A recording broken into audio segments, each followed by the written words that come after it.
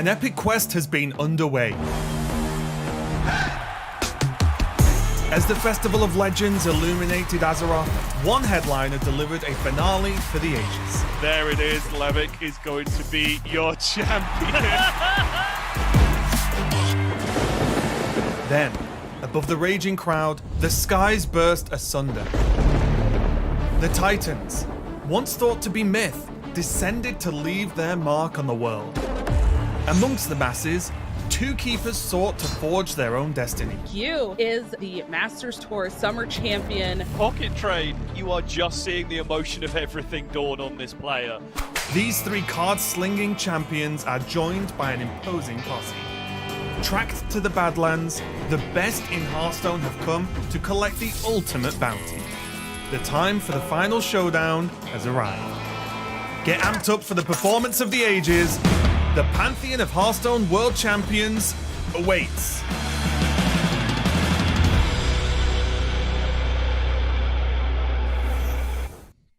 Hello everyone and welcome to the Hearthstone World Championship. I'm Raven and joining me to kick off the show and kick off the weekend is Sottle. Welcome my friend, like a child on Christmas Eve. I heard you couldn't even sleep being this excited for this tournament. Yeah, look at you exposing my business all over the broadcast immediately. Yeah, I mean, I can't sleep at the best of times, and it was a weird feeling last night to not be able to sleep, but have earned it. To know that the reason I couldn't sleep was I was excited as to what I got to wake up and do the next day.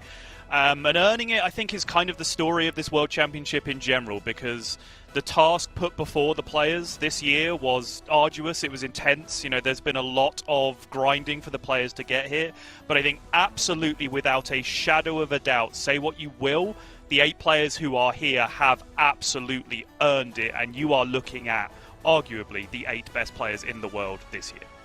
Yeah, 100%. The pinnacle of Hearthstone, as the World Championship often is. But we are not just us two going to be doing it across the weekend. Of course, we do have more casters joining us, so we can welcome them and get them to give a bit of a hello before we get into the first match of the day, so we can see what they have.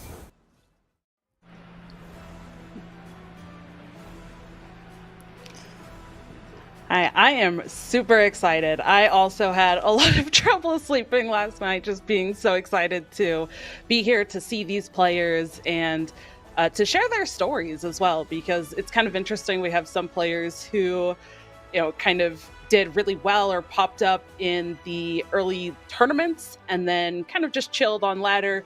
And we have some players who kind of did the opposite. So I'm really curious to kind of see how that plays out, how that might be different for those players across this tournament now after having those different experiences throughout the year.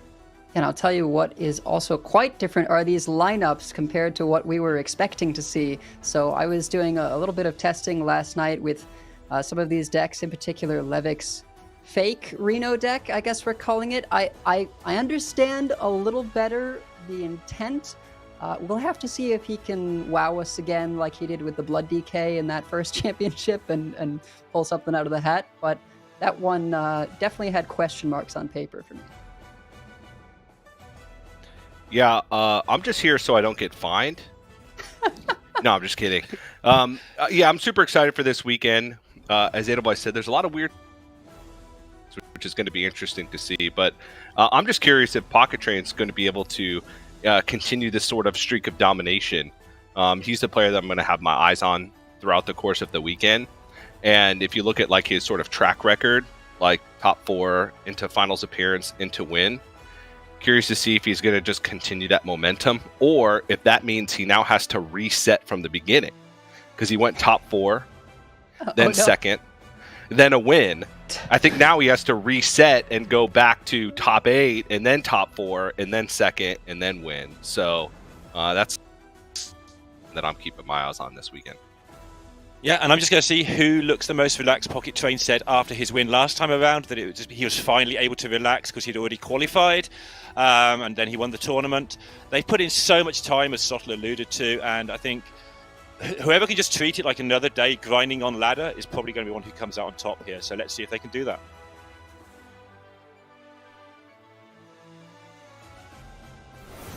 shake hands in the center of the image? Nope. Please? Unlucky. Nope, I they really can't. wanted to It's done. humiliate them all. No.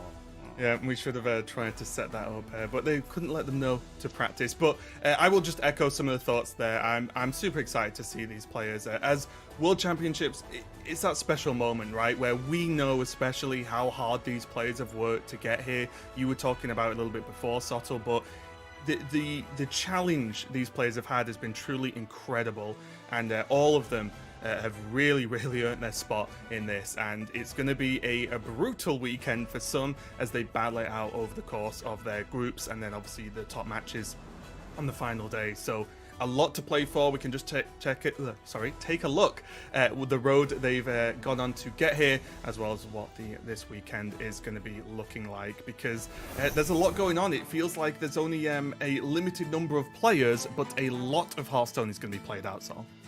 Yeah, it is, and you can see the long and arduous road that people have taken to get here. We've talked about it a lot already, but by right, only 3 winners of 3 seasonal championships made it to this point, and then the remainder of those spots filtered down to top ladder performers. So what we've seen over time is not only this incredible grind and this incredibly dramatic legend finishes at the end of the month with people scrapping it out for basically the top 5 places on ladder on each server being the relevant ones. We've seen that be a massive factor for each of the seasonal championships and qualifying for those, but then coming into this last month after Pocket Train won the last championship and locked in his space, that qualifiers were going to look shootout, for example, and Casey, where a rank 1 legend finish, and then Casey just had to grind dozens of games on rank 2 legend trying to match that and narrowly missed out by the skin of his teeth. So incredible standards of what it took for people to get to this point. Yeah, and we're going to see it all on the line across the weekend. We'll check out the format, of course, and what this weekend is going to look like. As usual, it's going to be the Conquest format. There's been some recent balance changes to the game as well, so players did have to, as usual, or historically usual with Hearthstone, keep on their toes in terms of what lineups to bring. And if there was ever an amount of pressure put on these players to submit a strong lineups, it's for that, that tournament called the World Championship. So a lot of players, I think, put a ton of time, had their practice groups help out as well. And I think even then, there were sort of kind of external factors in what lineups were put in as well, to the extent of like who is even in your group, things that have happened in the past and have no doubt had an impact on what's happened this weekend. Yeah, even a level deeper than that, I believe the opening round matches were seeded, so you'd also be able to work out who your opening round match was. You could specifically go for like a player target if they're known for being more of a controller or a combo player or whatever else. But there are many things on the line for this World Championship, and you can see there at least a digital representation of the fine trophy that has been handed down to each of our World Champions over time. Beautiful little piece of art, I think, that has really carried with us over the years of the World Championship, become as associated with Worlds as any of us or any of these players or Hearthstone itself at this point, right? 100%, and the fact that there's not that many out there, right? So that trophy doesn't just go to anyone. There's not tons of them knocking around, so definitely a prestigious additional prize. But we've talked a lot about the tournament as a whole, and we've talked about the players' road to get here, but let's take a look at what they're going to have to do to make it all the way. Let's take a look at the groups and see how they are going to line up and who's going to start off playing first. We take a look at Group A with Gyu, Rekvam, Levick, and Hemlock, and then Group B, Pocket Train, CJ Kaka, Wiku, and Meaty. And this is a tough one, Subtle. Only 2 groups with players that are incredibly strong, but which one do you think's the stronger? Which group would you want to be in to maybe dodge the other 4? It's very difficult to say. Group A has the double seasonal winner in it, right, with Gyu and Levick, whereas Group B only has Pocket Train as a seasonal winner in there, so by that sense you could argue maybe the Group A is a little stronger. But Pocket Train is Pocket Train, and Pocket Train is in Group B, so kind of if you are a non-Pocket Train human, you kind of want to be not in the group with Pocket Train, I would imagine, because he has been probably run away the best player in the world this year with the consistency of groups that he's gone into, but that is taking nothing away from who we have in Group A, and I think particularly Gyu was not a player really on my radar for this sort of top 8, top 5 level in the world echelon, because I am very protective of players that I put in that grasp, right? I think sometimes when you're commentating elite level Hearthstone all the time, it's very easy to fall in the trap of like, oh, this guy's top 10 in the world, this guy's top 10 in the world, this person's top 10 in the world, whatever. Suddenly like, there's 50 top 10 players. Exactly, and then it's all meaningless. So I'm very, very protective over it. I didn't really have you in that conversation until this year, where I think he's really gone to show that he is absolutely right up there, and perhaps outside of Pocket Train has played the best, most consistent Hearthstone that we've seen this year. Yeah, and just to give you just an overall heads up, if you're not used to seeing it, if this is maybe one of the tournaments you've just tuned in for Hearthstone, if you're new to competitive play, the idea of the group phase is basically a player has to win twice to get out of it, and if you lose twice, you are out. Double elimination group. So something to keep an eye on, and make sure that by the end of today at least, we will know at least 1 or 2 players for the groups that are going to be, one player from the group that's going to be looking good to make it to the next day, and then we'll have those final decider matches tomorrow. So we'll have a good idea of at least some people who are going to make it to that special final day. Let's take a look at our first matchup specifically, Sol, which is going to be the one we're going to cast to kick off the day, which is going to be Gyu versus Rekvan. Indeed, and I already touched on Gyu significantly for this tournament. I think he is a real favourite, one to keep an eye on in general, but it's been great to see that some of these players that we haven't necessarily considered an upper echelon top tier competitive Hearthstone player really break out this year. Because honestly, this is a year with less variance in it than we have seen in previous years, right? Because the overall sample of games that are factored into whether you make it to the World Championship is so massive, because it includes basically every ladder game that you play over the course of a year as well, in a weird way. Literally a year's worth of games, right? Yes, without any real exaggeration. And it goes to show that, some people who've been consistently very good but haven't necessarily spiked that big win, which you kind of needed in previous systems. You needed that big MT win, you needed that big seasonal championship win or whatever to progress forward. In a lot of senses, you needed to hit a top 4 or whatever the qualifying cutoff was. This year is just all about consistency, and Gyu has been shown to be one of the most consistent players. Naming the favorite deck as Enrage Warrior for this one as well, and not bringing it to the tournament, I think is very worth shouting out. Lineup-wise, in general, this will be a theme of my time on this broadcast. I have a lot of issues with a lot of lineups in this tournament. I've never quite felt so disconnected from the overall vibe of decks that people have brought to a tournament. But Gyu, for me, is one of the people where I look at the lineup, I'm like, okay, I might not have necessarily brought those exact 4 decks, but I get the plan, and I feel like you're executing a plan well overall in the tournament with a very, very strong aggro lineup. Yeah, I was just going to say, let's take a look at a deck I think you do agree with and have been talking about in terms of your own sort of preparation for Worlds, like we want to do as casters, which is the Mech Rogue. And it's a deck we've seen historically do very well. But what made you think of this, and what do you think Gyu's thinking in terms of this specific sort of pocket meta for Worlds?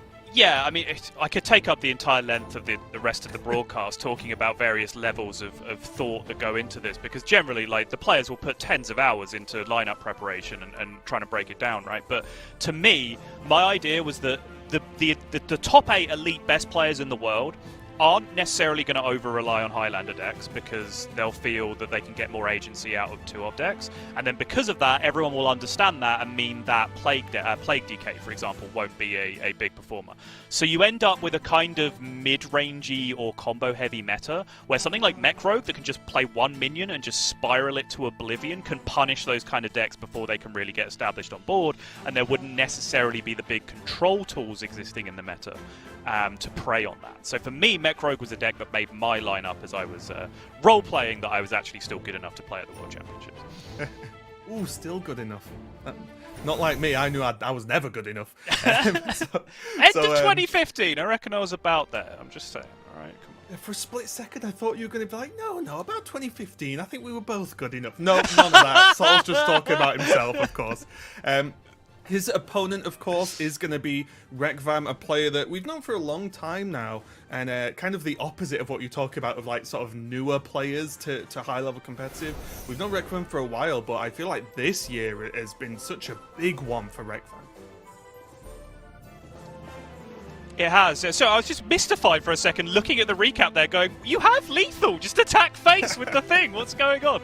Just absolutely froze me in my boots. Not started casting yet. Yeah, I know. Rekvam, though, I think very, very popular player, has grown as a content creator and a streamer recently as well and really built up a following of his own.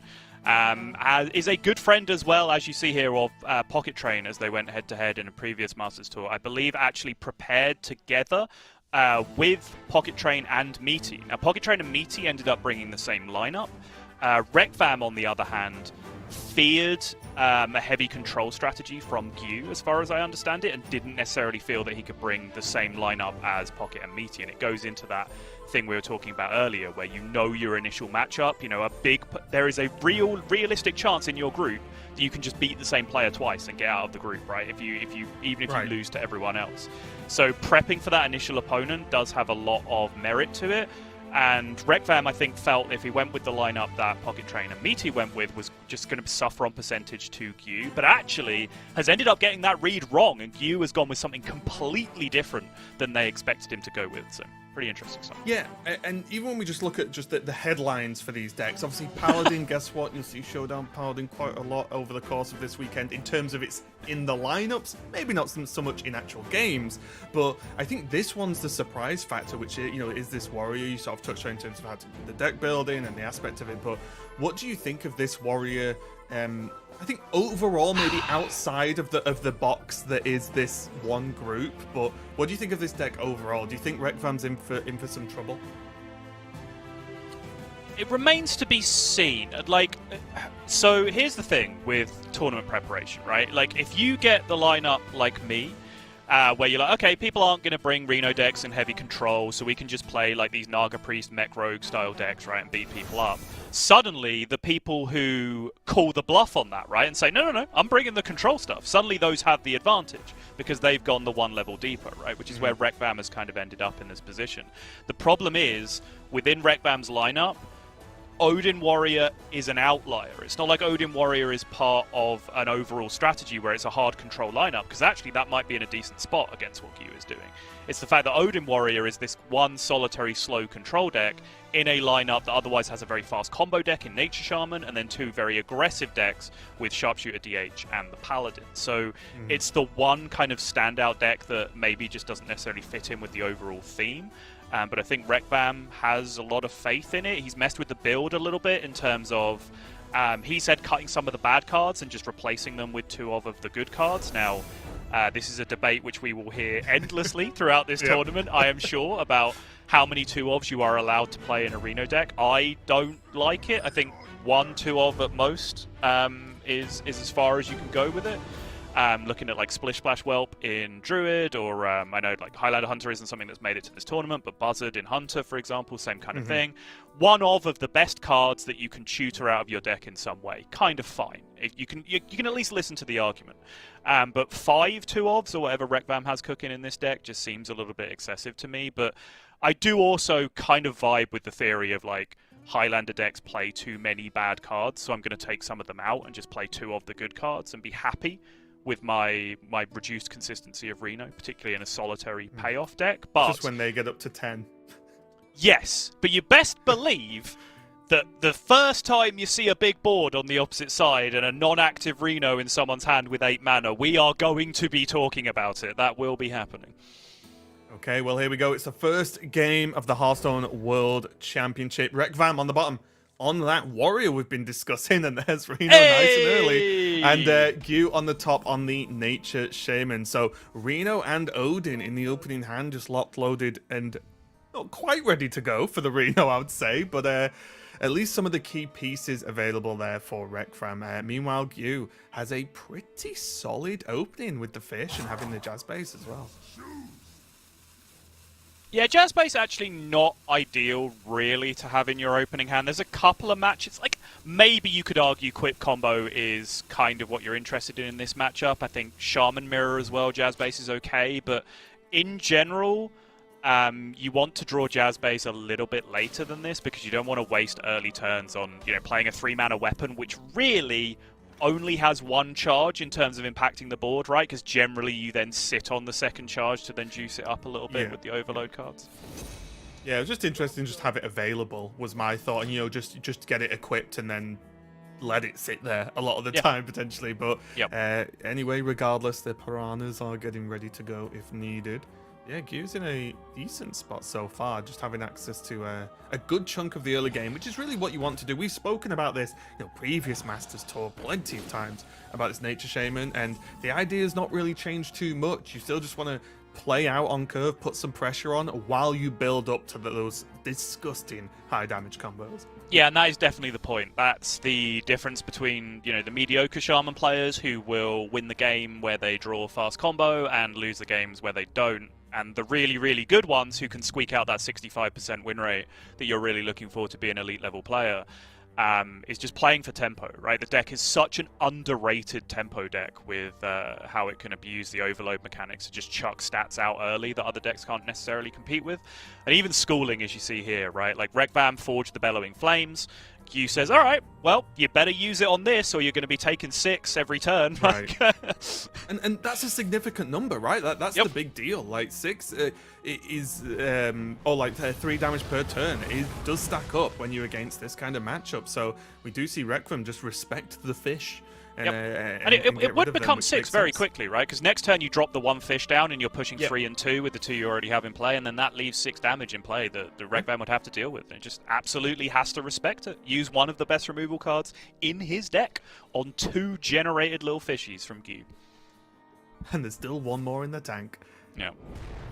And yeah, this is what I'm talking about, right? Like, you might think, oh, Jazz Base, play Jazz Base. Start juicing it up with the Overload cards. No, I love this from Gu. He's saying, nope, Jazz Base is 0 tempo, this is lots of tempo. I'm doing this one instead. I think that is absolutely correct in this one. Especially after seeing the flames, right? It's just even better, because it's just where you've just used that removal, you better have something else.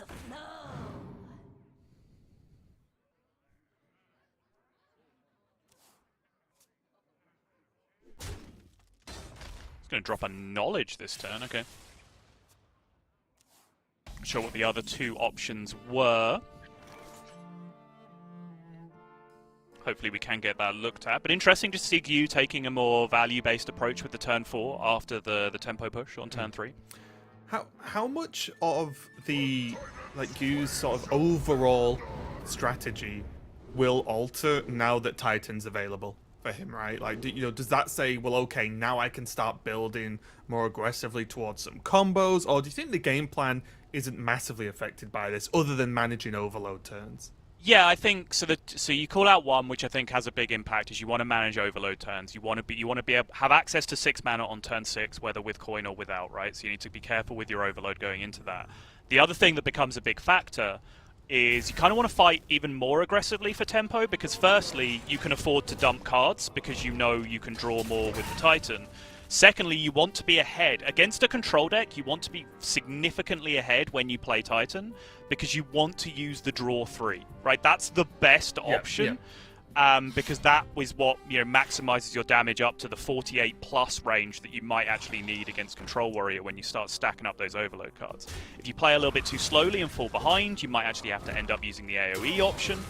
But ideally, you really, really want to be going for that draw as aggressively as possible. And you see here, this is basically exactly what I described, right?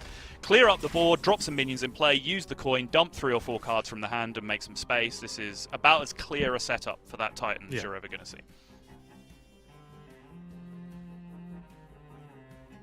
And it's not something that's going to be a huge surprise to Rekvam either. I think if you've ever played against Nature Shaman before, then okay, hang on, they're not overloaded going into turn 6. You have to be prepared to deal with Golganeth, because if you don't at least have some form of plan, you can find the game really spiraling out of control. The second that lives for more than 1 turn, you start to get into some extra troubles. So now it'll just be about Rekvam just working out exactly how he wants to set up for this. Yeah, I think if you leave Golganeth alive against Nature Shaman and you don't then immediately die, the Shaman player probably messed up quite horribly on the other side. It'd just be interesting where and if a weapon swing even flies this turn, right? Because you might think, oh, well, you need to take these out because they're minions hitting you for damage, but then there's kind of 3 less damage available for the next turn. It's It's going to clear up the board, though. Yeah, it's the other great fear against the deck, right? Like, little, small, insignificant minions. Control Warrior a lot of the time would say, oh, those are small, insignificant minions. I don't really care about them. But a minion isn't just a 2/2 that's going to attack you against Shaman, right? It's a minion that can have bioluminescence dumped on it, and suddenly the damage of the deck goes through the roof. I don't think Rekvan would be too worried about that right now, not under like Flash of Lightning conditions this turn. I don't think there would be any real threat, but there is the Jazz base in play, of course, which you do always have to be scared of. Now, there's not many moments that make you not want to play Golganeth on 6, and I think you was just thinking about the turn, but he's just like, yeah, it's just too good. So, not too much of a surprise here. It's going to take the card draw, of course, and now we'll easily be able to clear up the board if he so chooses. Yeah, the hard part of the turn is working out what the card you play using the discount is, right? Because this now draws up to 10 cards, so you can't play Ancestral Knowledge, you can't play Flash of Lightning unless you want to risk burning a card, which is very possible. Now, particularly with this hand, is immensely possible because you actually have everything you need in your hand to be able to threaten lethal here, so I'm actually well on board with this. But if you'd have drawn into a very different hand with those 3 overload cards, then suddenly you'd have to be thinking, oh, I might need second bio off the top, I can't really flash here because it might not be lethal. So I think all the planning from the start of the turn there from you was just to say, okay, let's just work out what happens if I draw like Feral Spirit, Turn the Tides, Ancestral as my 3 cards, right? Right. You're going to make me count, aren't you? If you're asking me, then yes, I always make you count. Yeah, Rekvam's turn, a little bit simpler a lot of the time. It's just, yep, okay, I'll clear this off and do what I can do. And now Gyu's going to have to work out how confident he is with this damage, or at least counting it. Does have Inza available as well. Yeah, not quite there. Novice Zappers, I think, are massive in terms of juicing the Jazz base. Like, you can basically play out, I think, 4 minions and still get the bioluminescence down to 0. But with the Crash being burned off the top, obviously not coming into hand, I don't think quite there with the 39 with the extra armor gain that Rekvam has been able to piece together on the other side. Even with that Snake Oil, of course, which is really, when we talked about how the deck hasn't changed that much, Snake Oil is kind of the one new big addition to the deck in terms of, I think people will be a lot more used to seeing it in Sith Mage than perhaps they are in Nature Shaman. But very much that same idea of just an additional 0 mana burn spell that can represent phenomenal amounts of damage. There was one thing I was going to bring up as well, but we kind of moved off, as when, you know, oh, do you have to dump cards to empty your hand? It's like, well, Snake Oil sounds like a card you would dump. Not really in this deck, though, because that's just damage. Rekvam getting that Odin down finally. Still on a significant amount of health now, and now suddenly this is where Odin Warrior flips from becoming a kind of defensive deck to a highly aggressive deck, and we'll see how that one turns out so far. But Feral Spirit's going to go down, and Gyu, is this the turn? Ancestral Knowledge looking for Lightning Reflexes, probably. Yeah, Does hit the Lightning Reflexes, okay. So you have plenty of overload. Your bioluminescence costs 0. For sure, with the Jazz base at this point. Your overload is absolutely chilling. So you can get 4 minions, 2 of them being Novice Zappers for +6 spell damage. Currently have 3 burn spells in hand. One of them is -3. So yeah, you'd need both sides of the Lightning Reflexes to hit, I think. So yeah, it actually ends up being a good decision trading that away. Does get Crash? This is always the interesting question, isn't it? It's like, if it's not lethal, how hard do you go in anyway? Because crashing this board is relevant, right? Like, just getting rid of an 8/8 is a pretty big deal. Assuming the spell damage comes down, of course. For sure. And you know as well, very irritatingly, your opponent just played Odin last turn, so the Odin coming down is a big deal, because not only can they now threaten lethal back the other way, but you know they're extremely interested in just gaining armor on this turn, right? Which is the #1 thing you do not want them to do. Yeah, and the Reno follow-up as well. Absolutely huge. Yep. I don't know why, Sol, and I don't know if you're with me on this, but when I first started playing Reno, my brain just told me it would get rid of the whole board and not just opponents. So every time I played it, I was like, I was like, oh yeah, I still have a board. This is insane. Yeah, I think so many people had to go through that vibe because it's just there's something in the back of your brain like, well, there's no way I get to keep a board. Yeah. That would be ridiculous, surely at this point.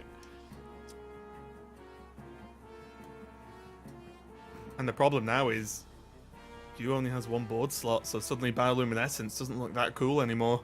Yeah, so talking about what the Odin actually did, specifically, this is something that I was going to call out, was it got rid of the snake oil, right? It does not kill the minion and activate the death rattle, it just outright vaporizes it from the board, so no snake oil went to hand for the extra damage. And also, only one board space means only one spell damage or 2 spell damage with Bioluminescence if you drop it down on a spell damage minion.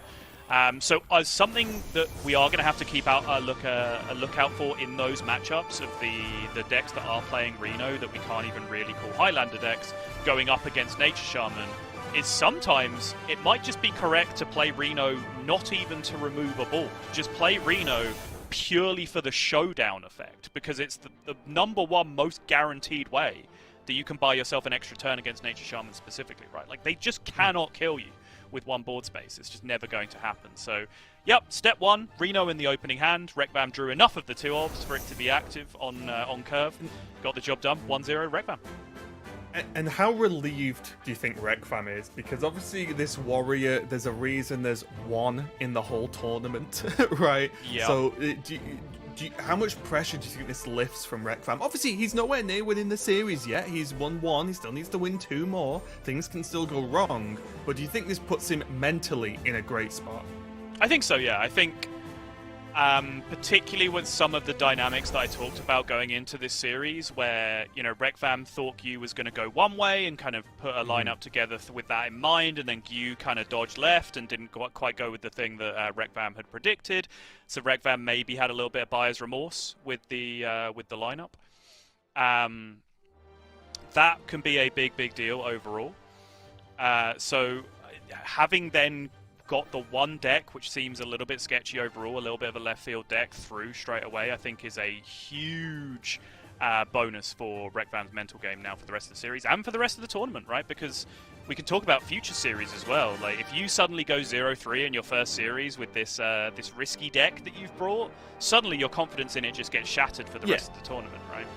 Of course, yeah. And now Rekvam is going to have Nature Shaman, his own, and of course the Demon Hunter left over with to get a win. And Gyu still, again, like I said, by no means out of this race yet. It's just a single game. This is best of 5, which means the player has to take 3 decks over the line to be able to move on. And we talked about this, we touched on it a little bit at the start, just saying that the way that some players could potentially prep for exactly their first opponent of what they thought they were going to bring, like we talked about Rekvan, is the win, even just winning one match, your first match, for example, in double elimination groups, is such a big deal. Like, your chances of going through just skyrocket at that point, right? Because like you said, there's a chance that even if things go badly in match 2 for you, you have the possibility of playing the person you beat in the first round again, which means, well, if you beat them once, obviously you know you've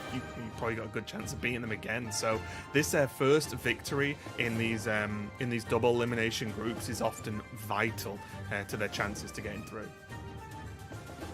Yeah, absolutely.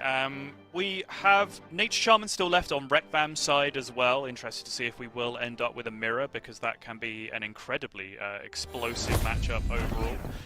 But okay, looks like Rekvam is going to go onto this Naga DH instead. So yeah, as mentioned, Rekvam's decks are actually very fast. Not necessarily aggressive as being the right word to use, but Nature Shaman, Pure Paladin, and Naga DH, or Sharpshooter DH, as the 3 decks outside of the one that we just saw win as well. So that slower deck, even though it kind of just won on 8, if you really want to describe that as slow, does stick out in Rekvan's lineup like a sore thumb. And the rest of this series, I would predict, will be pretty rapid from this point. Yeah, Gyu's going to be jumping over to the Mech Rogue for Game 2, and Rekvam on this Demon Hunter. And this Demon Hunter, I mean, I was playing it up until probably 5 minutes before we went live for today. And it's a deck that I feel like you slip once and you probably just throw. right? Obviously, these players are a lot better than I am, but in general, I feel like it's a deck that is incredibly powerful, but also incredibly punishing, because you do have what, even though it feels like you have unlimited damage, you do have to manage your resources from what I feel turn 1 onwards, and if you mismanage that, you can find yourself in trouble. Yeah, and you suffer massively with Demon Hunter against decks that can play for the board better than you can, right? So we're looking at decks like Mech Rogue, decks like Naga Priest, which we'll see a little bit later on from Pocket Train and Meaty. Those are decks that can explode on the board much, much quicker than you and just get ahead in the early turns. And as soon as your opponent has made this big board where they have 3 minions with, 4 to 6 health on each, suddenly the size of the pop-off you need to even, clear that board and make them have an answer just becomes so much greater than it is if you're playing against more of an AFK deck that's just drawing cards or forging things in the opening turns. Right? You're going to see a very early Mimiron as well from you. Rekfam leans back in the chair thinking, right, okay, there's a 3/6 on the board. I'm going to start using resources, and this is where things get painful, even this early on. Yeah, actually, Rekfam may have felt okay with this coming down. Like, I think with this particular hand, Rekfam would have been a little bit more scared of a stealth minion than the 3/6 Mimiron coming down, right? Because it didn't really have much to do this turn apart from shoot some removal spells at a minion, so actually not the worst thing in the world. I guess with exactly Falarin in hand, right? Like, that's something. Because otherwise, his hand's looking pretty dry. And of course, this Demon Hunter deck can draw cards in a very rapid state, especially if they get hold of the Sigil. But until you have those cards, you don't have them, right? So this could be pretty dangerous. But again, the Falarin is going to be able to do at least some recovery. But there's your stealth minion with the spider coming down. So Rekfam now needs to, once again, hope to get some answers pretty soon. Oh, okay. That's always nice. Yeah, that's always nice to see. Rush as well on the Dogger. Yeah. 3 mana, 2/6/6 rushes coming out next turn.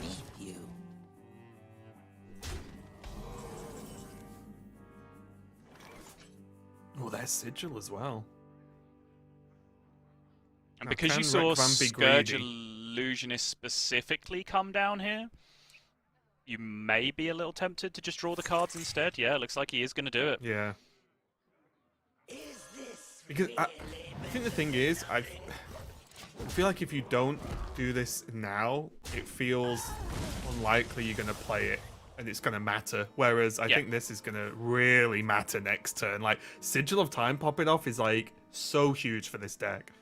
But I think if that board that you saw from Gyu was like 4 health mech, 3 health mech, right? You would have just played the Wolves, traded in, value traded, been ahead, had a massive board, and just gone, okay, I am so far ahead now, I'll play Sigil of Time next turn, right? And we'll go from there.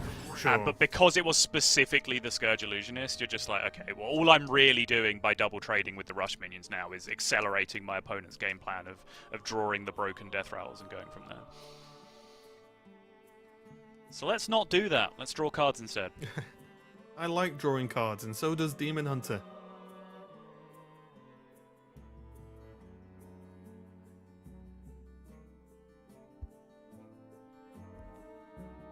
Gyu's gonna try and piece something together. This is a little bit tricky. Nothing huge to build on right now, which is, again, what you really want to be doing, especially in this matchup. What Gyu doesn't want to do is give Demon Hunter time, especially with these triple card draw coming out now. It's going to be huge and potentially very, very scary here as Rekfam sees what he's going to get rewarded here. Momentum, pretty good pickup. This time does have to take the clear, though. Yeah, it's too much. Yep. As you can see. Double 6/6s, clear that up nicely. Yeah, and this is now very scary because having this kind of power on board doesn't happen that often with Demon Hunter in this kind of matchup, right? You have just 2 6-attack minions as well as obviously the Naga. Like, that is significant, and like one good draw or one sharpshooter and this could be done. right? Especially with 7 mana. Like, for all Gu knows, there's a sharpshooter potentially in hand, and then there's a pop-off turn and go. Yeah, I think Rekvam is in an absolutely phenomenal position here. Just by delaying that one turn, right, allowing you to just have the board in a pretty insignificant position for one extra turn, and then taking it this turn, that now means, okay, the Thunderbringer is coming down this turn. Well, the Thunderbringer would have been down last turn, and then the result of the Thunderbringer would have been in play this turn, which would have been a significantly scarier. So now, Rekvam just praying for a sharpshooter off these next 3 draws. Oh, there it is. Okay. Okay. Sharpshooter, double 1-drop Naga with obviously the mistake in the back already mech'd up earlier on. Like, this is good.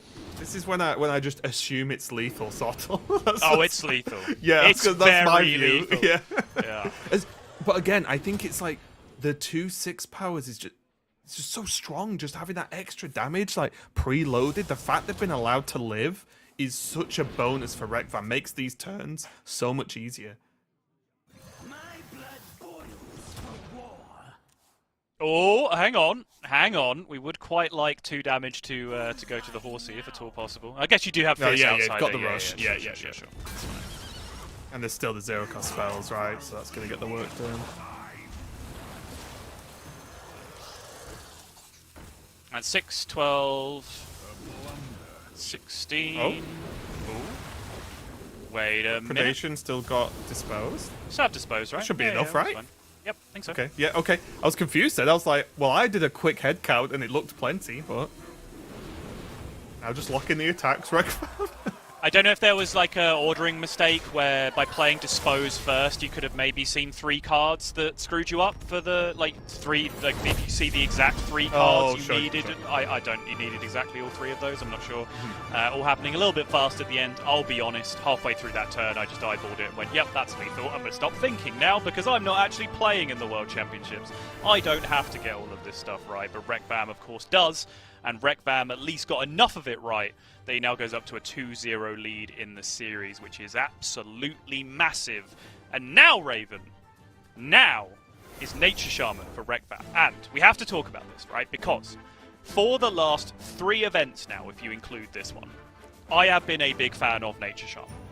And in the last 3 events, or the last 2 events, because we can't include this one, we don't know the results yet, Nature Shaman was quite bad and then pretty mid in the 2 events that we watched. Now, you could make the argument that it was in the winning lineup of one of those tournaments, which is a big deal, of course.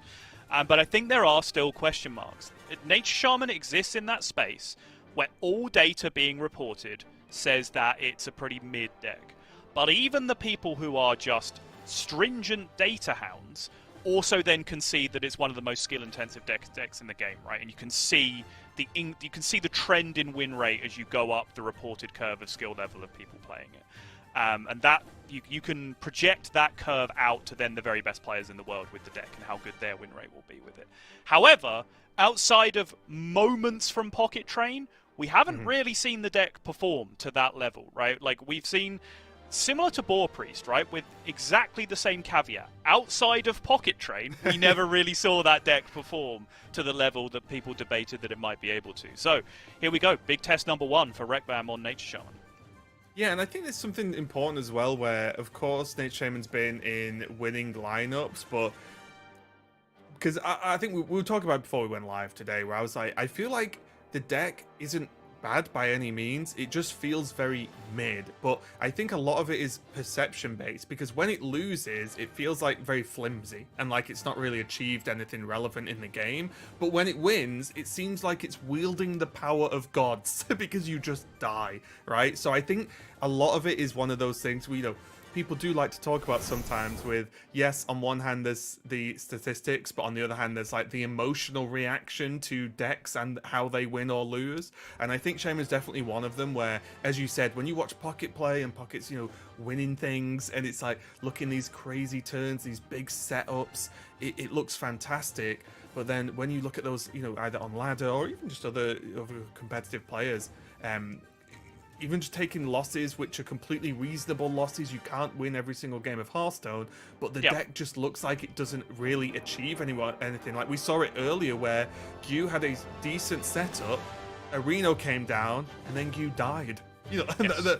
it just didn't. It looked like it had all the setup and no outcome, right? And I think a lot of that is perception based. But I think the bigger question is when you wind it back to what we talked about at the start of the show, which is, it feels like, and from what I understand from seeing what the players have spoken about, lineups were kind of hard for this tournament. So Yeah. why not take the deck that, if it's at worst you think it's mid with a bit of extra spice on top, that's probably better in some responses than people rolling the dice with, oh, this deck might be good that I've not had time to test that much, because a lot of these players that are bringing Nature Shaman, as we've mentioned, the deck's not changed too much in recent history, so then suddenly they're very comfortable with the play patterns of the deck. Yes, but that is a great point to leave it on, Raven, because the small changes that have been made are actually incredibly relevant in this series. Because as we mentioned before, 2 copies of Miracle Salesman have come into basically everyone's build of Nature Shaman now, right? For that 0 mana spell that can represent extra burn damage, can also be used as emergency cycle when you're digging for those big pieces that you need to win the game. Cards have had to be cut to make room for that. We also play Jazz base now, which was not the case 2 Masters Tours ago before the Bioluminescence nerf, right? Because we sometimes need that extra mana. Some of the cards that have been cut to make room for those additions are, for example, Lightning Storms, which were in initial builds of the deck some time ago. Gu's lineup, in case you need a refresh, is Treant Druid, that's an aggro druid, Mech Rogue, that's an aggro rogue, Pure Paladin, that's an aggro paladin, okay, it's banned, and then the Nature Shaman mirror on the other side. So against 2 of the 3 matchups remaining, outside of the banned Paladin, Lightning Storm's a real good card to have in your deck, and quite rightly, by the way, Rekvam is not choosing to include that because the build has just moved past it, but this is where some of Gu's lineup building can just perhaps give him an advantage in the series. And speaking of Q's lineup and this druid specifically, you know that I'm a 2 of Dragon Druid gamer personally, as my druid of choice at the moment. But what do you make of not only this specific matchup, but this Treant Druid bring in total from Gu? Because I know you've not been the biggest fan of Druid in general in this current meta, as far as I've heard. But this one I feel like you're warming towards a little bit. I think so. I would have rather gone all the way to a Highlander Druid, right? So I think this is a very weird topic to get into when there isn't a Highlander Druid on the screen, but I think you can play maybe 3 2-ofs in Highlander Druid of the cards that specifically tutor each other, right? The Forge card, the Nourish, and then Whelp, because Whelp is absurd. It's one of those highest win rate opening hand cards in Hearthstone. You know, it's one of those. You can play 2 of it and make the argument. Sure, I'll listen to you. I'll respect your opinion. But for me, I would have gone either pure Highlander, with just like 2 Whelps, or a all-in 2 of more aggressive Druid, right? Which calling them an aggro deck is a little bit misleading, but this Treant Druid and the version of Dragon Druid, which is just 2 ofs everything with Dragon Golem, right? Like, they're quite similar in what they try to execute. Fast ramp, a little bit of setup, and then a wildly explosive, massive board very, very early on in the game. And I do think there is room in this tournament for those kinds of strategies. Well, so far in the early turns, Gu has gotten some ramp off. The Splish Splash coming down as well on these turns. That's going to be really nice. Rekvam, though, does have the Piranhas out and going to be able to at least deal with these. But can he deal with the sheer volume of mana that will be available to Gu now, especially with Topia in the hand, potentially for the follow-up? Yeah, Topia in hand, Cactus Construct in hand as well, and all topped off with the Avenge card as well. Sorry, the Infuse card. It's the Battlegrounds player in me coming out. It always takes me a second to readapt back to talking about Constructed. Oh, looks like Gu's glitching a little bit there. He's back. It's just too much caffeine. Happens to me sometimes. I'm so hyped! It's freaking worlds! I'm vibrating! Now, this could be a coin coming out here for Rekvam. Can land the Golganeth. Doesn't seem too terrible. Yeah, I think this was. I think you were a lot more excited about the coin Golganeth play before you saw your opponent go exactly ramp into Topia this game, and now you're a little more upset. But I guess my worry is, like, when is Golganath getting better? Right? Like, yes, it could Well- help clear a board, but Right. I think the problem is then you're waiting for them to build a board, right? Yes. Whereas I just think just play the Golganath now, help deal with this, and you have it on board now, and then can follow up with things, especially with Crash in hand, right? And I do think that is the concession, right? Is where you have to say, okay, I kill my opponent before they do anything that's immediately lethal to me on the other side. 'Cause if you're throwing away your Golganath, you don't have Lightning Storms in the deck anymore, right? So Crash becomes the only AoE that you have available. So if they do make that massive tree and cultivation, blah, blah, blah board, particularly with Soul of the Forest dropped on there as well, you're kind of just saying, okay, I don't clear that board when it appears, I kill my opponent when it appears, or hopefully before. But you do have to be comfortable in your own mind that that's kind of the line you're now committing to at this point. Oh, did we Cactus Construct a Cult Neophyte, by the way? Is that Yep. legal? Can we get a Is stature check, Cactus please? Construct legal, Sol? Ah, Because it's such a good card. like, why is it so good? It's, Yeah. every time I play Druid, I draw that on one. I'm like, I feel like I've already won the game.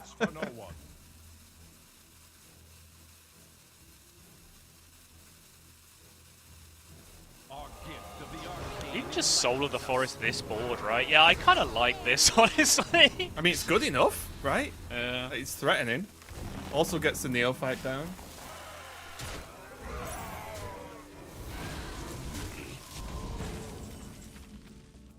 +2 on the spells means your opponent gets to do basically nothing.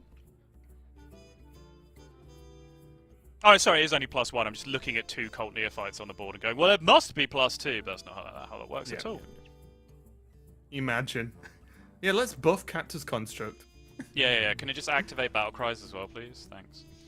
And what does Requiem really do at this point? I'm just looking at his hand thinking, well, Neophyte's a good card.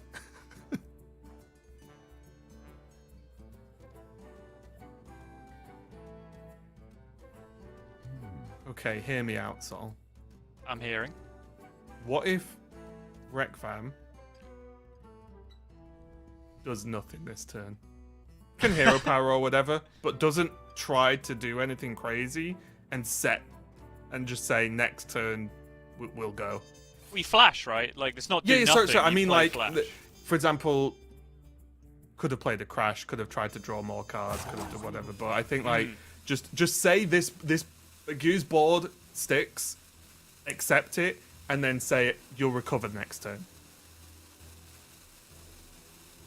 Yeah, I think the flash was the right decision. I think if you went into second flash immediately there, you might have actually just been in business in terms of trying to threaten lethal, going back the Lethal, other way. Yeah. Imagine it'll just be the Gu smile down to a frown if it's all flash, you just think, oh. Oh, I was can I doing have my so well. neophytes back, please? Thanks. The 5's looking really nice here. It's just heal and armor, I think, right? This Yeah, board represents yeah. lethal, so you just make your opponent have the what, 33 that they're going to need. Yep, I respect it.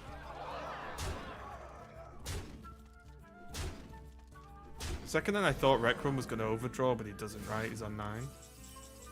Another crash? Oh, those are nothing, though. You have to pay mana for something that does not really affect your lethal at all in order to get the second card here. Opportunity number 2 is just to bail and just say Tumbleweed Crash this turn. Yeah, Rekvam didn't come to Worlds to be a coward. Flush again. Feral comes down now. If he flashes, he can no longer bio this turn. Okay. Whoa. Okay.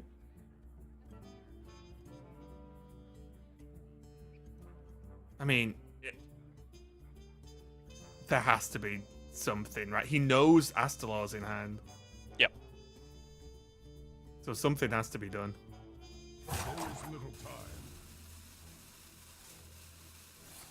So just double crash. Yeah, sure. Triple.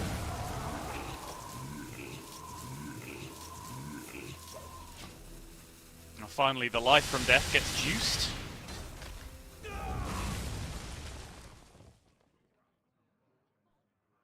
Problem is that so much potential damage from Rekvam just used to just not die this turn. And even then, it's still not looking great, is it?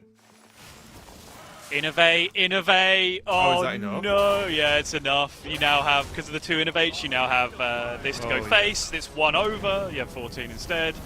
Even then, you have Oh. the hero power still to go.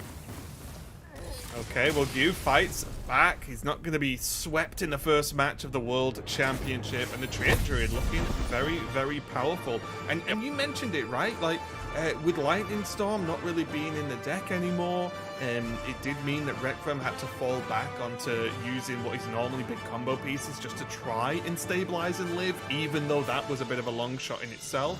And just shows the capability of a Druid right now, whether it's Dragon Druid, Reno Druid, Treant Druid, but just having access to those splashes, you know, the whelps is so strong, because being able to just ramp as well as tempo out is incredible. Like, it's one of the best cards that's in the game right now, and it just showed that even if there wasn't like the double ramp that came down, like, that could have maybe given Rekvam just a little bit more time, but no, Yes. you just said no, not enough, not for me. Yeah, if it wasn't exactly double ramp, then Rekvam could have coined Titan into a board that A, didn't have a 6/6 Topia on it already, and then also the Topia just wasn't played, so the nature spells did not get 3/3 Right. rushes that came out and just value traded all his stuff and then got Soul of the Forested. So I think he actually may very well have been favoured with just one Splish Splash Whelp, with that exact hand being the same otherwise, and the rest of the hand was fantastic.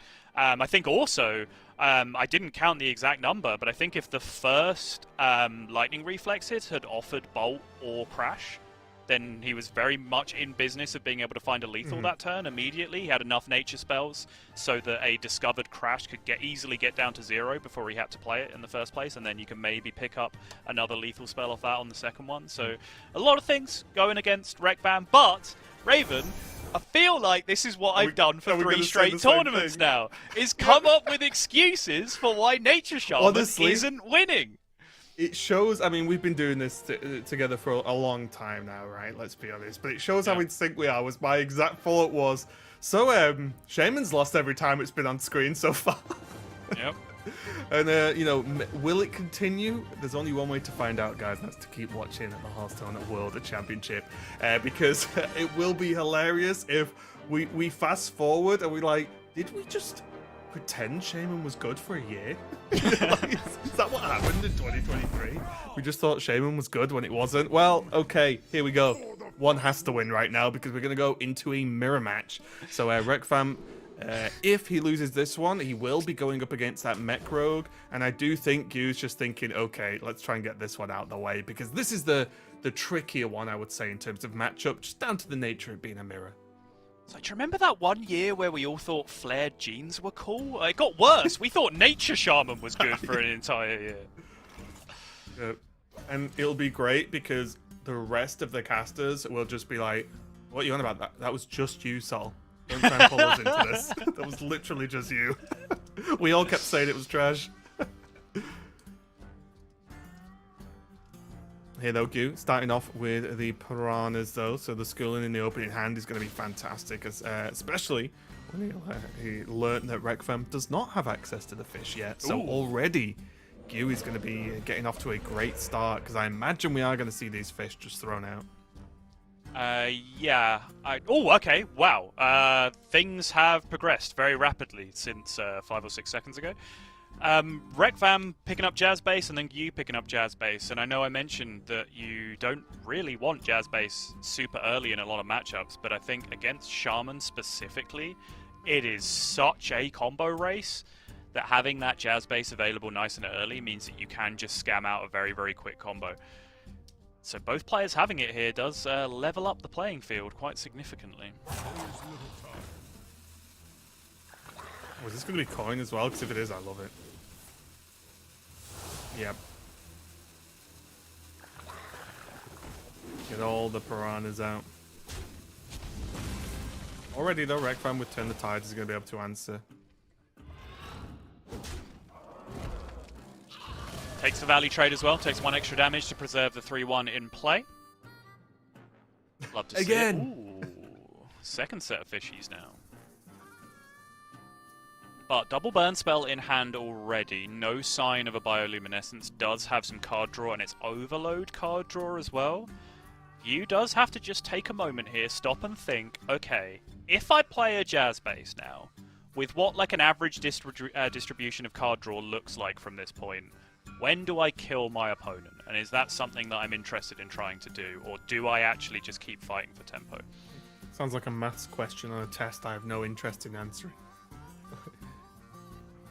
But Jazz Base is equipped at 5 PM on a Saturday. Please find three X, piranhas. and Raven just circles the X in the question and goes, there it Yes. is, found it. And then I laugh because technically I'm right. Yep. That's the only thing that matters. Oh, Rek'Vam. Rek'Vam, no hesitation. Complete opposite fashion insta. Although Rek'Vam did not have access to piranhas, so maybe that would have helped, but we'll see how this one goes. See, you could just still go for raw tempo and just play the Feral Spirit Piranha out or something, you know, and just say no, you will keep swinging this, and if you don't, I get to hit you in the face with the dogs. Mm-hmm. Which I think there's merit to, right? Because Rek'Vam did not overload on the previous turn, right? That's the turn before's overload that's now unlocking, so you has to think about one of the kind of slow and inflexible turns that Shaman has. There's not many of them, but this is one of them where you just want to jam a 5-5 on turn 5. I just think, like, Rek'Vam can't not swing this weapon. You know, like, it's not like the game won't let him swing the weapon, but I feel like it's unlikely in a lot of instances, and then if Rek'Vam does decide to try and defend, then great. This is a hand, Raven. Don't know if you've noticed, but it's a hand. There can are see it. cards in this hand. I'd hope so.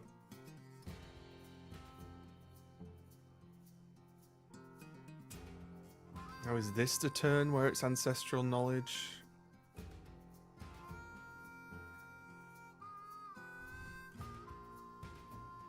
Or is this just get the base equipped now, just because the trade exists? If you want to hear me out on weird lines, there's also bolt the 5-5 and play Thorin to draw 2 and unlock this turn, then just trade 1, 2, 3 in. Lands a 3-4 on the board against the Titan turn as well, which is kind of appealing. Oh, Played this deck before, Raven. You call down the vengeance of thunder! gonna be nice setup there. Gonna be pretty resilient. Just get rid of the. Oh, very nice draw as well. Actually find something to do with the 1 mana that you unlock as well. Really, really nice. And even if you're expecting that's potentially gonna get AoE'd away, you just great, whatever. It's not a big deal. It means they've not drawn tons of cards with Gorgona.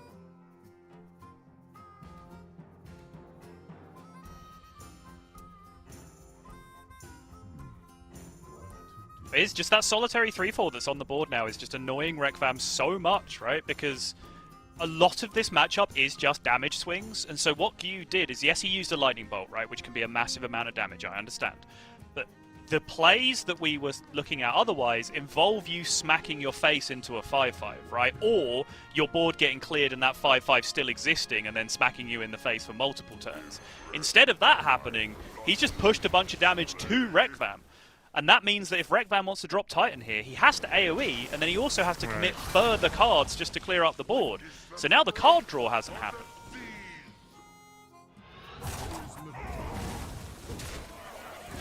He's going to take the tempo turn here, I believe. Get the double discount on the Feral Spirit. Yep. Big fan of this. Pretty much has to, or Gorgona's way too susceptible to just dying, right? There's so many more cards that kill it if you don't get these Feral Spirits up. So yeah, I like this from Rek'Vam because Rek'Vam's key priority now is getting that card draw locked in and Gorgona not dying for at least 1 turn. And I've got some good news for the Rek'Vam fans. I don't think it's dying.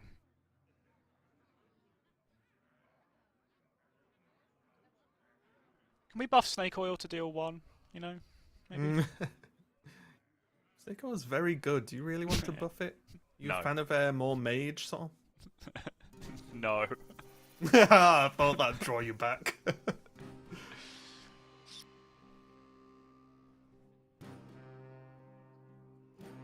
So frustrating, right? Double turn the tides, double rush, take out the 2/3s, 6 attack.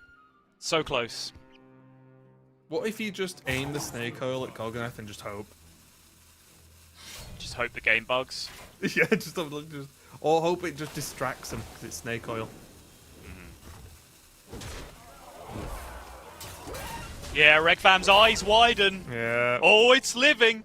Oh, it's alive. Lightning reflex as well. Okay. Still no That's a lot of bio in stuff. hand.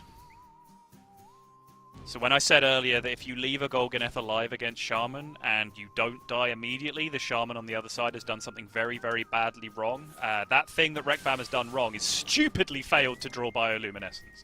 Yeah, What imagine. a fool. This is going to be a good setup, though, at worst.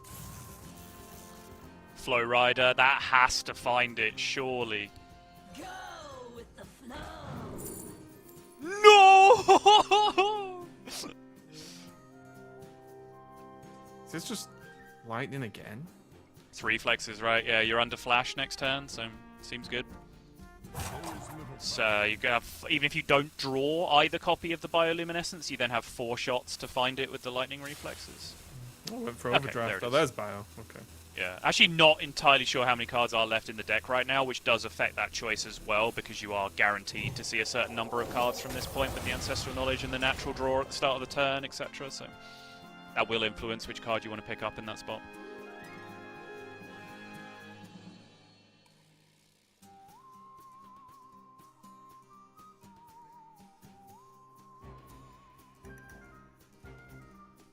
Yeah, Rekvam senses it. He knows this is close. He knows he's in an overwhelmingly positive position.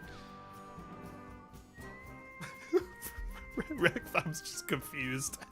It's like, that was a Yeah. mistake. And he's like, wait, was that a mistake? Or was it noting the mistake? I just don't think Rekvam realised he had 2 mana left at the end of the turn. I think he thought he had 1 because of the Right. the overdraft, I think. It probably threw him for a loop in the end. Sure. Yeah. Oh, yeah, because he was on... Yeah. Go with the flow. Okay, those options. So I can see the discovers. I was going to try and read them out, but because Q's getting offered the good picks, he's picking way too fast for me to see the cards. All right. That's a lot of Just zeros. execute. All you have to do is play the cards in the right order, and you are 1 step closer to a World Championship. Yeah, Subtle giving Rekvam the big advice we've all heard in our careers, which is just win. And I think Yes. that's what he's about to do. Big bioluminescence on the board here. Lightning bolts for 11. The crashes are there. Plenty of damage. And that is Rekvam taking a win with the Shaman and taking a win in his first match of the World Championship. Moving on to that winners match in the group. And there you go. First job, Subtle, done for Rekvam. Absolutely, and first job done for the best deck in the game, Nature Shaman. So yes, the story, of course, coming out of series number 1 is, yes, big win for Rekvam, big loss for Gyu. I've kind of hyped Gyu up going into this one as perhaps second favourite for me behind Pocket Train. I think I've been incredibly impressed with him as a player. I like the lineup. It may look a little unconventional, but I kind of like the overall full aggro idea that he's going for with Nature Shaman thrown in there as well, which is a deck I'm a big fan of. However, we're already going to be asking those Nature Shaman questions, right? Like, Nature Shaman lost twice in that series, 3 times if you include the mirror that it's lost. But I think the cleaner way to put it is the only game that Nature Shaman won in that series was, of course, the mirror. So something that we will have to keep an eye on as things progress. But I don't think Rekvam will care too much about that right now. I think he will just be delighted to have advanced through the bracket 1 step closer to that World Championship. Yeah, as long as you get over the line, it doesn't really matter how that's achieved overall. And I do think that another deck I will be keeping my eye on is that Odin Warrior, because we saw it and it kind of just happened in a blink of an eye.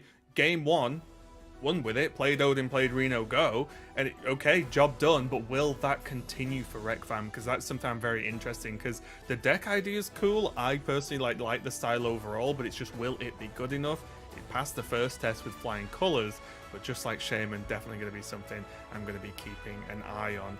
And just because I know you've looked at all the lineups, Saul, with Gu dropping down to lowers, Gu, just for those of you at home that don't realize, is not out of the tournament, but is effectively on his last life.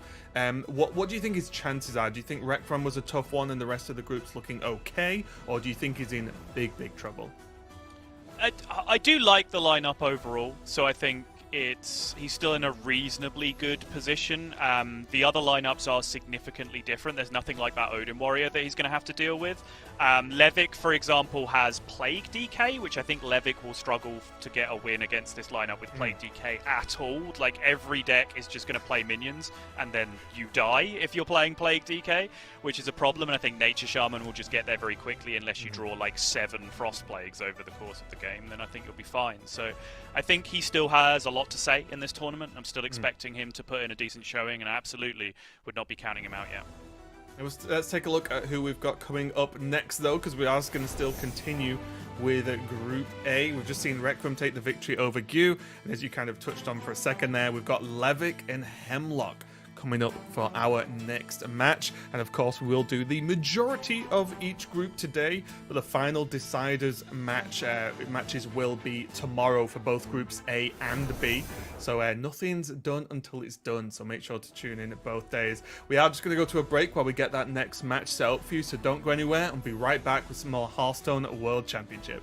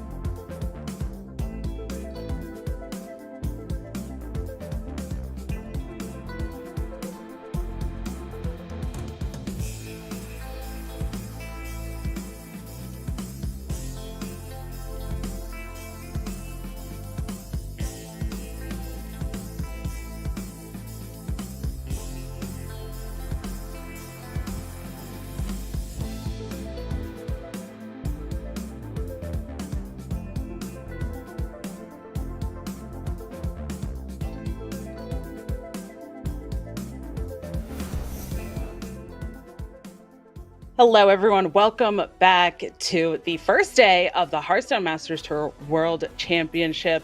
I am Dragon Rider, joined by Edelweiss. And Edelweiss, how are you doing? Are you ready for our first match?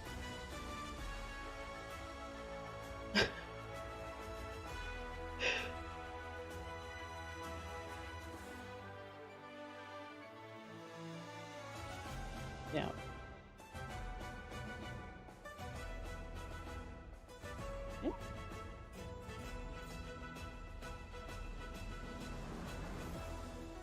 Yeah. So we're going to go ahead and look at Levik's player information here. Talk about Levik because he is going to be in our first matchup versus Hemlock here. But Levik was our first champion. So let's switch over and look at some of these replays on how Levik got to this point here. We definitely see a couple of classes that have already been talked about. We've talked about Levik. We've talked about some of these decks. We saw there was some Demon Hunter. I know Edelweiss was mentioning Demon Hunter before we got into the broadcast, but let's take a look even more in depth at Levik and look at some of the information. The lineup here for Levik is this Plague Death Knight, this kind of dragon druid, this demon hunter that we're kind of calling this aggro demon hunter, and showdown paladin, which of course is definitely been banned. But what do you think of this lineup and of Levik overall here, Edelweiss? Yeah, it's an unusual lineup. I think, Subtle and I have agreed that you and Meaty and Pocket's lineups look the best, and that's because some of these lineups just really have us scratching our heads, such as this Dragon Druid out of Levik, which has quite a few duplicates. I did manage to play a bit with it, and if we see it later on, I will go through some of what I think is the intended strategy with getting rid of those duplicates, but yeah, I was seeing here as well, Levik, one of only a couple of Plague Decays. I don't know if people were expecting more Highlander decks. It is, of course, kind of funny when you bring Plague Decay to deal with Highlander decks, and they, of course, just have duplicates in the list themselves, so we'll see how that pans out. I really like, though, in this particular list, Levik's brought in the Flint Firearm, which got buffed recently, and that is a very fun card to play, so maybe we'll see some impact of that today. Yeah, the Plague Decay is definitely a very interesting one. I'm looking forward to talking about that one because it's kind of, as you mentioned, one of the only few that we have. But we're going to get into that a little bit later because we also have, on the other side, the opponent here with Hemlock. Now, let's talk about Hemlock a little bit more here, who we're going to be seeing. And again, his path getting here, you see him actually playing against Levik and closing out a game there against Levik in a previous tournament, in a previous series. So maybe Hemlock looking to repeat that and hopefully, get the whole sweep potentially, or get just, we'll see. We'll see how it goes. We saw 3-1 in the first series. We're not sure here, but again, the Showdown Paladin also coming into these lineups for all of these players, but being banned out, and Hemlock also bringing in that aggro DH. But the other two decks are a little bit different here. So we're going to take a look at that Nature Shaman, which I know Raven and Subtle hit on a lot in that first matchup, but also the Rainbow DK. This is another really interesting one, Edelweiss, that we've seen a lot over these last few tournaments. We've seen a lot throughout the year, just as we have with the Nature Shaman and this Miracle Salesman specifically kind of coming in as a card that really is kind of pivotal to a lot of these decks that we're seeing. We're going to talk about it in DH. I know Raven and Subtle talked about it a lot with that Nature Shaman, and it's appearing here in this Rainbow Mage as well. Yeah, Rainbow Mage has gotten a lot more aggressive starts between Miracle Salesman. No Train Operator in this list. Sometimes people include that as a quick way of getting a fell spell. But regardless, I mean, you see the Mage can just do a whole bunch of stuff early on, drop an Artificer, a Worm, Salesman, Geyser. Like, they just sort of play a bunch of junk in the early game and somehow get that chip damage in. I've noticed a lot more often recently that the mages are not always doing these big 30 damage turns anymore. They get that chip damage in and then really are hitting you for 18 to 25 or something with the Sif later on. Yeah, and that Salesman providing a 0 mana spell to add to that damage is definitely fantastic. Unfortunately, unfortunately, we'll say, it doesn't actually have a spell school of itself, but I think that would be just absolutely too powerful if it did have a spell school. But who do you feel like is favored going into this match as they get ready to jump into game number 1? So I would probably throw my weight behind Hemlock, just because, Hemlock has made it into the playoffs of every single event, just really has shown that consistency. And I don't have faith in a couple of these lists from Levick. The Plague DK and the Dragon Druid both have me a little bit nervous. So we shall see. And quick update, it would seem that while Levick's Paladin is banned, Hemlock's Shaman is actually the ban here. That we may right. actually see a Paladin game.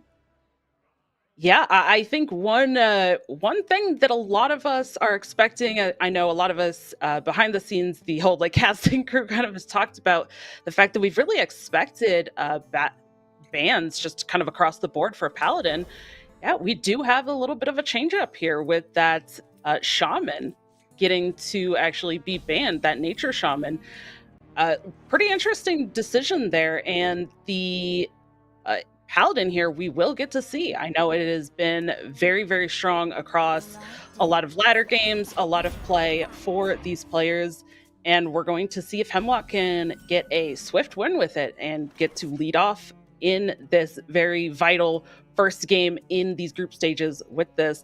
That Showdown in hand, one of the new cards that's really been providing a lot of different play options for these Paladin decks. Right? The Showdown can be used to get on board early against the kind of other aggressive decks. You can use it in combination with the Prismatic Beam for incredible removal, which is something that Paladin has not always had as a strong suit. Do you think that the Showdown is actually going to be something important here in this matchup against the Plague DK from Levick? So Showdown it's a very versatile card, but when it's just on its own like this, it's really awkward.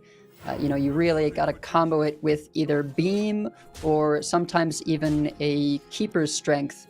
A play you can make is to use the Showdown on 6 mana, trade the 3/3 rushes into something that's a little bit bigger on the opponent's board, and then use Keeper's Strength to kind of just clear the way. And there it is. Prismatic Beam is, I think the go-to way of actually getting to play Showdown. So you get to keep your own 3/3s and clear away theirs. But I think it's just enough mana to do that this turn. Yeah. The kind of interesting thing here as well for Hemlock is looking at this. If he decides to go for it, which honestly it feels likely because the rest of the hand is just so clunky here. There's not a lot of options, and this is not, I think, the hand that is typical of the Paladin games that we're used to seeing. This is very slow, it's very clunky, and not what Hemlock wants.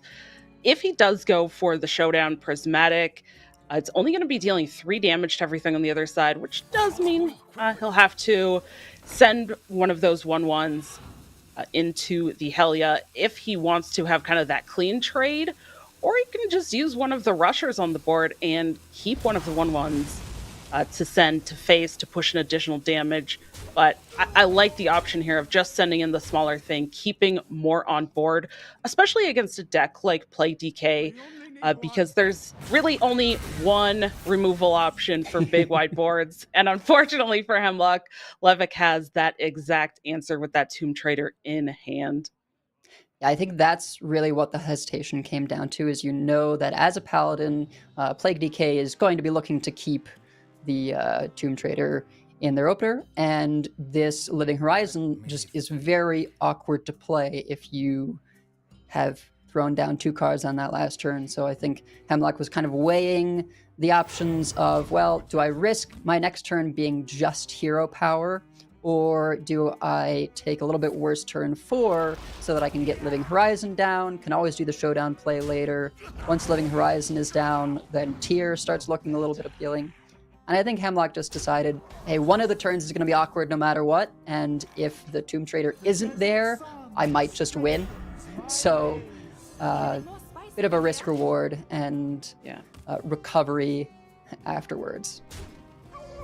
I completely agree with you as well there. It's that give and take, especially with these more aggressive decks, right? Sometimes you just kind of have to make the play. And I think as well with the context of Hemlock's hand just being so expensive, he really just kind of hedged the bet there that, hey, I am going to try to make that board, get out, and just kind of hope that Levick doesn't have it. And if he does, I'm forcing him to have it at that point. But being able to at least get the counters down on curve here, not the most aggressive wide board kind of paladin play that Hemlock is looking for in any of these matchups, but with this deck specifically. But on the other side, Levick has actually been able to start piecing together this wider board.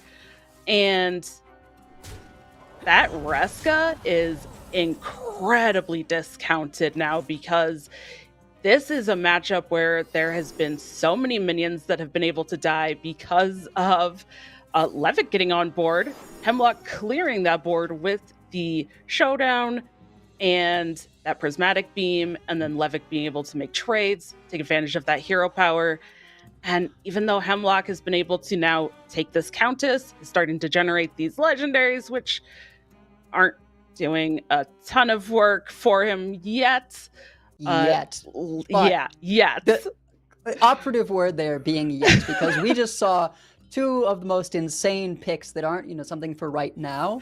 But Lady Sitheno, Lady Sitheno can be an OTK, as can Alakir. I don't think you necessarily want 2 Sithenos, but being able to just throw down some pressure for a little bit to recover, and then, force Levick to use something like a Reska, and then reload with Sitheno and Garden's Grace. The only problem is those Garden's Graces aren't discounted at all yet. Once you play the first one, the second one is always going to be free. And Hemlock is opting to... Is this going to burn a card? Yeah. Yeah, it will.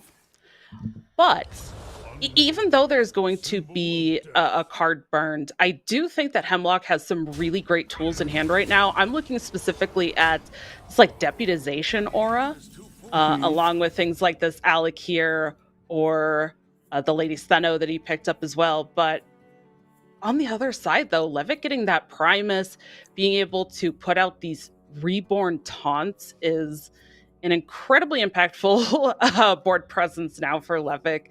And this has been such a weird game. This is like the opposite, I think, of what we would have originally expected this matchup to look like, where we would think the Paladin would be the one to be able to get on board, to be pushing this early pressure.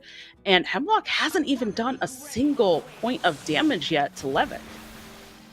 But this is a thing that can happen with these pure Paladins, is like you get your early pressure dealt with, and in Hemlock's case, there was no Boogie Down or any of these other early cards that you usually expect, but Countess has just provided sort of combo options, such that I think what he's really going to try and end on is just Alakir double Garden's Grace. And so using the Sitheno here with Keeper's Strength to clear up a bit, Deputization Aura will gain back some life and finish off the Titan here.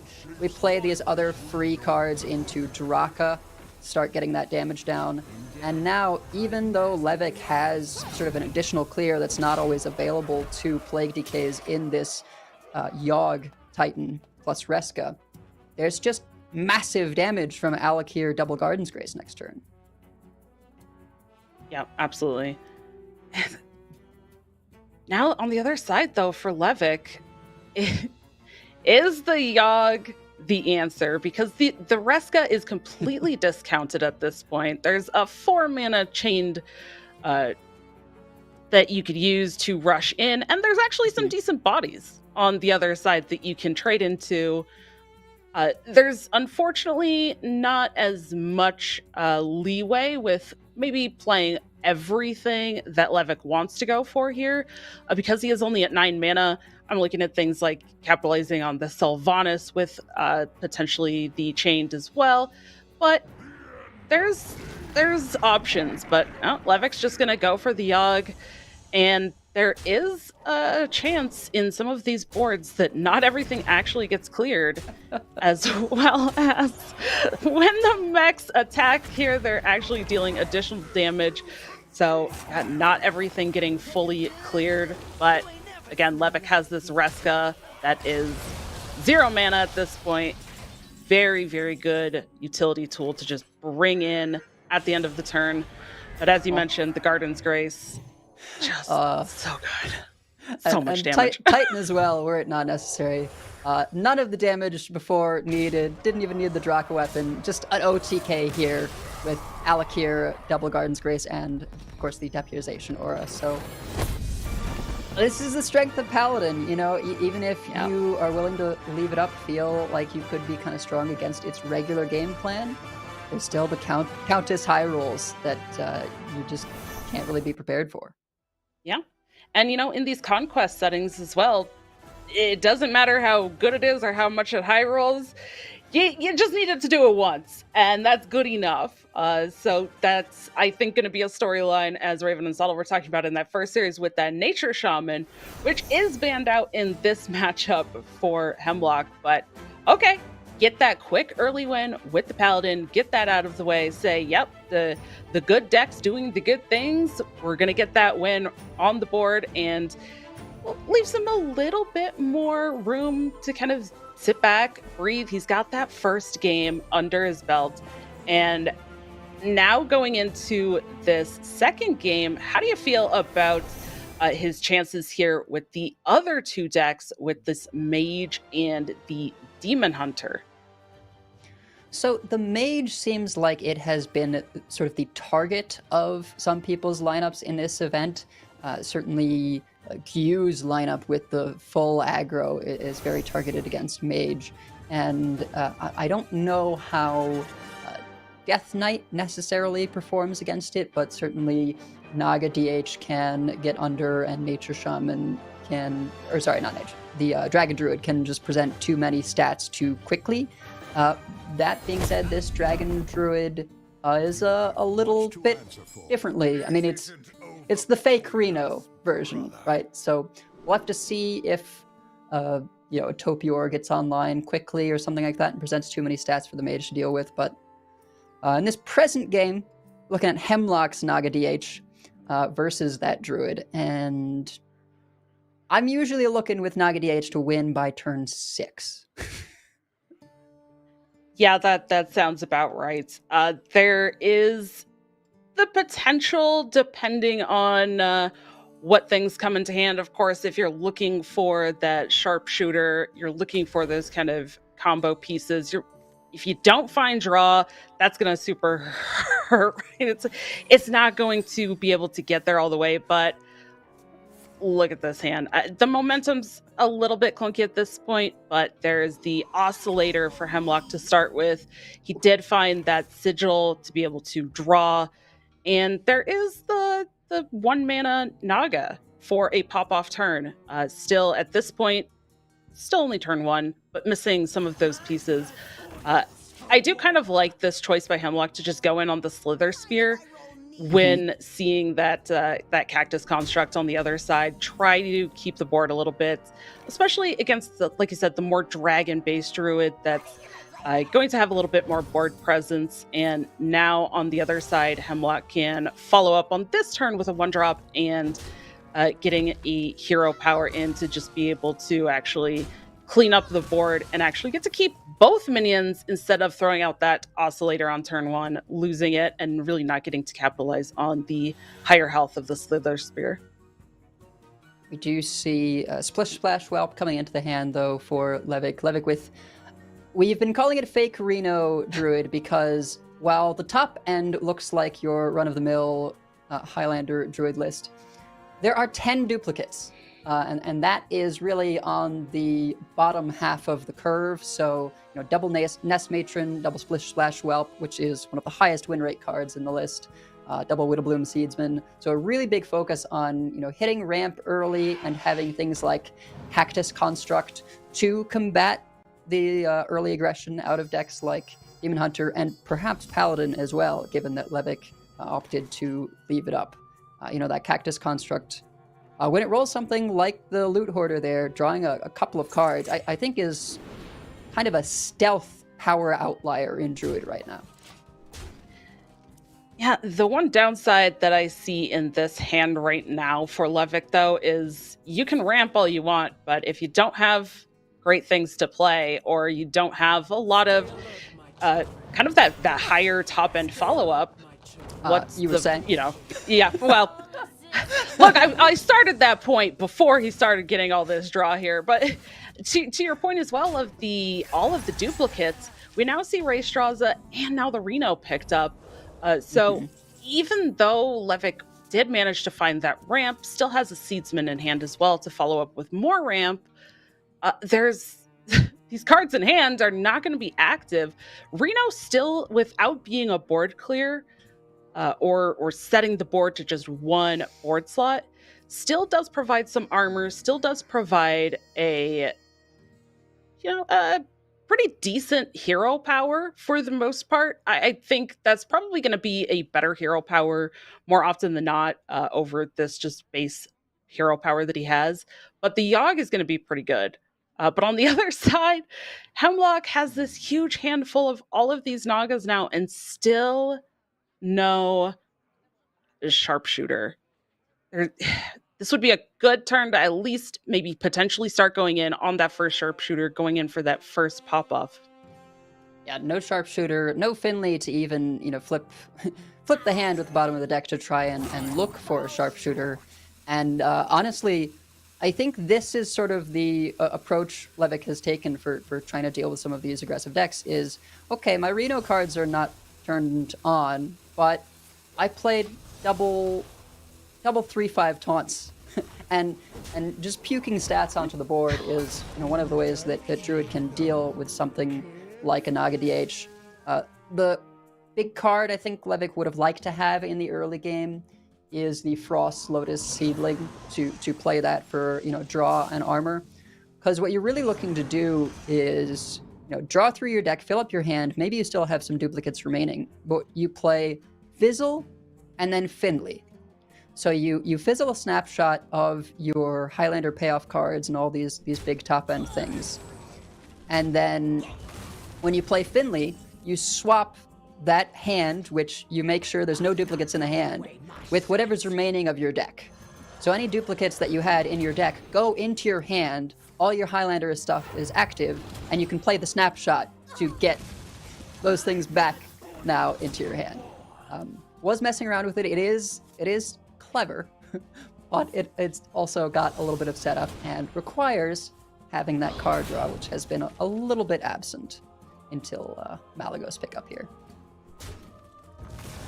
Speaking of card draw, Hemlock is going full in on that draw with the top deck of the sharpshooter this turn, which is absolutely amazing for him. This deck is sometimes even just called Naga DH. It really leans into the sharpshooter. You want these pop-off turns. And the fact that it's able to continue to draw the cards that it needs to just continue the chain makes it so powerful. Even after the more recent change, the nerf, changing it from 5 health down to 3, we see the power of it here just absolutely going off. that alternating between Naga spell, and drawing into the next one that you need.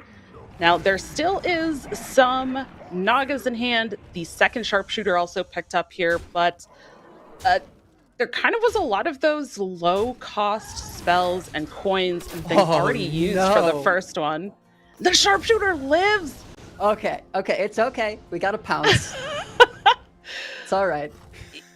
You know, that's the power of Yogg. It can give and it can take. There's that Finley that you were mentioning, which is actually a kind of interesting pickup after that Immolate just went off. I don't think that Immolate is going to be terribly relevant, as the game will be over one way or the other here. But a cute thing you can do with the Finley is go sharpshooter and, Finley away any Nagas that you would like to draw back into your deck. Don't think that's an issue in this particular game, but every once in a while that's something you can do when you've run your deck out of Nagas. You can just throw some back in. Would be a way also of getting rid of the Immolate debuff, but yeah, we're just kind of going in for as much damage as possible here. Yeah, which makes a lot of sense here as well. Discovering another Naga. The school teacher or the Baba Naga are interesting. I think the Baba Naga and the death scale having the ability to actually deal additional damage are very enticing in a deck that already wants to be dealing this damage here. The kind of downside for Hemlock, okay, 6 damage here, but does he actually want to kill off the Yogg? It looked like he really was thinking about it, but does decide to go for the face damage, which honestly I really like. I think that's your game plan anyways, and this sharpshooter on the board that we see Yogg steal was the second sharpshooter as well. So those kind of big swing turn, big payoff turns, not really going to be around now. So Hemlock just pushing that damage face, capitalizing on as much damage as possible, as you mentioned. Plus, there's this momentum in hand, too, so I really respect that, just sending it all face and hoping that he can kind of put together enough damage on the other, the next turn or the next 2 turns, potentially, if it continues to go that long. And we're seeing now, although Levick discovered this Malagos thinking to get some draw, 9 health is not where you want to be, and so now it seems like it's going to be perhaps just an inactive Reno for the armor here to try and heal out of range. Of course, had the Reno been active, were this a normal Highlander deck on that after that previous pop-off turn, could have used it to sort of prevent a follow-up pop-off, since typically the first sharpshooter does draw the second, but Yogg was able to just. We've already seen both bow sharpshooters as well, right? So, even still, this is one of those cases where it doesn't actually really matter as much if the Reno is active or not, because in this matchup, you've already seen bow sharpshooters. Sure, I guess Hemlock can try to put together some Nagas, put together a couple things, and kind of try to go wide on the board afterwards, and okay, fine, because now, again, you have this extra 5 armor. You've already seen both of those key cards, and how does Hemlock get through this health and the armor, plus potential added armor from, an additional hero power from Reno, or added discovered spells, and as well, picking up that A&R now, Levick can just go ahead and go in on that next turn and use it to heal back up to full. And that's just going to close out the game. Like, Hemlock cannot come back from that. Yeah, it's really, I think, going to come down to the what does the Finley rule, because there's not presently enough damage, and not enough time at this point. Were it not for the A&R, I think Hemlock would be able to squeak out a win here, since there are no dragon golems for taunts in Levick's list. But getting in that Finley at the end of last turn, finding exactly A&R, there's just no way to get through all that health for a second time. Yeah. And we see there Hemlock agrees as well, knows that it's over, just going to go ahead and give it up. But that does mean Levik's going to get a point on the board there. He's not getting, he's not going to, get swept here in that first series. So he's on the board. And there is this debate. We're going to hear about it all weekend of this duplicates in these Reno decks. And here was one of those cases for the argument of it doesn't really necessarily matter. And this is the matchup where, yeah, okay, sure, it's inactive, fine. I'm still going to do the thing. But I don't think that necessarily the playing the Reno there was the thing that got it. Yogg, I think, was the VIP in that game, and then the follow-up pickup of ANR was where it really came down to. The Reno was just kind of a bonus, a stall, one additional turn to get to that ANR. I do want to highlight, though, Levik's play there of, okay, I want a Reno for the health. Other options could have been, for hero power first, so you're getting an additional armor from the Druid hero power, or try and high roll the armor hero power. And he said, okay, I'm going to play the Reno, didn't get the armor hero power. Well, I'm going to Finley now, because if you save Finley to try and go the next turn, then you're not going to have the 10 mana for ANR. So it really ends up paying off that sequencing. And the 5 armor was just enough to keep him alive until he could... I was going to say Reno back up, but that's the old Reno effect, is restore your health. Yes. The full. Well, but no Renos in this game, Edelweiss, as we get into game number 3. Levik bringing in his Demon Hunter, and Hemlock switching over to this Rainbow Mage that we did get to highlight a little bit earlier. Some interesting cards and interesting changes for this Rainbow Mage that we've kind of seen in some of these other lists, again, they're small changes, but they're huge as well, which sounds weird. But if you look back over some of the history of some of these decks, you can see things like tour guides in the 1 mana slot in some of these, or those lightning storms that were talked about with Nature Shaman, just some of these kind of additional minions. But the Salesman just being such a pivotal new card for a lot of these decks, and in this Rainbow Mage, that is going to be one of the cases where once Hemlock finds those, you really kind of do want to save those for a 0 mana additional damage you can send to face once you get on board with Sif.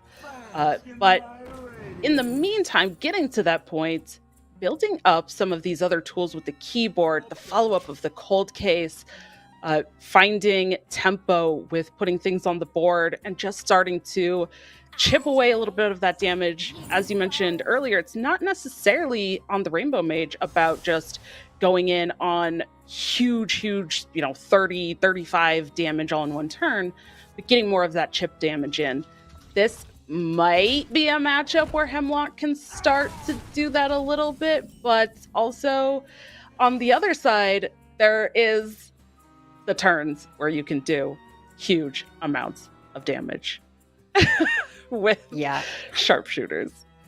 I think it's a little bit more of, full defensive mode up in this particular match, since did not have the early Snake Oil Salesman or the Worm to get down. We're just going to be sort of playing stuff to be defensive until this turn 4, which turn 4 is where Mage can have some of its most aggressive plays, just because with keyboard, you get a 4/4 as you're doing the kinds of things that you want to be doing anyway. See Cold Case coming down, and were Hemlock to have like a volume up there, you're getting a 4/4 while you're drawing additional spells. So bit of a slower start than usual, but keyboard really turns things around going into that turn 4. Yeah, definitely, especially with the Cold Case in hand as well to follow up. It's such just a solid tempo play and defensive play all at the same time. It's just fantastic. On the other side, though, Levick here starting to build some of these pieces.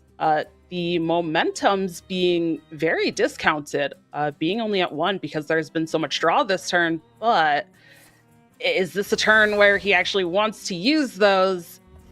Looks like not. He's actually going to go ahead and clear up the minion on the other side.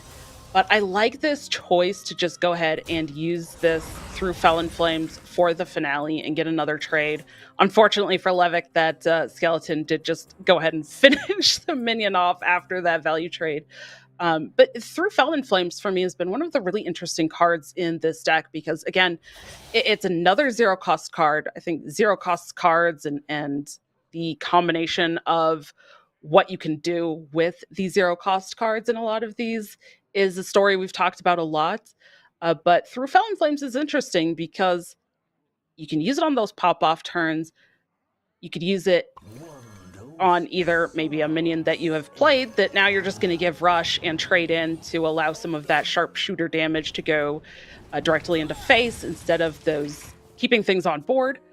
But if you don't play it for the finale effect, you're not getting the buff. And so there's kind of that give and take of sometimes you actually do want to play it for a finale effect to get that buff. Pick me. Yeah, I think typically, you play it for the finale when you are trying to push more face damage or get some kind of value trade or something. But very frequently, I find just playing it earlier in the pop-off before your sharpshooter has taken care of all their minions so that you can rush in something and clear more of the board, allows more of the sharpshooter damage to actually go face rather than getting soaked up by the opposing board. Right. Levick here searching for any draw possible, going for the Runic Adornment, hitting Mark of Scorn, but kind of grasping at straws. And this is the one downside to the Naga DH sometimes is it can be very potent. It can win by turn 6. It can really get under things. But if you don't draw Sharpshooter, you're kind of dead in the water a lot of the time with the current builds. Yeah, and that last turn was really interesting too with the discover options. There was the potential of just taking the sigil and setting that up to get that additional draw in the next turn, right? Kind of just set that up for the future. Levick opted for going for kind of clearing up the board and getting an additional 1 draw this turn. Unfortunately, didn't draw into any of the additional draw. Sometimes in these decks like this, these kind of OTK, big power swing decks, you really want to draw into your additional draw to keep that going in the future turns. Kind of missed on that, but it does dig a little bit deeper. Hopefully you can draw into that. But for Hemlock here, he's just doing his thing. He's got some setup on the other side. He's drawn into these elemental inspirations. And honestly, I think for the mage here as well, to be able to have the time to start building up some of this armor, to be able to build up a board, set up for a bigger health board with those elementals going on curve on 7 against the deck that hasn't killed you yet and it's turn 7, has to feel very good. Yeah, no fear here from Hemlock. He knows, all right, Sharpshooter's not there. It has to be top decked. Not even going to worry about the 4/4 School Teacher in play, just running out the double Arcane Artificers. Sitting at this high life total and now being able to make a massive board like this, you're feeling pretty confident against Nagadh and Levick. It looks like doesn't even hit the sharpshooter on that Finley, and I don't know that there's really much time left to even make something happen here. Able to get some damage or clear off the 7 power minion to buy another turn, but if a Sif were in hand, you'd be worried about just being dead here. Right. Yeah. And sometimes when you get these inspirations, you get these elementals, you can just build a board, especially in a matchup like this that really doesn't have an answer for these wide boards. You don't even need Sif. Who even needs it? It's at the bottom of the deck. It's fine. It's always at the bottom of the deck. But you just get to hit them with these big things, these big elementals. And turn after turn now, we have seen Levick just having to try to go for these draws to try to replace the hand, finally finding a sharpshooter. But is it a little too late at this point with all of this damage on the board that just is so likely to soak up a lot of these sharpshooter hits? Yeah, and just,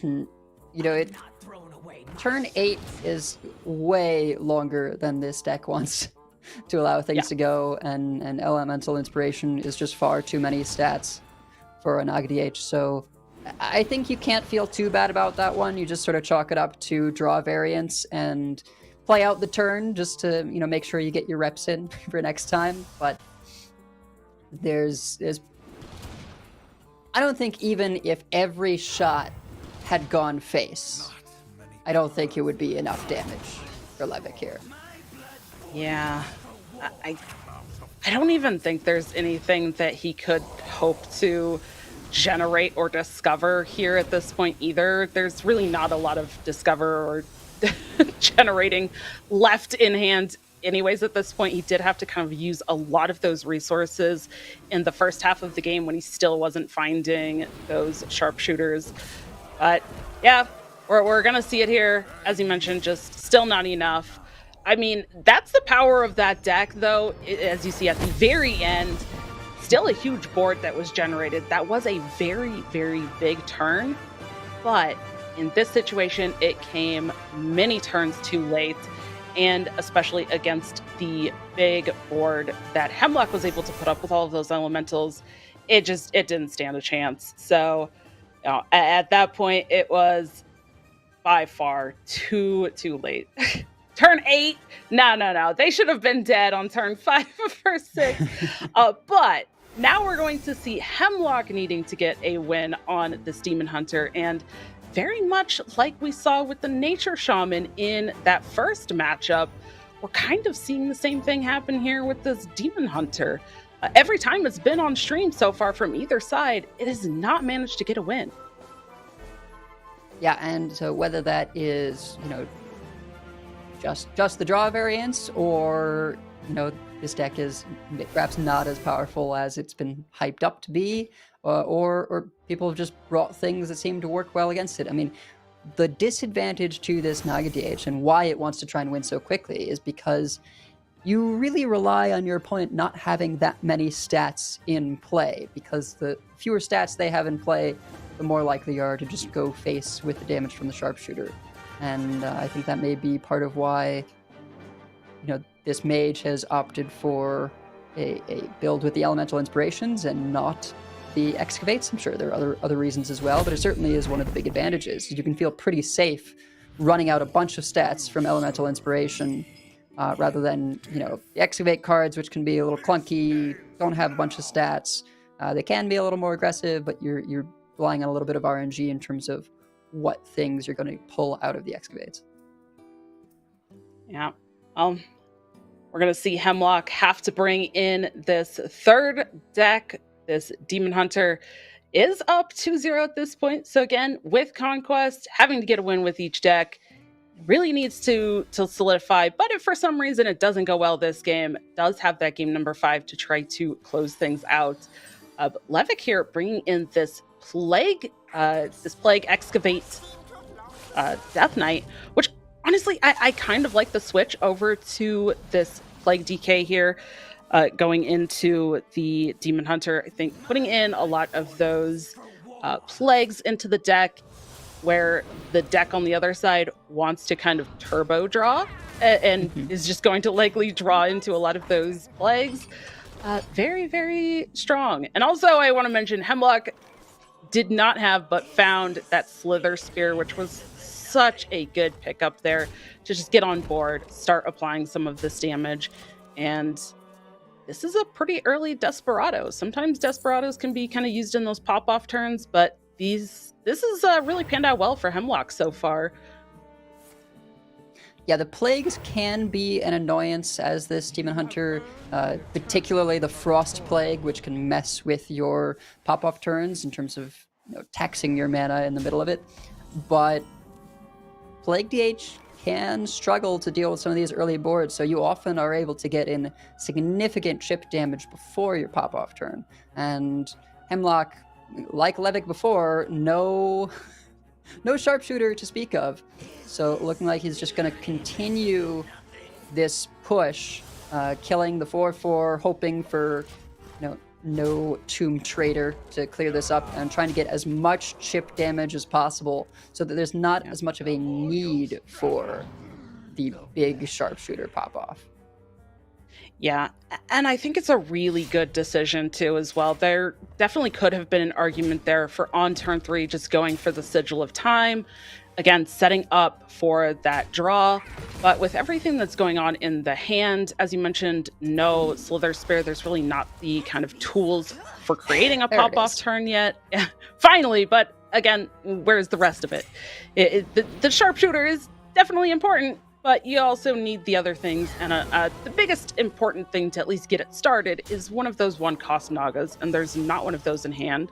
But the way that Hemlock ordered this these last couple of turns, instead of just going for that draw, setting up the draw for the next turn on turn 3, as you mentioned, went in, killed that Helia, and just kept things on board to continue pushing some of that chip damage. And I think this is also very much against this Plague Decay, what we saw Hemlock do with the Paladin in the first game as well, right? Just kind of get on board and say, okay, this Death Knight doesn't really have a wide board removal except for Tomb Trader. Right. And if Levick doesn't have the Tomb Trader, I'm in a very good spot. As we see, already down to 9 health on Levick's side, and again, kind of a clunky hand on the other side.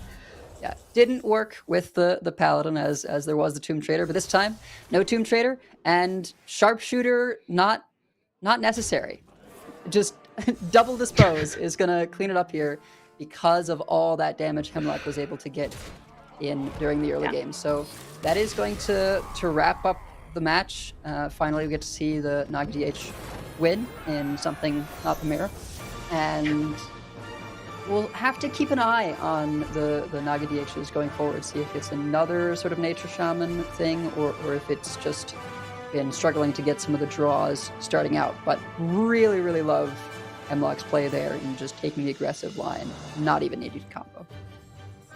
Yeah, I think for the Naga DH, the Sharpshooter Demon Hunter specifically, one thing that I'm really interested in is the slight difference that we're going to see in some of the lists over the course of Group A and Group B, because a couple of the lists have maybe slightly more draw focused, and a couple of the lists have maybe an additional minion or two.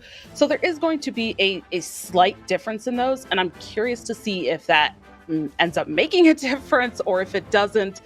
But as you mentioned, Hemlock going to get that third win. I loved the just kind of applying pressure, and just the recognition of needing to push that damage on Hemlock's side.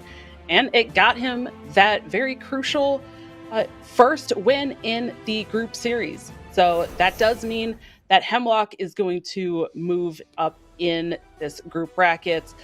But as we close out, Edelweiss, any final thoughts on the series as a whole?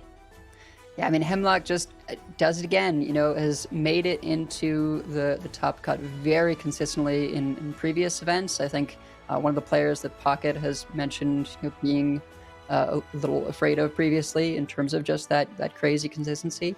And, some things never change. Yeah, so what do we have coming up next? We're going to be finding out, and you're going to get to see that Hemlock versus Rekvam winners match. And then later we'll get to that Group A elimination match between Gyu and Levick. They're not out of it yet. It will be a kind of double elimination. But up next, we'll get to see that Rekvam versus Hemlock Group A winners match.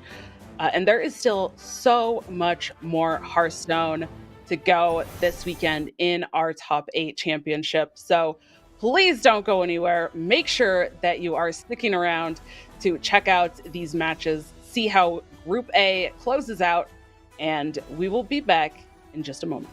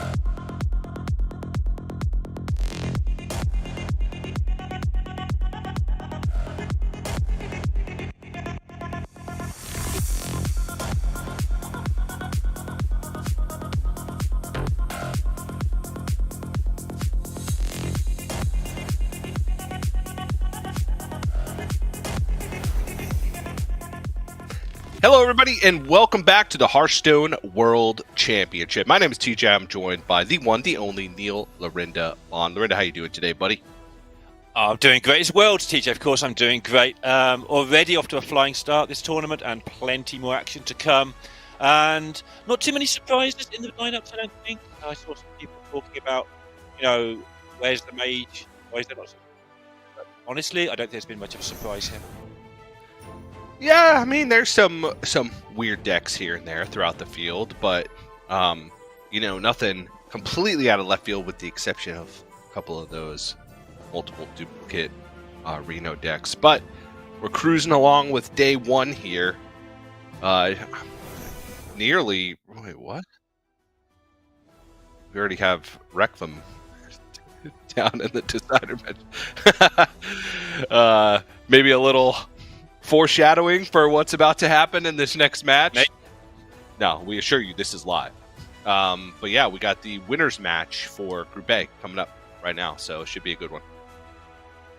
Yep, Hemlock and Requiem both winning with ease, I think. Levick not banning the Paladin. I was interested when I saw that. Levick pretty much he likes to cook, does Levick, but not banning Paladin and then getting murdered by it from someone who didn't play much of the cards. They just didn't do anything for like 3 or 4 turns, really. Cleared one board, off you go. Plague DK doesn't seem like it to me, I must admit. It hasn't seemed like it for a while, but I sort of trusted Levick to cook something, so maybe we'll see something in that lower bracket match later, more what he can do. But it didn't look very good. Giving Hemlock quite an easy ride, I think. Yeah, Plague DK in a very interesting spot right now, I feel. And I still have a little bit of faith in the deck, and maybe Levick will be able to show that in that lower bracket, but did not have a good showing in that first series that he played against Hemlock. So we shall see if he's going to be able to turn it around as we move forward with the day and potentially into tomorrow. Now, I'm not responsible for the profiles anymore, but if I was, this is the sort of thing I would put. Requiem put this in himself. Known as the beacon of positivity in the competitive Hearthstone community. I mean, he's a little bit moody when he loses. I can resonate with Requiem when I lose. But favourite game, Two Lies and a Truth. Yeah, there we go. There's the giveaway. But he has competed every tournament in 2023. He's been top 16 once, top 8 twice. So between them, they have 5 top 8s, and the winner of this will have another one. They'll have a top 4, in fact. Yeah. Requiem. Hemlock has just top 8s across the board, and that makes sense because I just realized you said 5 top 8s across the two of them, and you mentioned that Requiem has 2. That would, by process of elimination, mean that Hemlock is bringing the other 3. But the deck we want to highlight for this series for Requiem is that Control Warrior. Not a popular bring. Requiem was able to take the game, obviously, in the first match that he played with this deck. And, in terms of how it's played, there's been some changes to the deck. Obviously, Requiem, this is one of those decks that I said is playing the Reno with a lot of 2-ofs. But, I mean, you can get through your deck quite quickly, and there's a lot of 2-ofs in the deck that you really need 2 of. Specifically, some of those removal spells in the form of Belling Flames, Blade Storm, Trial of Fire. I feel like they're just too good to not include a copy, and I guess Requiem thinks that Reno is just too good to not include, even if you're playing 5 pairs, 5 2-ofs. Yeah, I played this warrior deck for a little while the other day. I think I only had 4 2-ofs. Requiem has 5. I only had 3 in mine, and it plays surprisingly horribly, and then it wins anyway. I am surprised at double Blade Storm in a format where you're banning Paladin. That seems a little bit overkill, but I mean, it's a fantastic card, obviously, but you want as few 2-ofs as possible. Obviously, the Hammer, that makes sense. The Bellowing Flames, sure, it does 10 damage. Why wouldn't you have that? Shield Block kind of cycles through your deck. You kind of need it to get to your stuff. Trial by Fire, sure, absolutely ridiculously powerful card. Blade Storm, is it in that league, TJ? Yeah. Okay, sure. Thanks. Sorted. Yep. Cool. Glad we got to the bottom of it. Take a look at Hemlock. As we mentioned, never finished below playoffs during Masters Tour. Favorite class Druid, favorite card Il'gynoth. Those two things are a little bit at odd with each other. But Il'gynoth, I mean, which version of Il'gynoth, right? The original, Yeah. the original version, yeah. The nerf version, probably still yeah, but not as yeah. More like a yeah versus a yeah. But still the Demon Hunter being played. This deck, when you look at the stats, is quite a weak 4th deck, but also I can see why people brought this. It can get games done. It doesn't have any horrible matchups, I don't think, that you would like to see. So, sure, bring it as your 4th deck. But I do think it is the 4th deck in most of these lineups. Yeah, it can take wins against just about anything. It can have those starts where you can beat anything. But it does have some glaring weaknesses, and that's why it fits in to that 4th deck slot and not one of the more prominent decks of the event, like say Paladin, for instance. Paladin, a prominent deck? No way. Yeah. Okay, yeah, sure. It's really. I can't even think of a meme to go with that. Of course, Paladin ridiculously strong right now. Not just the early game, but the removal it has, the late game it has, the 2/7 drops are both incredibly powerful. The cycle, the thinning, the sustain. Mm-hmm. Paladin's quite good. Yep. You just I assume mentioned it's been pretty double much. banned, but you know. You pretty much mentioned every aspect of what makes a Hearthstone deck, and it's just strength across the board. Aggro, tempo, control, removal, big threats, card draw, AoE. And because of how it functions, like pulling the 1-drops out of the deck, it's even more likely to curve than a normal aggro deck. Like a lot of aggro decks, you go 1, 2, 3, and you're sat there looking at a hand of 1-drops that don't do anything because it's turn 5 or 6, and you're like, oh, now I've lost. But Paladin has ripped all those 1-drops out of its deck, so it just carries on going. Oh, I've got my 7s in my hand because what else am I going to draw? There's no 1s left to draw. So yeah, Paladin incredibly strong, but it's being incredibly banned as well so far. So that's something we probably won't talk about too much over the course of the tournament. And here's a Paladin. All right, there we go. There it is. Interesting that Levick also left up Hemlock's Paladin. So I guess we should have a quick look through, see why. Nope, entirely standard build. Playing the version with 1 Aura and 1 Hammer, which is the version that became very popular, with APAC results in particular being very strong on ladder with this version. The Hammer looks incredibly strange when you first see it in the deck, but it does a lot of little things. Obviously, it cycles, sometimes it removes a blocker, sometimes it kills your opponent, but it also reduces the Garden's Grace, because there aren't that many holy spells in the deck, so sometimes just that 3-point reduction on your Garden's Grace can just be quite important. Yeah.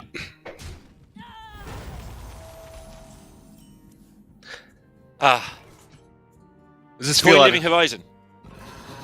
Does this feel at home to you, Neil? Watching Paladin? This deck? Yeah. I played some Paladin. I've played against some Paladins as well. Feels like home, yeah. Well, Requiem off to a decent start with the good curve.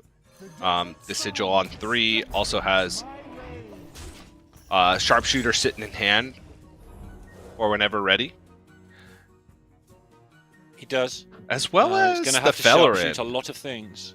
which there has been some players that have cut Fellerin from the deck, which, you know, obviously there's not the most like outcast energy. There's some in the deck, but it's just good in terms of like just a tempo play on 4. And even if you look at like mulligan win rates across the board, it's just so powerful. So surprised to see some players cutting it, but Requiem is not. Nicely placing the deck there in opening hand, and able to keep up the tempo and keep Hemlock off the board, which is what you want to do. Yeah, or for Hemlock will be handy later. Has a decision now. Obviously, he can clear with just dude Keeper's Strength, but that's not really what you want to be doing. Your Keeper's Strength is far more powerful. You also really want to be keeping this coin for your Titan later on. Yeah. So that makes his turn look a little bit clunky right now. Obviously, with the aura being picked up, he can afford to take a bit more damage if he doesn't think he's going to die immediately. So we'll just see some sort of holding turn here, I imagine. Just very basic, straightforward. I don't know, hand on your Sanguine and off you go. See what you get from your hand. Reduces your Guardian's Grace, it keeps your coin.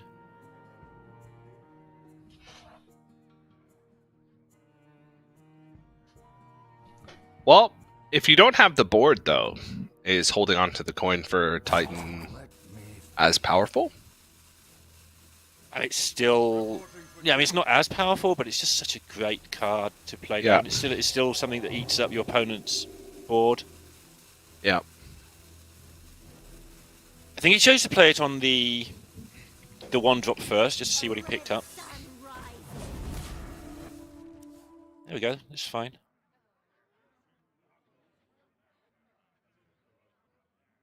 Wants to have something on the board for next turn, if possible, for the Aura.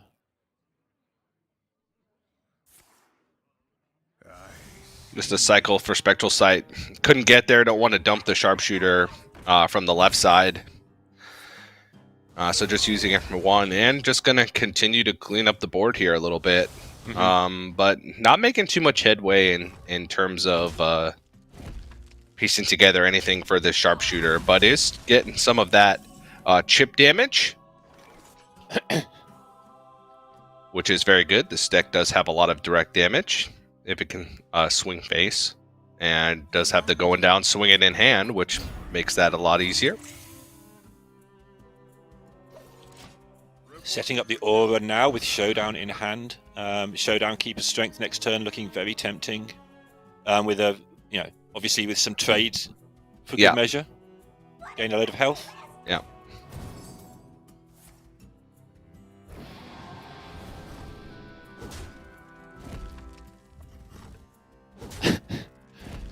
Okay. Rekvam's just been hitting Hemlock forever, and Hemlock's on like 20 something still.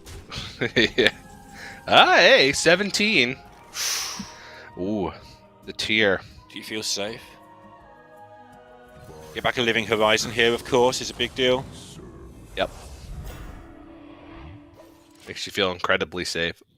It's not even the most powerful tier that you're going to see, but I mean, still so strong when played on curve.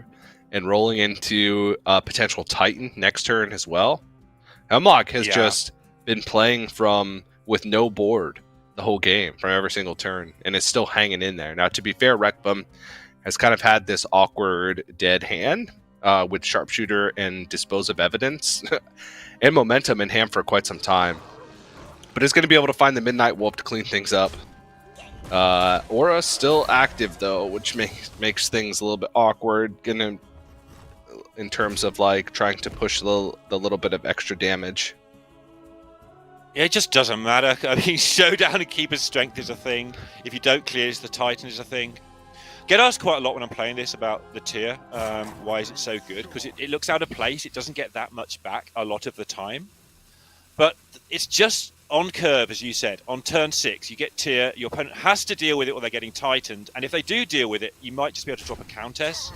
It just fits in the right part of the game. It's one of those cards that isn't that powerful. It's not particularly amazing. Yeah. But it just does everything you want to at exactly the right time. It's pretty ridiculous. Yeah.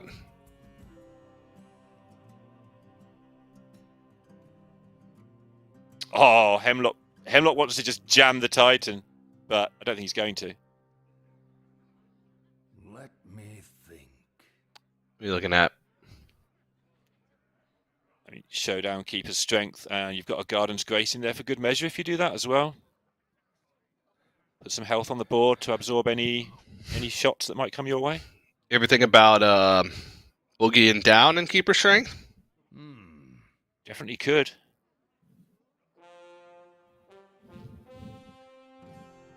And you can still get a Guardian's Grace on that as well.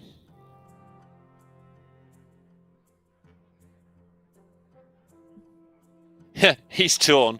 Yeah. Thing is, if he does the boogie play, then next turn he does have Showdown and Titan. Yeah. Which is a full clear because you make your people resilient. Oh, is he just gonna clean up the board?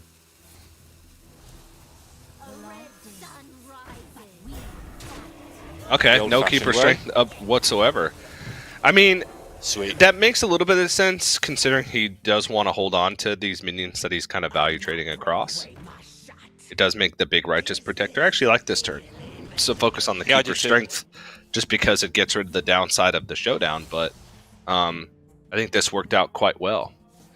But we finally get a sharpshooter turn, even though it has the potential to be pretty lackluster. Okay, never mind. He's gonna continue going.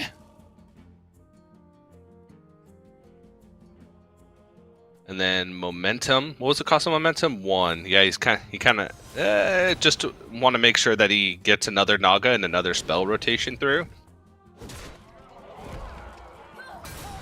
Because Dispose of Evidence would have gotten rid of the momentum, and he wants to make sure that he has the time to clear. Ooh, okay. Well, in this instance, I'd probably just stop. Right? Okay, never mind. Yeah, so this is where I'm sat there next turn going, if only I hadn't wasted my keeper's strength. Yeah. Hemlock being good at Hearthstone. Yeah, he's so... Obviously, that sharpshooter was kept in the mulligan in hand since the beginning of the game, right? So he knows that's in the far Right. left. So that was a very good call on his part to hold on to it, to try and find a more creative solution to deal with the previous turn, just because he wanted to make sure that he had an answer to the sharpshooter. So that's why Hemlock's there, and we're here. I just like to play keeper strength. Hemlock likes to win. He might get a 2-mana countess here as well if he draws cards. Yep. I mean, My favorite he thing in the didn't world. hero power first, so he's drawing cards. There we For go. sure. 2-mana countess. Oh, yeah. 2-mana 2/2 countess, however, but hey. Uh-huh. Okay, yeah.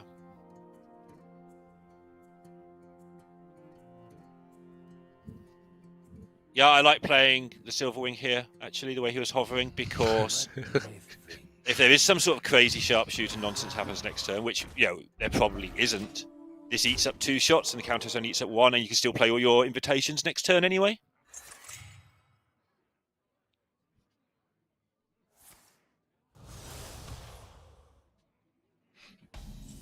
Remember this day, for you are graced with my presence. Okay.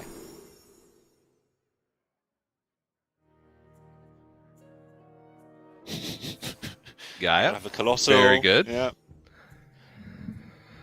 Uh, Mookler just fill their hand up. yep. Yeah. Now that misses a draw, and you know he had nothing last turn because he floated 6 mana. I just want to fill their hand up with bananas. Say you haven't got a turn.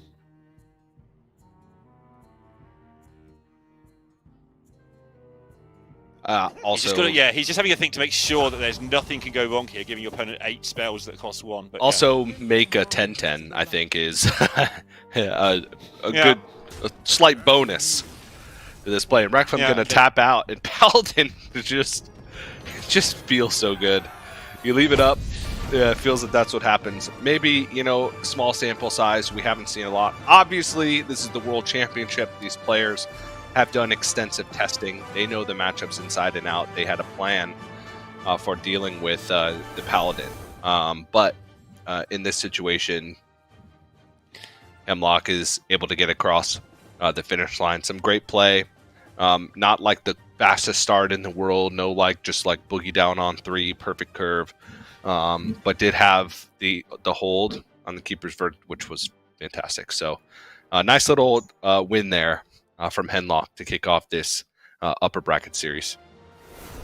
Yeah, and we've seen it do it twice now. I don't know how long it's going to keep being allowed to do it. But again, you worded it well. Like, these players have put in so much practice, they probably know better than you and I. But certainly in the high triple digits of Legend, this is exactly what happens in this matchup every time for the Paladin. I mean, yeah, as close to every time as Hearthstone does. It just finds a way to get health, don't die, clear board, then it's over. Yep. Or, I mean, you get the other start, the one you just described that Hemlock didn't get, where you just go 1, 2, 3, oh, I've got 5 minions, oh, you're dead. Lol. So, yeah. You're dead, lol. That's what happens when Paladin happens to you. Yeah. I'm interested though why Rekvam did ban that Demon Hunter. I'd like to find out what is going on there. That's 2 people have done that now, or 2 people have not banned Paladin at least. Yeah. Probably has something to do with the expected bans and just the fact that it can go fast. Beats up on Shaman, I'm sure.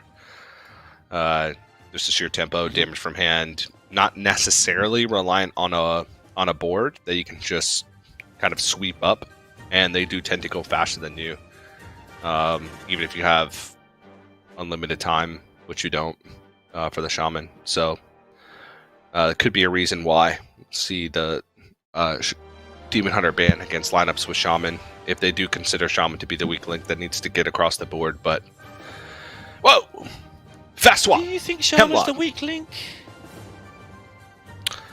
No, against this lineup, maybe, but yeah, against some lineups, I don't know. I think I don't have a lot of faith in the Nature Shaman if we look at the current metagame in the World Championship. okay. I'm sort of in the Sottle bucket, I'm afraid, which is I think it's really good. I think that because every time I lose with it, I think there were 4 different things I could have done differently on the last turn that would have won the game, and I didn't do any of them. But maybe you just don't get there often enough. But I feel that Shaman's incredibly powerful. Let's have a look what he does with his hand. One of the interesting things with Shaman is what you do with the ancestral knowledge. When do you want to overload? When do you want to draw those cards? You really, really want those cards, but you also really want to turn 3. So yeah, he's going for maximum board fight. Not even keeping the flash.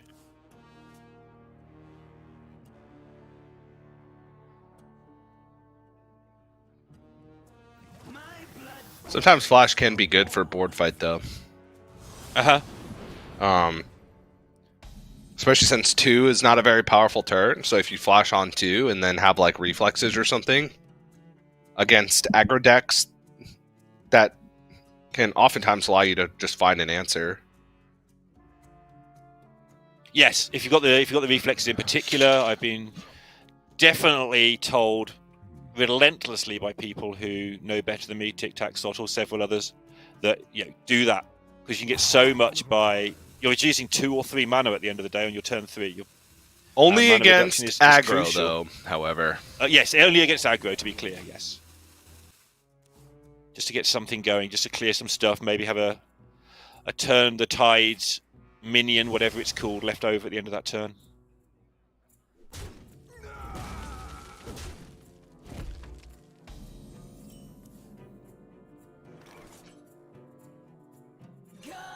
Flow Rider.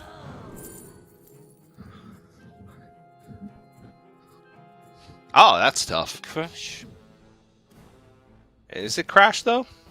I guess. Yeah, I think so. You hate it, but you take it. Yeah, you have Titan too, but maybe Titan is too late. Yeah, Titan is your second go, right? You want to have cleared once before that, I think. Yeah. Now you've got reflexes. Now you've got a decision to make onto what will be an empty board.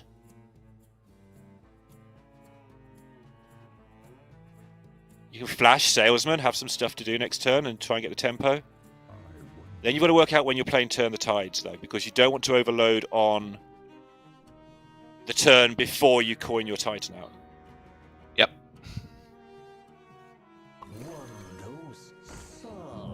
Sure. Salesman Totem seems fine. Does present that question that you just mentioned for next turn, which is, okay, what do you do on 4 when you want to coin Titan on 5? Maybe you don't coin Titan. You don't get the 3 mana reduction and you've used a coin. Maybe he just doesn't want to do that. Possible. You fold.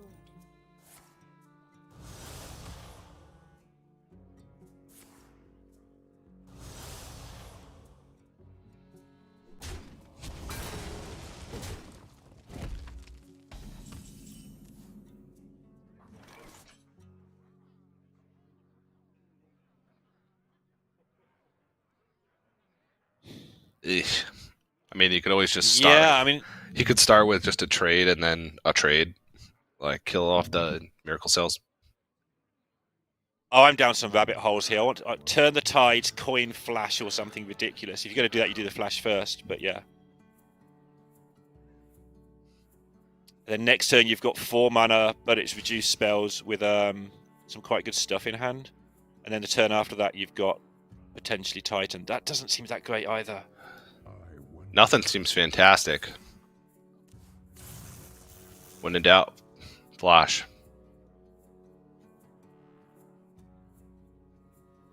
You don't need to coin turn.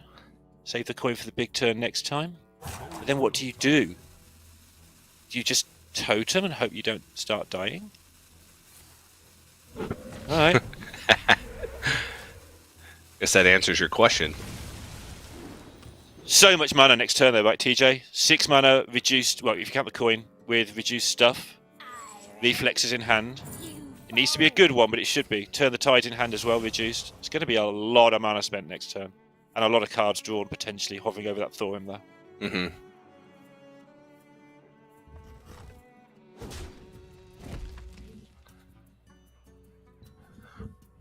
Rekvim, though, also assembling his own powerful turn here. Potentially. Yes. He's still a little bit short on... No, he's not that much short, is he? He's got a lot of mana next turn. Yeah. We'll have 8 mana next turn. Coin also doubles as just a spell for the sharpshooter in a cycle, so...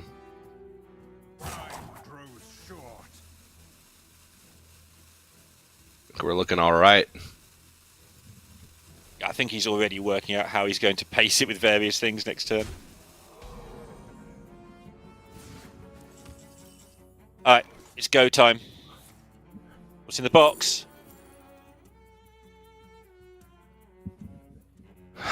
Yeah, it's the only one that makes any sense. Yeah. The first one cycle. is the Discover. Ooh. Another flash. You put double flash in the bin for next time. If there is a next time. You only really need one, though. So you could just flash this turn. Just to have potentially maybe a more powerful turn next turn. Still, like, very far away from a kill. Still missing burn. Plus bioluminescence. Take the storm and don't play it maybe here. I'll just go for double feral, fine. I'm okay with this.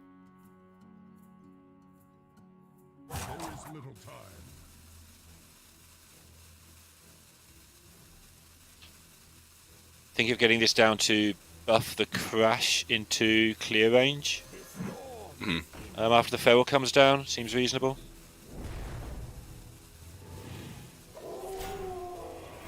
Okay. Sensing the pop-off turn, so just putting as much health on the board as possible. And also, obviously, that can just kill people. Kept up 3 mana for next turn as well for the Overload for the Thorim. Yep.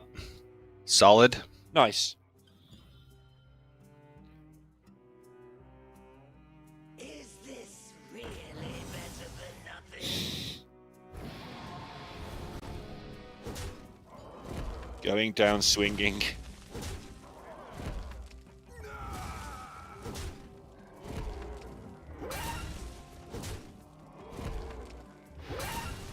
But that passes it back to Hemlock, even though it's a lovely clear.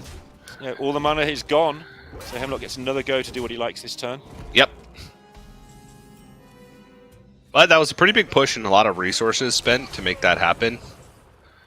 So, but now seeing the Thorim, basically a reset. Okay, Jazz Base, still missing all the burn. Yeah.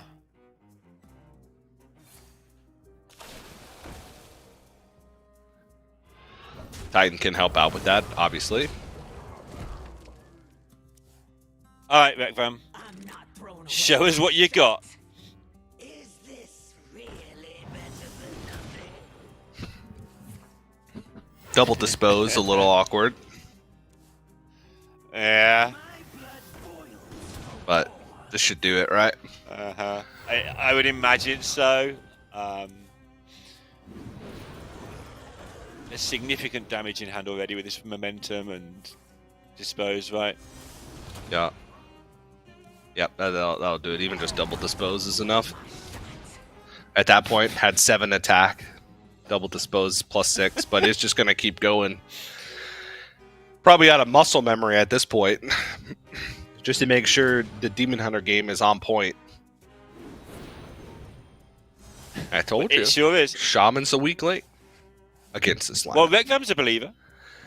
Yeah, that's correct. He's a believer. But that's going to tie the series up 1-1. Nice little series there. Didn't feel like Hemlock had too bad of a game. Just Rekvam pressured at the right times, which kind of forced Hemlock to play these reactive turns. And the going down swinging, I feel, was crucial in that sense, because instead of Rekvam having to use the sharpshooter to try and clean up the board, was able to just buff the attack a little bit, get rid of the tempo push from Hemlock in that instance, and basically resetting the board state, knowing that he had sharpshooter going into next turn where Hemlock was overloaded. Even with Thorim, that's still 3 of your mana spent. He's not going to have an opportunity to really put on much pressure again. So well thought out from Rekvam, and was able to get that final push there right at the end. Way over lethal once everything was said and done. So 4. So there's one ban of Demon Hunter, one ban of Paladin. The Demon Hunter wins on the other side, the Paladin wins on the other side, and we're as you were. So I guess it doesn't really matter, does it? We're back down to the match as it was. 1 Shaman left each with Rekvam's Warrior. We've talked about that quite a lot, and Hemlock's Mage, which, again, there's a few people, Twitter and chat and stuff. A little bit surprised how little Mage there is. Are you surprised, TJ? I think Mage is one of the more targetable decks. And I think, I guess there's quite a few players that brought Shaman and Mage, but I was going to say if you're, deciding between Shaman and Mage in a specific instance, then I think Shaman would fit that slot better, just given the current metagame. I think it has the potential to go faster. It has more tools to fight for tempo outside of just keyboard. But I'm a big fan of Mage, to be quite honest. It's just these players didn't think that the field would be super lucrative for a Mage bring. For the Frost Wolves. Okay, well, this is the game that could very well decide this potential match and decide who goes through to day 2 and gets to put their feet up overnight, because it's the Shaman Mirror. If this is the weak link, as people are starting to maybe suggest, you want it out of the way in Conquest. You want it gone. You want to win. You always want to win, but you really want it out of the way. I like how you say, as people are starting to suggest. Yeah, that's you, TJ. You're suggesting it. Meanwhile, I'm the only person who you've spoken to. Uh-huh. I'm starting to suggest. Yeah, as TJ is starting to suggest. Yep. That's me.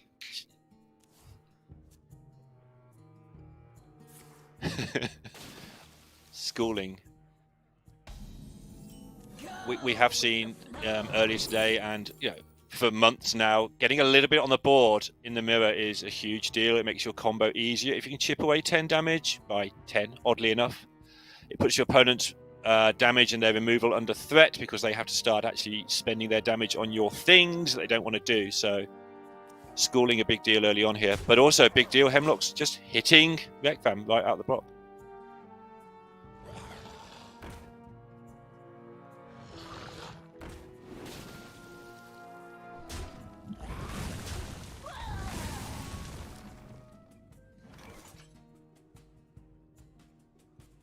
Feral Thorim's alright? Yeah, that's just fine.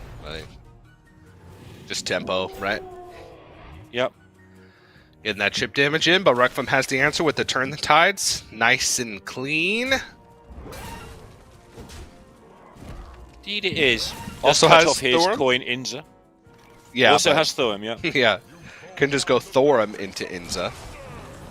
Yeah. it's Also, fine. Thorum will unlock the Mana Crystal to use the final Piranha to trade over the Thorum on the other side, which is pretty clean. See if that's the route that Requiem decides to go. Yeah, I think that's the first thing on his mind, and then he'll spend time thinking now, but what else is there? Like, he's seen that play in a millisecond. Now it's, what if I play Feral Spirits? What if I do something else? And then, yeah, you play Thorin, play the fish, because there's nothing else that looks good.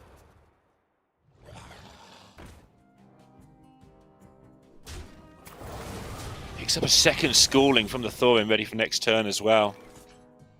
And Hemlock's got this, horrible looking turn where he definitely loses tempo.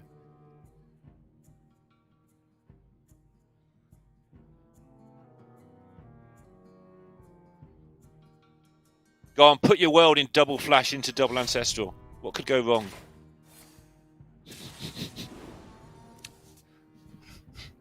Many Play things. sensibly. Yeah, play sensibly. See if I can. So a weird hand though. Double flash, double bio. Just want to follow up a point there that Sottle made earlier about this. Jazzbase only has one swing effectively because the second one is when you want to trigger it to set up. Yeah. Hemlock choosing there not to use the one swing because there's no way he's popping off next turn. Yeah. So that swing could be used to control the board later. Yeah. That's a habit that I had to get myself out of for a while, was automatically swinging with Jazz Bass as soon as I equipped it. Which sometimes is good if you want to use it to fight for tempo, or like you said, if you are going to pop off in some way next turn. Or you need it for tempo or whatever. But in this instance, making sure that that first swing is directed at something meaningful instead of just 3 damage to face. Who knows? Maybe it'll end up being 3 damage to face, but he doesn't know that yet, Neil. He doesn't, but he's under a flash with reflexes in hand next turn, so he thinks he might need it. Also, he might have to go for it even if he hasn't got it, because he's about to take chunks of damage, and Requiem's about to get a big board. So Yeah, and he's seeing a flash here. He's seeing card draw. Yeah. Seeing more board being built up. I mean, as it currently stands, Hemlock just doesn't even have any bioluminescence targets. Needs a Feral Spirit, maybe, potentially. Command of Neptulon, that is something. 4 mana. 3 mana. To cycle another flash.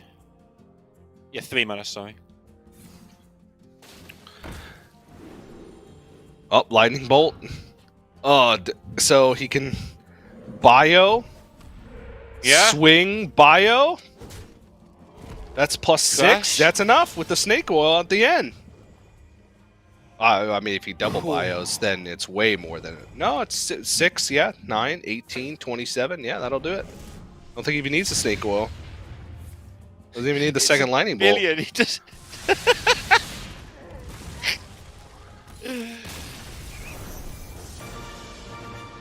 Nicely done. Oh my. Yeah. And sometimes you get in those situations, you're under pressure, no minions in hand, whatever. Wing it. You gotta wing it. You gotta fly by the seat of your pants and say, I'm gonna lose this game if I don't pop off next turn, so I'm gonna double flash and try to find it. Had no minions, no way to generate minions in hand the previous turn and at the start of the turn, but was able to find the command of Neptulon to generate some way to get enough spell damage to win the game. I mean, there's Turn the Tides, there's Neptulon, there's Feral Spirits, there's quite a lot in that box, so... Yeah. When you're under double flash, none of your cards cost anything. There was an emergency ancestral if he needed it. That may have been enough the way it went as well. Yeah. Only needed 2 minions in that instance too, right? So Turn the Tides could have done it with the totem up as well, because did end up having so much overkill there with both the snake oil and being able to go double bio. So he would have had +4 spell damage with just 2 minions on board, which would have been 24 damage, which was what he needed. You asked Was that what he needed? Plus Yeah, he Turn the needed Tides. 27. The Turn the Tides would have been the extra 3, so even Turn the Tides would have done it there. Feral Spirits, like you said, Command of Neptune, or Turn the Tides have all been enough. I don't know how much the good players calculate all that, and how much they just have played the deck so many times. They just know that it's going to be. You know, Well, yeah, I don't think he calculated it. It's a good chance it's there. Yeah, I think he just said, I need to do this and then find a way to win, or else I'm going to lose. All right, getting to see some Mage here. Mage versus Shaman. Throws away the 1-drop, looking for those 4s. Specifically Cold Case. The storm is in me.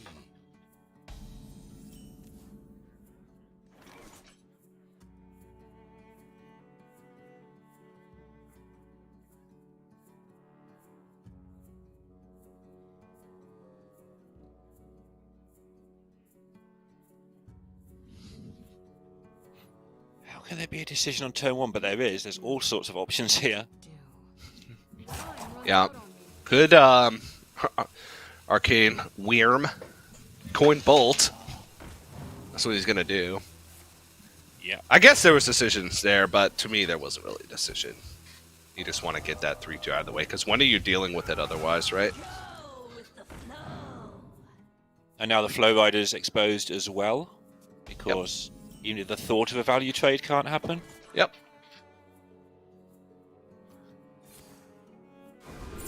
Doesn't want a keyboard because he's going to be playing 1-mana spells, and it's not tempo. Dose solves any problem. Picks up a 4 for the keyboard. Doesn't like it.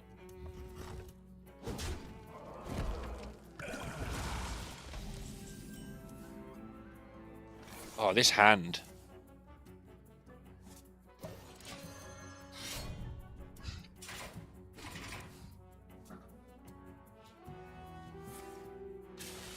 Yeah, I'm taking his time. He's got a lot of pop-off potential in a couple of turns. Obviously, that's what the deck does. It's no surprise. Yeah. For Hemlock, that with double elemental inspiration in hand, this kind of has to be a play towards those. It can be a hard card for Shaman to deal with if it's beefed up a little bit.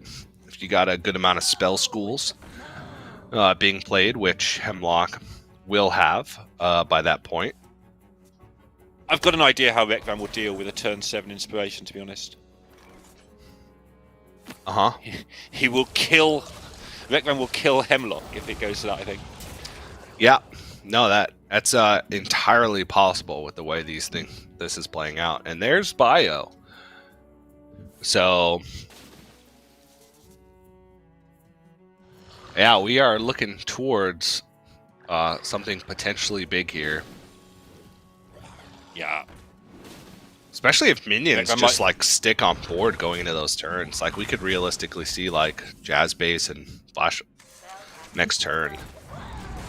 I think he's going to consider it now. This is what he wanted to do, right? Jazz Base and Flash. Let's see what he gets. Oh, another schooling? Could schooling Jazz Base Flash. He's not going to flash. Going to go one more turn, just to make sure to clear these things up.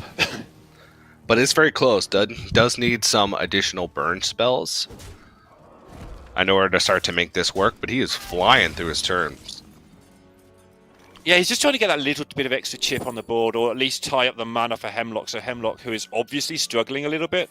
I don't know how obvious it is to Rekvan, but I think it probably is. This 2 damage could matter a lot. Weirdly. And the minion obviously matters a lot if you're going to try and pop off.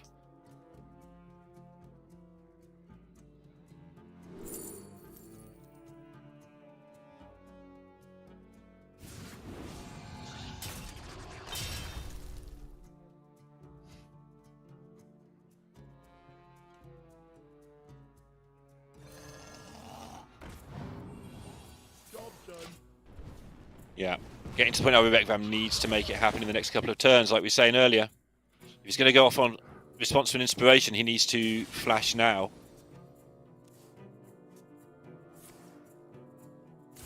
That's the plan. A lot double.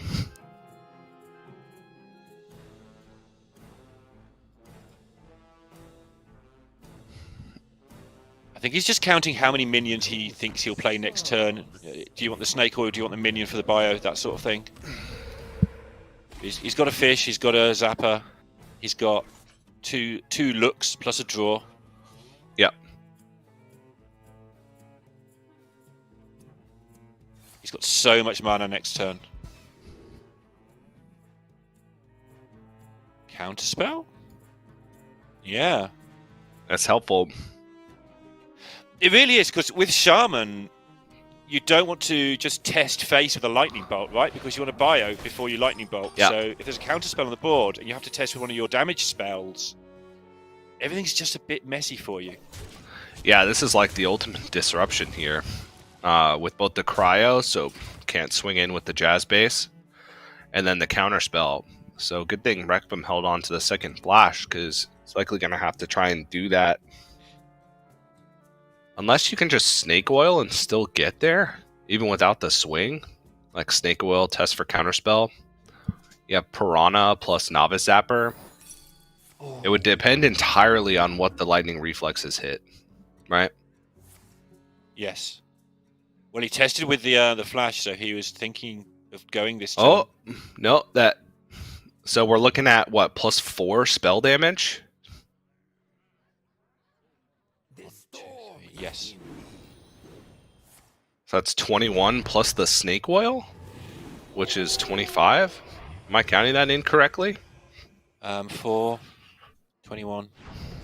I'm making 25 as well. It doesn't mean it is 25. Oh, he still had the second lightning reflexes. That was the first pick from the lightning reflexes. Okay.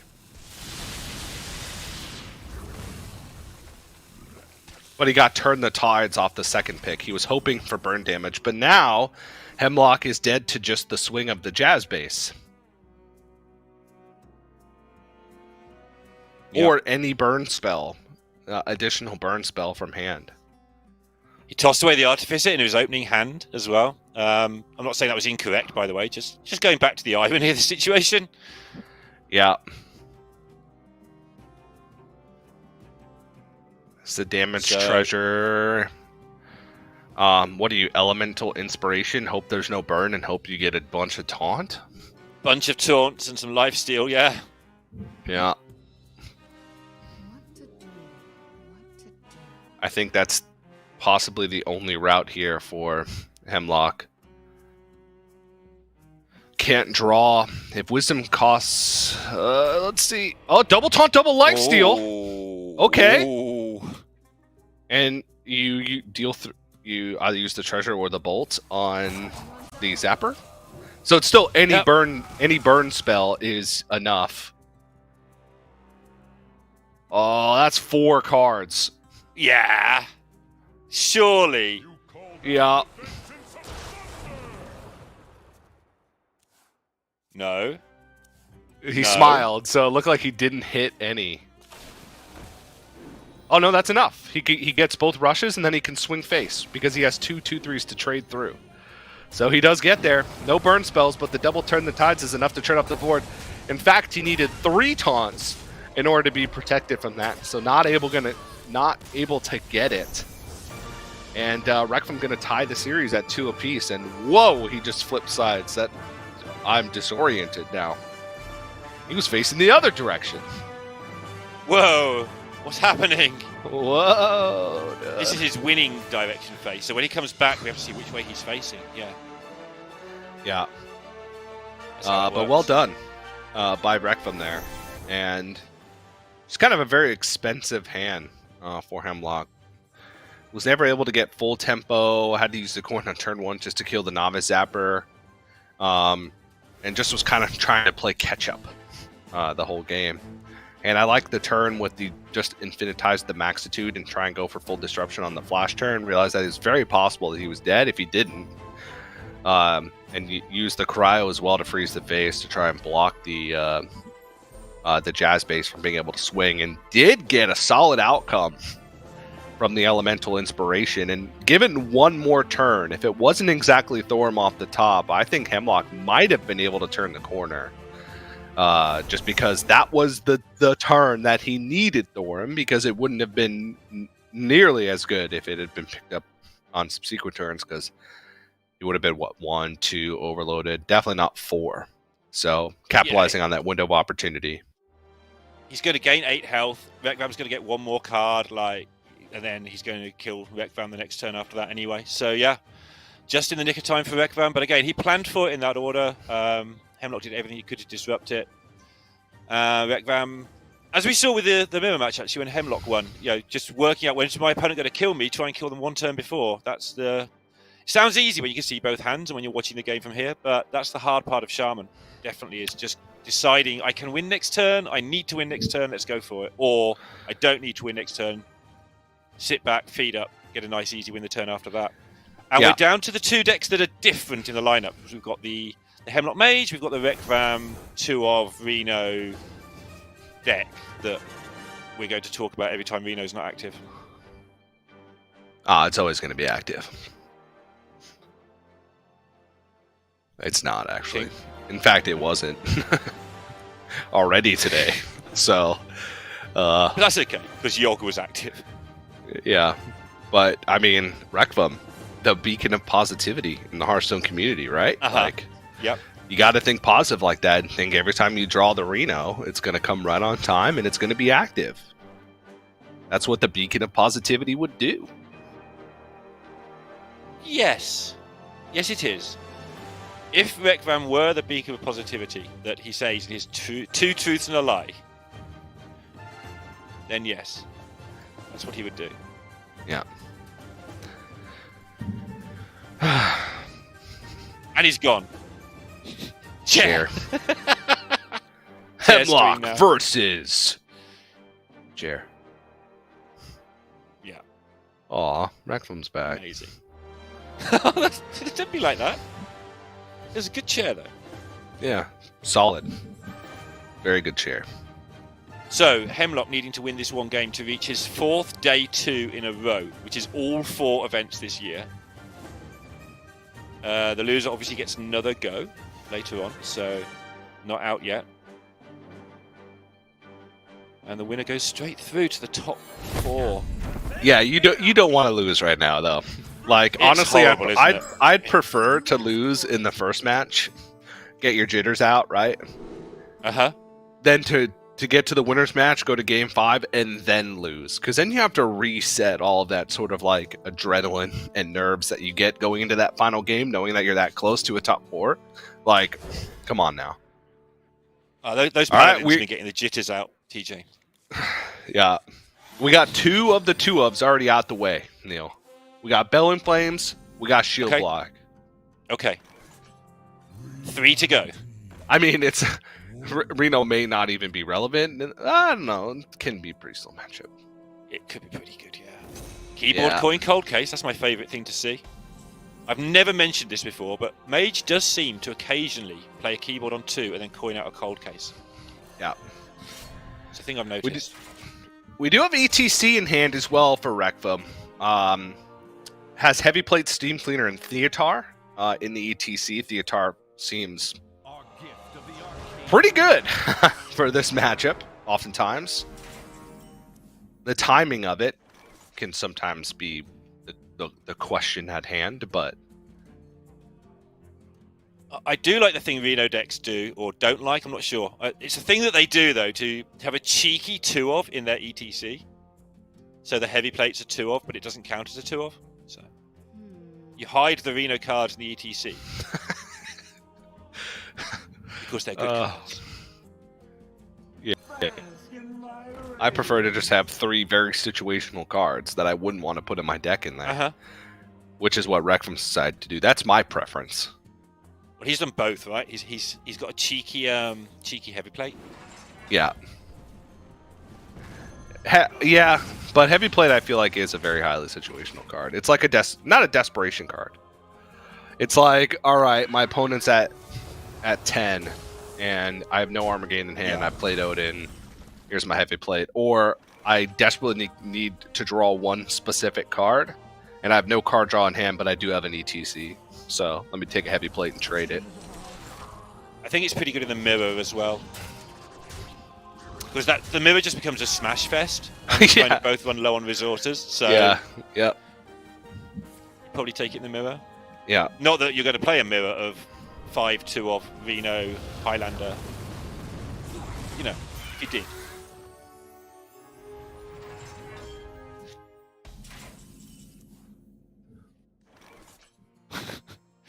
Reverberations, and you've got a fire spell in your hand. Sweet. I'm a fan.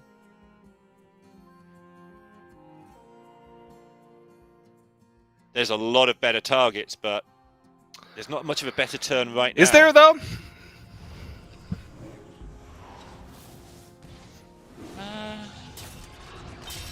guess there's not that many. I guess there's not. Like Khazgroth, maybe, but... Oh, yeah, there's no Yogg. Only the prison. Yeah. Okay, sure. Yeah, there's not that many better targets. Okay. Odin would just be to remove a big thing, right? It's just a removal spell for Odin at that point, because it doesn't give you any effect. Thori Balor is the only one that's going to have like this sort of residual effect on the game, I feel. So I think it might actually be the best target. Thori Balori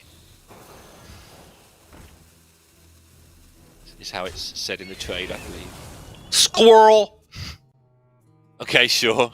You win. I pulled squirrel rank on you, so you got to concede the correct pronunciation. All right, Reno's in hand. How many 2-ups have we made it through so far in this game? Only 2. Well, oh no, 3. Yes. Yeah, because we've got the trial as well. So it's just the hammer and the blade storm remaining. Nice. Out of those 19 cards. Just needs to find it before the elemental inspiration, and then even then, you know, he might just want to use the blade storm instead. I don't think it really matters. It's just fun. All right. Prison time. Nothing else to do, right? Right. All right. Cool. Slug people end it, I think. It didn't die.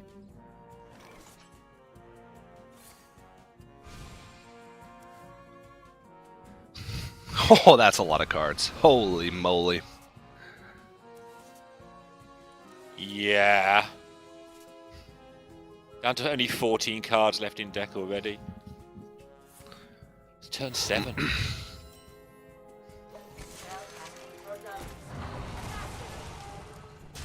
It has tempo too, which is just... Alright, it might be... I was going to say it might be time to start looking towards the ETC. Finding a minute to play it to get that Theatar to try and rip the Sith. Maybe.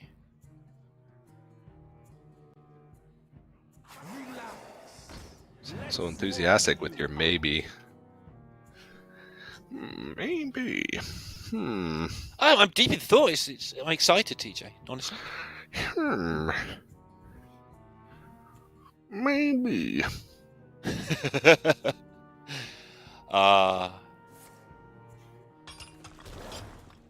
Yeah.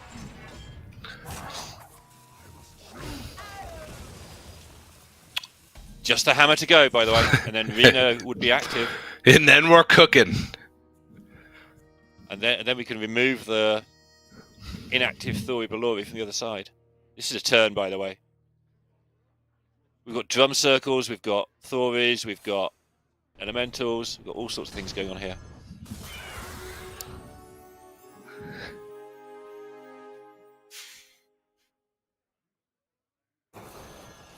Yeah, it's just a drum circle play. Just get nature in the pool. It's about as good as you can hope for. In terms of board, it's pretty good board. Yeah, there's also never going to be another time to play drum circle, because if you're Elemental's stick next turn, then kind of won anyway, so you might as well get something out of it now as well. It's Nice just turn. always active, Neil. Always active, yeah. Always active. Oh my god. It's just always active. Okay, one turn away from on curve. Fine. But it was perfect because it's come down before the elemental turn. It's like the perfect turn to use it to. For it to be Cold active. case, no. Elemental inspiration, no. Okay, I'll play some spells then. You talked me into it.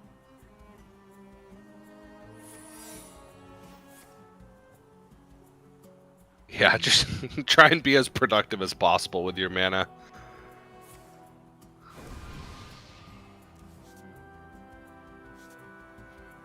Can we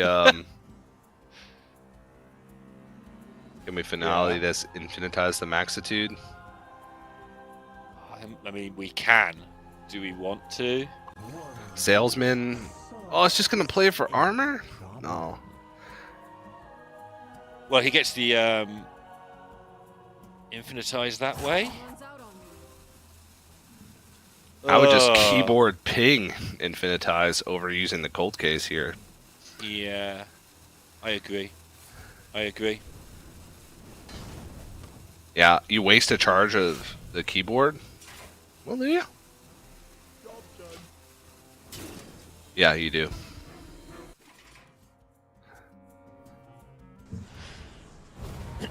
See if Rekvam can get a better Yogg this time. Just prison face. I mean, that's a perfect spell to play into objection.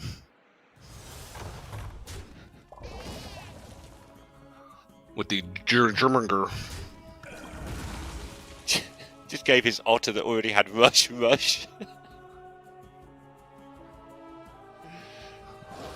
Germanger. Our gift of frost shields What is a Germonger anyway? It's just a giant worm. Huh. I remember Why don't back they just in call it giant the worm? the Sorry. Wrath of the Lich King expansion, or alternatively in World of Warcraft, Wrath of the Lich King Classic, out now, by the way. In that zone in the middle, I forgot the name of it. Bummer on me. There's many a roaming Germunger throughout the frozen tundras. What to Huh. do? What Yep. to do.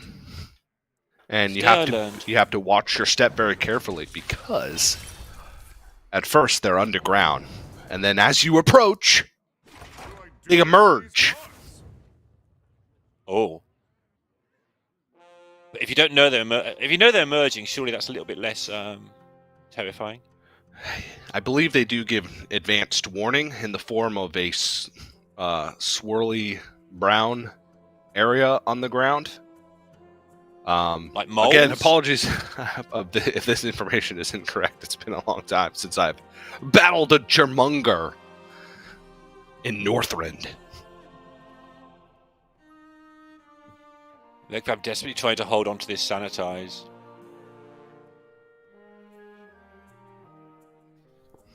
Trying to work out if he can keep some of his own board at the same time. I'm not ignoring you, TJ. Just thought I'd look at the Hearthstone for a minute. No, I was pretty much done. I'm out of information to give on the topic. Well, I feel enlightened now, so I appreciate it. I guess a lot glad. of these pauses for Rekvam now will be looking at the bottom of his deck as well. He's got this big Finley available to him to fetch an Odin at some point.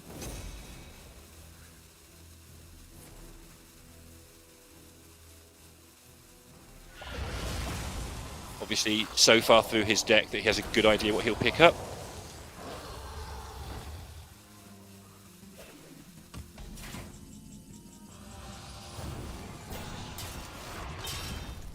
And they're back. Plays the 1-2 for the Bladestorm purposes. Costs some more mana at least to deal with then.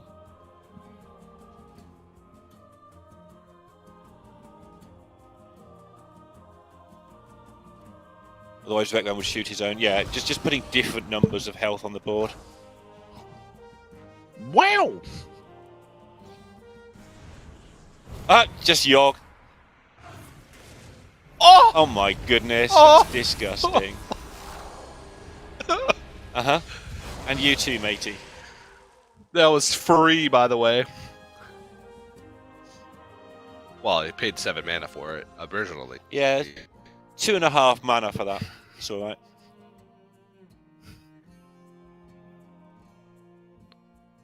I always want to just 14 them here. I don't know if you should, but I always want to. You should probably play the Elementals, really. I don't know.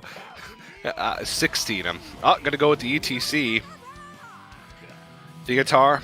No Sif right Look. now. Not there. But infinitize the maxitude. Yeah, Ooh, Reverb's actually- there as well. I could make a case for all of these. A discounted Yeah. reverb is pretty massive. Yeah, I think it's got to be discounted reverb, right? I think so. Yep. Otherwise, you're just dead to Sif for sure. You're probably dead to Sif in a lot of situations anyway. But if the reverb's there, you're just dead to it. Yeah.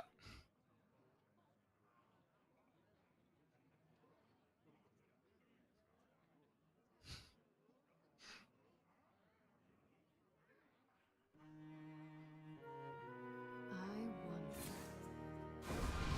So, Infinitize has kind of done its damage now as well. Nice though it would be to have another one. Take the middle one. What to do? What to do? This Blade Storm's disgusting though as well.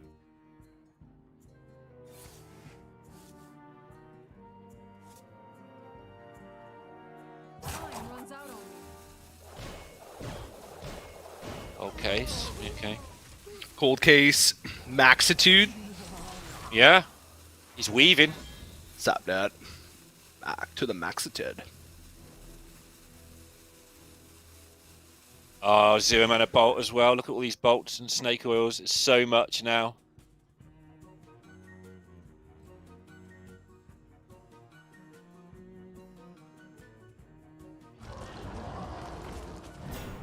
Yeah, Rek'Vam's just trying to get as much armor as he possibly can.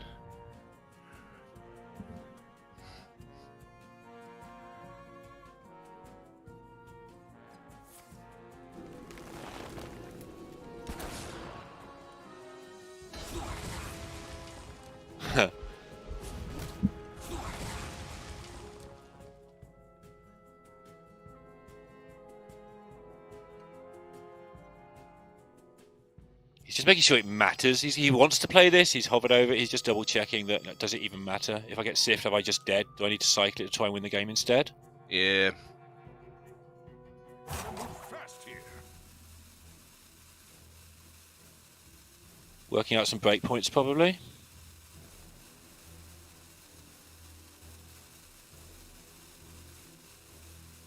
Which means he's got to estimate the number of bolts and things he thinks he's up against, which is always fun. So yeah, he's just if in doubt, get the extra 8 and hope it makes a Yep. breakpoint work. Because even though Theotar didn't see Sif, it's not a confirmation that Sif isn't there. Right. So Yeah, and Hemlock's drawn twice and cycled once, now twice since then as well. So yeah.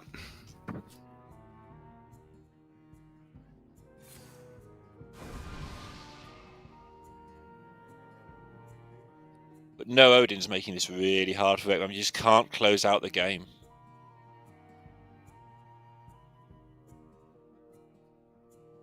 No minion for all these. Oh. Power chord. Just to get the keeper's strength played. Or Holy. And to get Yeah, I guess the keeper strength, sure, would also work, but another infinitize. we're not even hearing the wow. No, not even boop.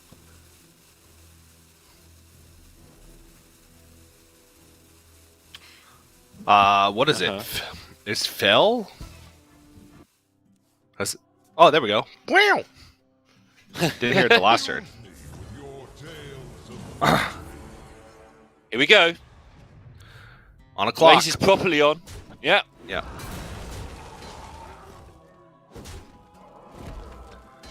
No armor gain left in the hand, however. There's Sif. We can't see the discoverers, so...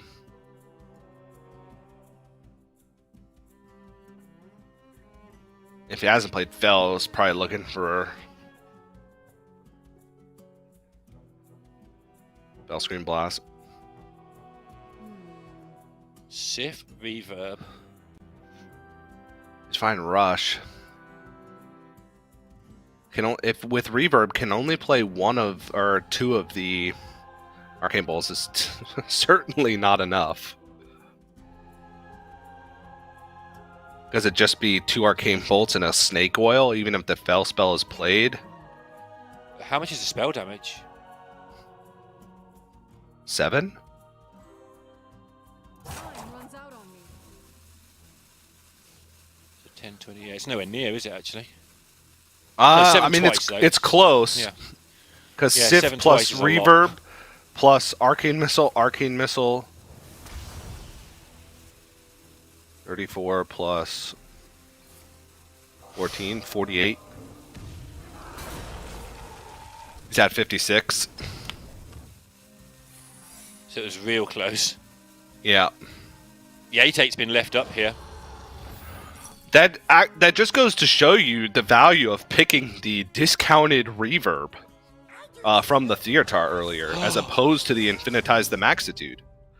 Because if that Reverb was discounted by 1 and both Arcane Bolts could have been fit in there, that was lethal. Look, I missed all of his armor spells here.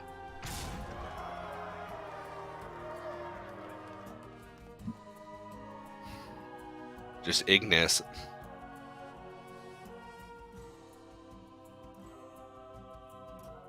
There was the plating left in the deck, I think, which is what he was probably looking for there. Which must be the other card, if it is. Because there's one card he didn't draw there. Then he can trade for it.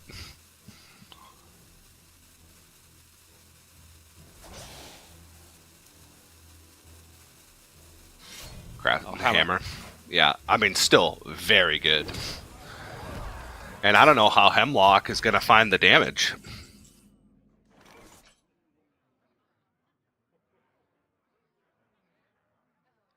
Is there a second Snake Oil in his deck? Hemlock has another... he's got both Salesmen, apparently. That can't be right. Yeah. There's a Prismatic Elemental. Oh, that's what it is, the Elemental. The new cards are buggy, I think, for me. So there's an Elemental. Can find it. So it'd have to be direct damage from Prismatic Elemental, but... He needs to not die right now. So Yeah, he's in gotta order play to the survive Artificer here. and stuff.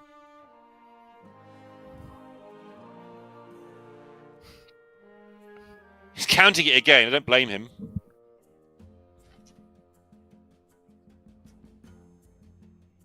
Time runs out on I believe he was, what, 6 or 8 damage off on the previous turn. Now it's even further, obviously. It's gonna, what is, Yeah. it's gonna Oh. reverb it?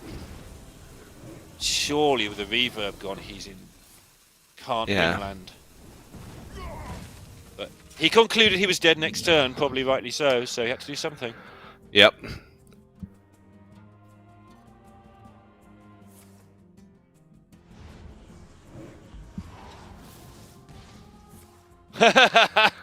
And you're Look, I'm just making more armor. yeah, you're when in doubt, just play the heavy plate. Actually, ended up being the difference, right? Yeah. So many small things end up being the difference. The take on the discounted reverb instead of the infinitize the maxitude. Check. 3 mana to spare. No Odin played. Heavy played anyway. Gain the armor. Check. I don't even know what you're looking for here. Moonbeam?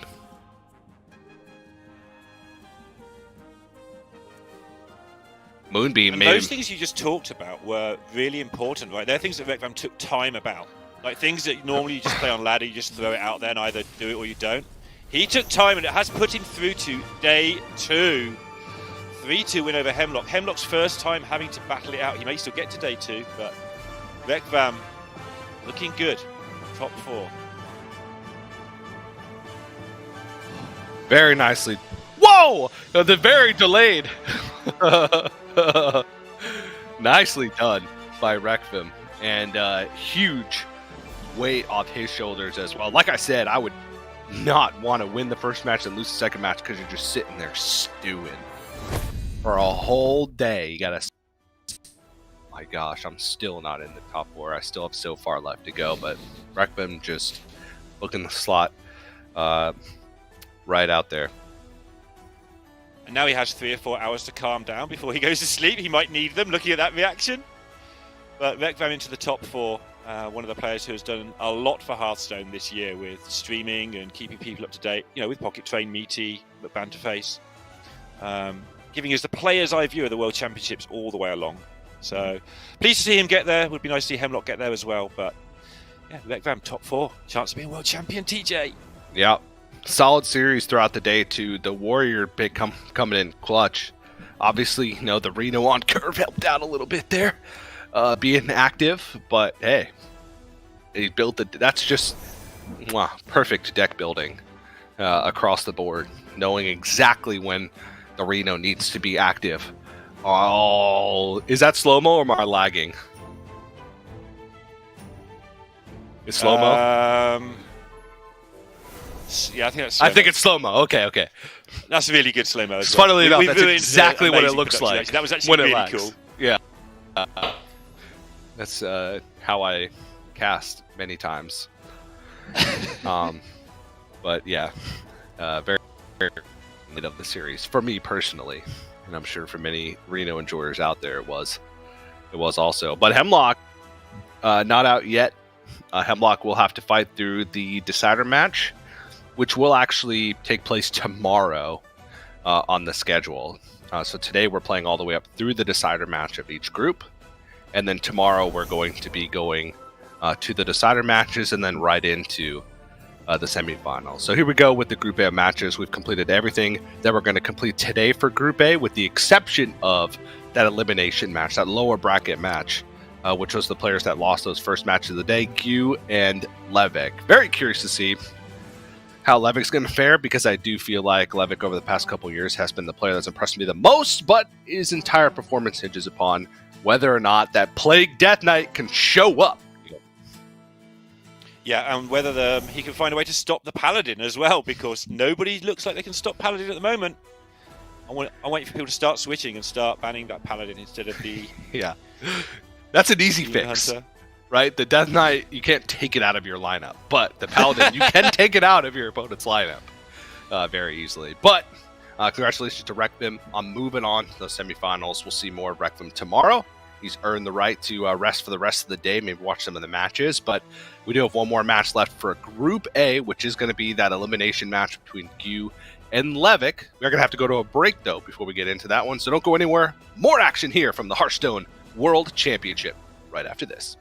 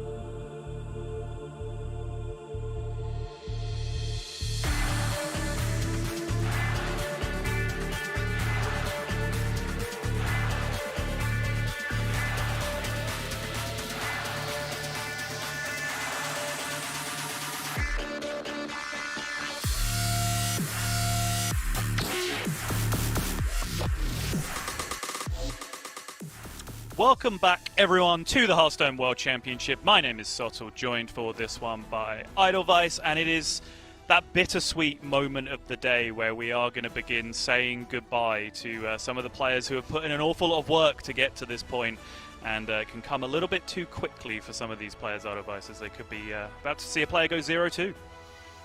Yeah, and I think of note is these two players are two of our previous champions. So, not only are we losing someone who has done a ton of grinding, put so much work into qualifying this year, but we only have 3 seasonal champions so far, and here with them facing off against each other, someone's not going to make day 2. And I think probably between you and I, we're sort of favoring Gyu in terms of moving on. I think so, yeah. Certainly the lineup did not look that powerful in the opening series. I kind of bigged it up. I know you've been a fan of it, or are a fan of it as well.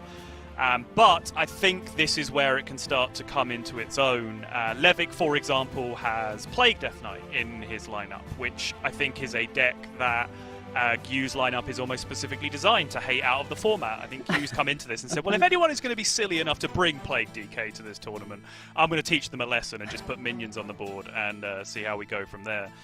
But you can see how these players got here in the end. Rekvam, who we just saw yelling something which was not fit to be repeated on broadcast into the camera as he booked his spot going through. His initial game was against Gyu, where perhaps the lineups weren't quite what Gyu was aiming for, but in fact it was Rekfam who I received a bit of intel saying that he wasn't particularly happy with how these lineups had panned out against each other in the opening game. Yeah, I'm a little surprised to hear that, because it does sort of feel like if you're the only control warrior player that you'd be happier being paired against the full aggro lineup. But yeah, as control warrior goes, there were some unique decisions made in that list as well. So I can understand some of the apprehension there. You're a fairly new addition to the full-time casting roster, but you're already getting the lingo down solid, like unique decisions. Yep, that's the way to put it. Big agree. We are looking at Nature Shaman though, because interesting getting your opinion on this. You probably heard me and Raven digging into it a little bit. Like, I feel like Nature Shaman is the deck that I'm just constantly saying should be a standout performer in every tournament, and then never quite is. Like, do you have a take on this? Yeah, I think it's definitely one of those decks that played to perfection can seem unbeatable, and certainly when you can ban away your worst matchup, you'd think you'd feel pretty strong bringing it to the tournament. But as you say, it hasn't ended up panning out that way, and maybe that's just because when you factor in that, okay, it's not just the pilot who is incredible, but also just everyone here at this event. Maybe it's the kind of thing where you can really capitalize on that edge on ladder, but it just doesn't translate as well into tournaments. Yeah, and I think that's a really great point to pick up on, because I think something that I'm guilty of as well is certain decks just become like decks that bad players play, right? But you forget that a good player can pick up that deck and is going to improve the win rate, and just by magic, Plague Death Knight appears on the screen. Now, I think this is worth talking about, because I do not think this is a good deck in any way, right? I will make no bones about that. However, I win so many games on ladder where my opponent goes like weapon on 1, coin hell yeah, against a deck that just plays for board in the early turns. That's not what you're supposed to do. You have to mulligan those cards away and play for cards that affect the board, because otherwise, like, you're playing bad Lights Justice into worse Chillwind Yeti over the course of the game, and you die immediately. So you have to be able to impact the board, and I think better players understand that they have to be mulliganing more aggressively to be able to answer board in certain matchups. Certainly, I think also on the converse of that, like, better players understand how hard you have to mulligan for getting two plagues in your opponent's deck against Highlander decks, because we're talking about this with Lorinda and Banter, where we watched Lorinda play on screen, which, with all credit to them, was at slightly lower ranks than me and Banter were used to playing at. And Lorinda was just playing active Renos on curve against Plague DK with Highlander decks. And we're like, this can't happen. This isn't possible. How do you make this happen? And sort of getting into this debate of like, yes, okay, Plague DK might have this reputation as a fairly linear, straightforward deck, and it exists to do kind of one thing in the meta and be up on Highlander decks. Levick's one of the best players in the world, so if there's any way that he will get an edge out of this, he's going to be the player to do it. That being said, this druid is not one of those Highlander lists. This druid is sort of tailor-made to just get a bunch of stats on board with this Take to the Skies, drawing specifically Splish Splash Whelps, and you really want to get that Topior down quickly. Well, double Whelp on 4 into Topior is pretty much exactly how you want to start things off if you're Gyu.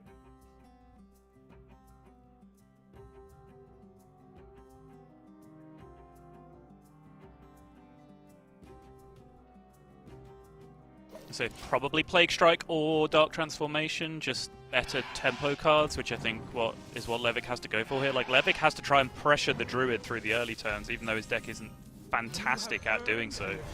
But you can see, like, this is kind of that curve. Like, Hell Yeah is the best card in the deck in a lot of situations, but remains to be seen how much of an impact those Plagues will have on this game in particular when this Druid is about to make a disgusting board fairly rapidly the way this game is going so far.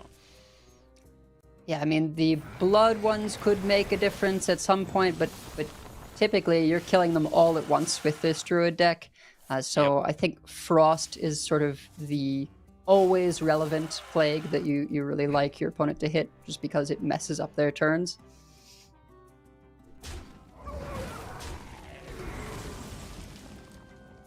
And I believe this is now number the 2. second game out of 2 for Gyu, where he has just gone ramp into Topior, just straight off the bat, like perfect Druid draws. Well, it's sort of designed to do that. Unlike most, which would keep Splish Splash Whelp to play on 2, you're not active most of the time with this version of the deck if you just keep a Splish Splash Whelp. So you really want to get to that Take to the Skies to draw you Whelp and another dragon. There's potential to miss and hit both of your expensive dragons and no Whelps, but most of the time you're going to hit at least one Whelp.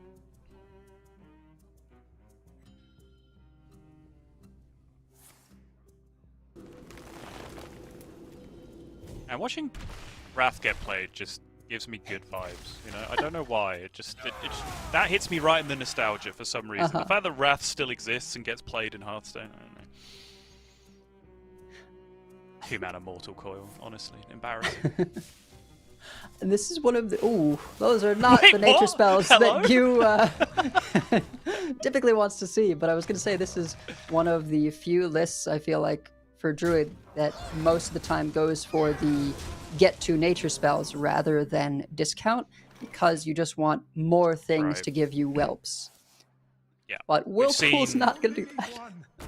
We've seen various things where it's like discounting like drum circle pieces like that, like getting quicker pop-off turns, even just discounting ramp, and then Fire Druid as well, where you have it to change the dynamic of odd cards to even or even cards to odd, depending on what you need on any given turn. So used as the discount much more frequently, I would say, at high-level Hearthstone, so you're absolutely right.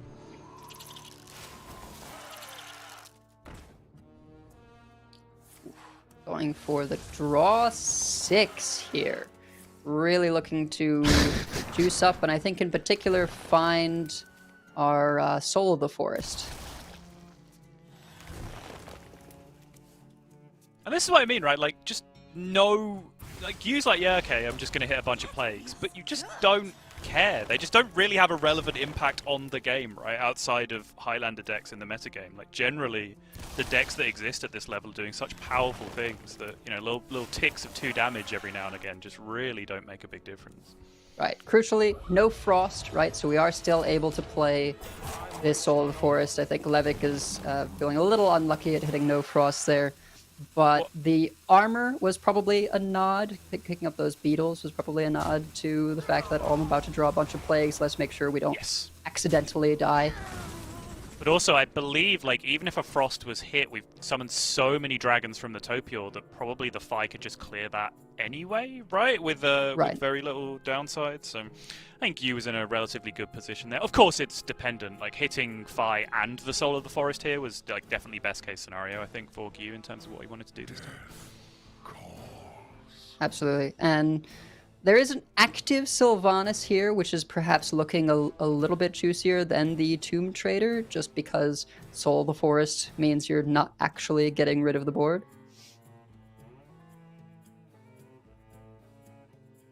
You're looking at Coin Primus instead? Or perhaps coin hero power, you steal the big taunt. Oh, It's going to munch it. yeah, I suppose so. okay.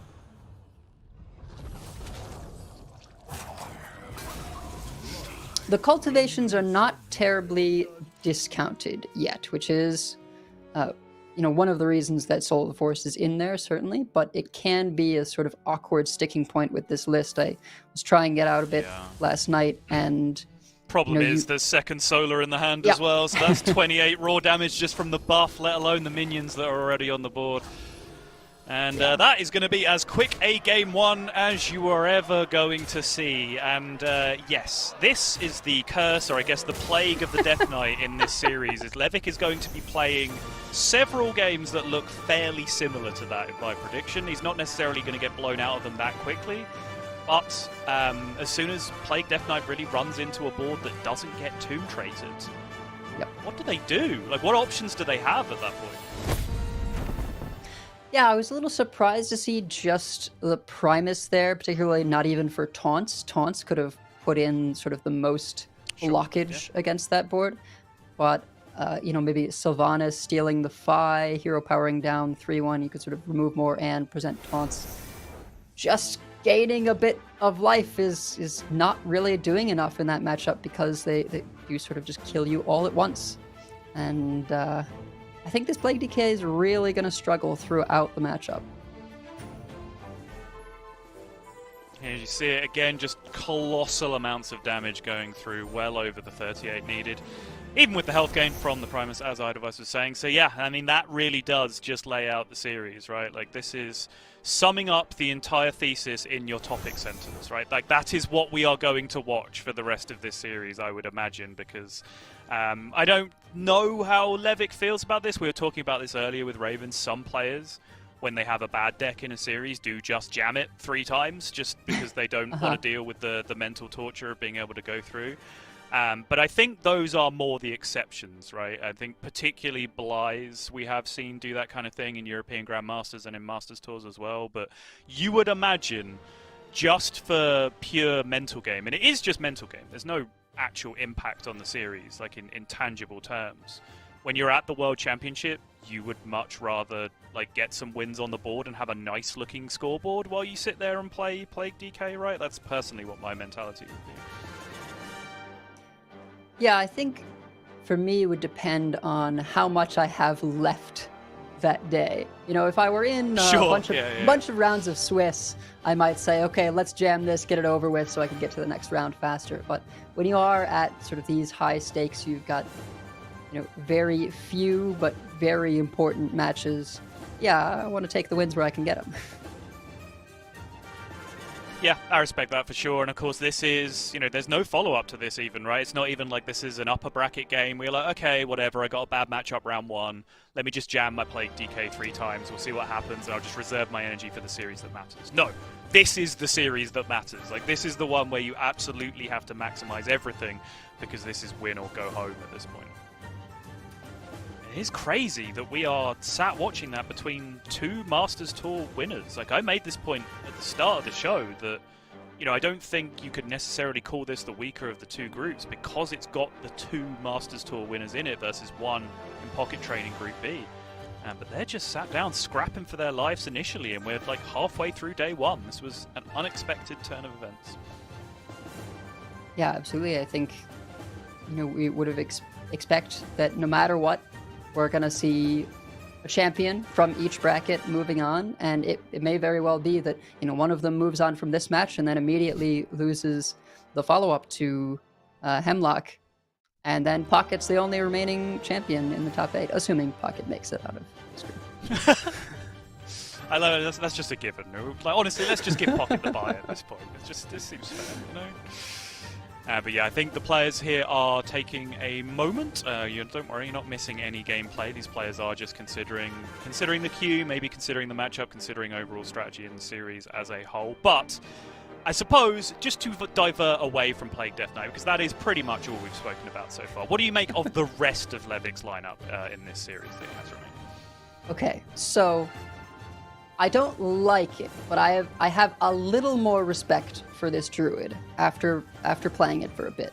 because there is an element of we'll say sort of mad genius in its construction, which is that Druid, obviously known very much for drawing cards, and I think while it seems crazy to have this many duplicates, there is this hyper focus on early defense, and something that you can actually do to get your Highlander cards active and have copies of all your very big threats is when you get to a certain point where your hand is about as many cards as your remaining deck, you can play Fizzle, so you get a snapshot of all those juicy cards in hand, and then play Finley to swap your hand with your deck.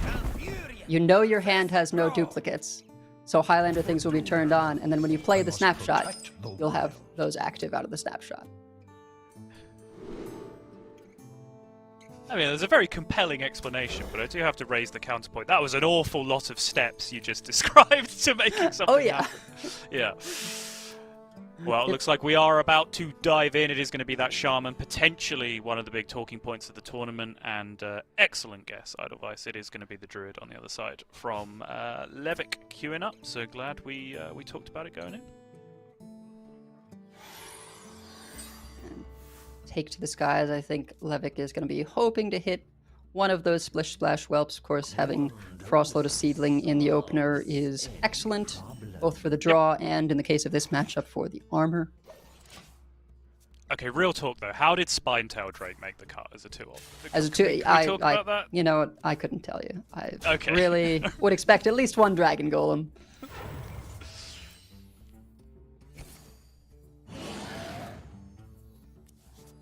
Nice. Just gonna double ramp the Whelp right now. Sure. Yeah, sure, I like it. Curves into 4. Yeah, don't see why not. If you top deck another dragon, you can play double 4s. I think you likely will anyway, right? Regardless of the activation or not. Sure. Yeah, don't need the 5 damage. That's And there it perfect is. though. Yep. Sorry, we should take this as a given. It's a Highlander deck with like 7 2-ofs in it. More than, hang on, how many are there? There's 10? There's 10 2-ofs There's in 10 this deck. 2-ofs. Okay. So of course you're going to draw perfectly when you build your deck like that, right? Like that is just a given. That's how Hearthstone works. We all know. Yes, at this point, there's the Cactus card remaining. There's Whittlebloom Seedsman still. It's quite a few to look out for. Mm-hmm.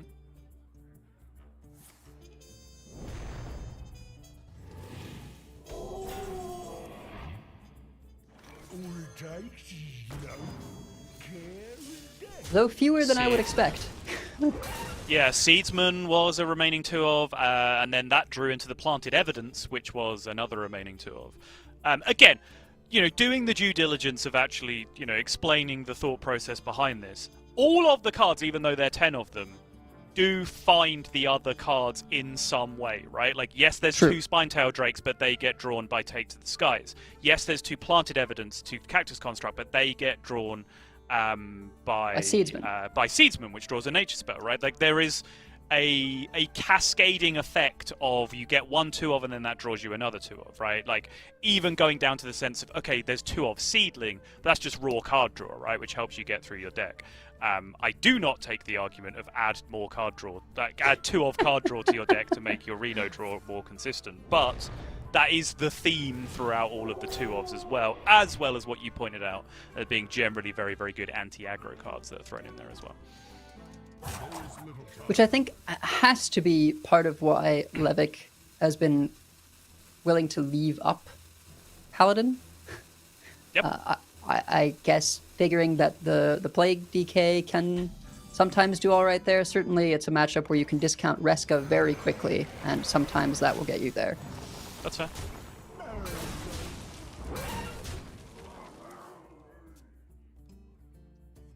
But we'll have to see if this Reno is ever active in time to make the play that you were talking about, right? To just do it for the showdown effect. Right. Yeah, it's definitely something that you do have to watch out for, particularly if it lines up. If your opponent actually signals, like if they play the flash, I think it's something that you do have to very, very seriously think about. Just limit them to that one board space, even if it has no real other impact on the game. Yeah, Levick got to get there first, for sure. And right now, Q has bigger problems to solve, because just a great deal of pressure coming at him right now. Yeah, Lightning Storm in hand, but no ability to play that alongside the base, and you'd like to be getting this base down as soon as you can, as you sort of have a limited window to try and win here, knowing that there's going to be 3/3 spawned off of every nature spell from here on out. Yeah, I think if Yu wants to look at the situation and take an optimist's line, you'd be like, okay, well, they're low on cards right now, right? So that's kind of my big hope, is that they don't necessarily hit any card draw. But we can see that there has been that Frost Lotus that has been kept since the beginning of the game, which should get that card draw rolling nice and quickly. Thorim, big pickup.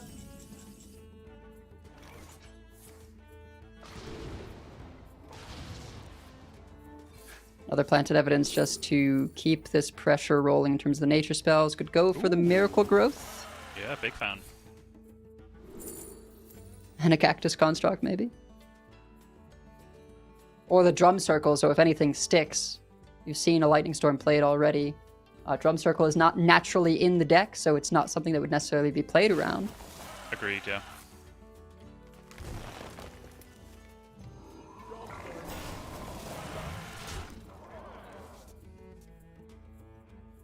Does just make this board represent lethal now. You know, your opponent is too overloaded to play Golganeth as well, which would be the best turn here to be able to prevent that lethal, just in a vacuum, even though you would be failing to draw the 3 cards off it, which is your primary goal with this deck most of the time.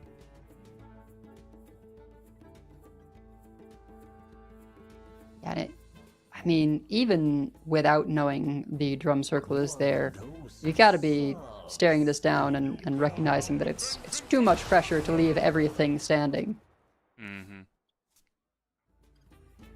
At this point, no ability to crash. I think it's just going to be Lightning Bolt the 5/2?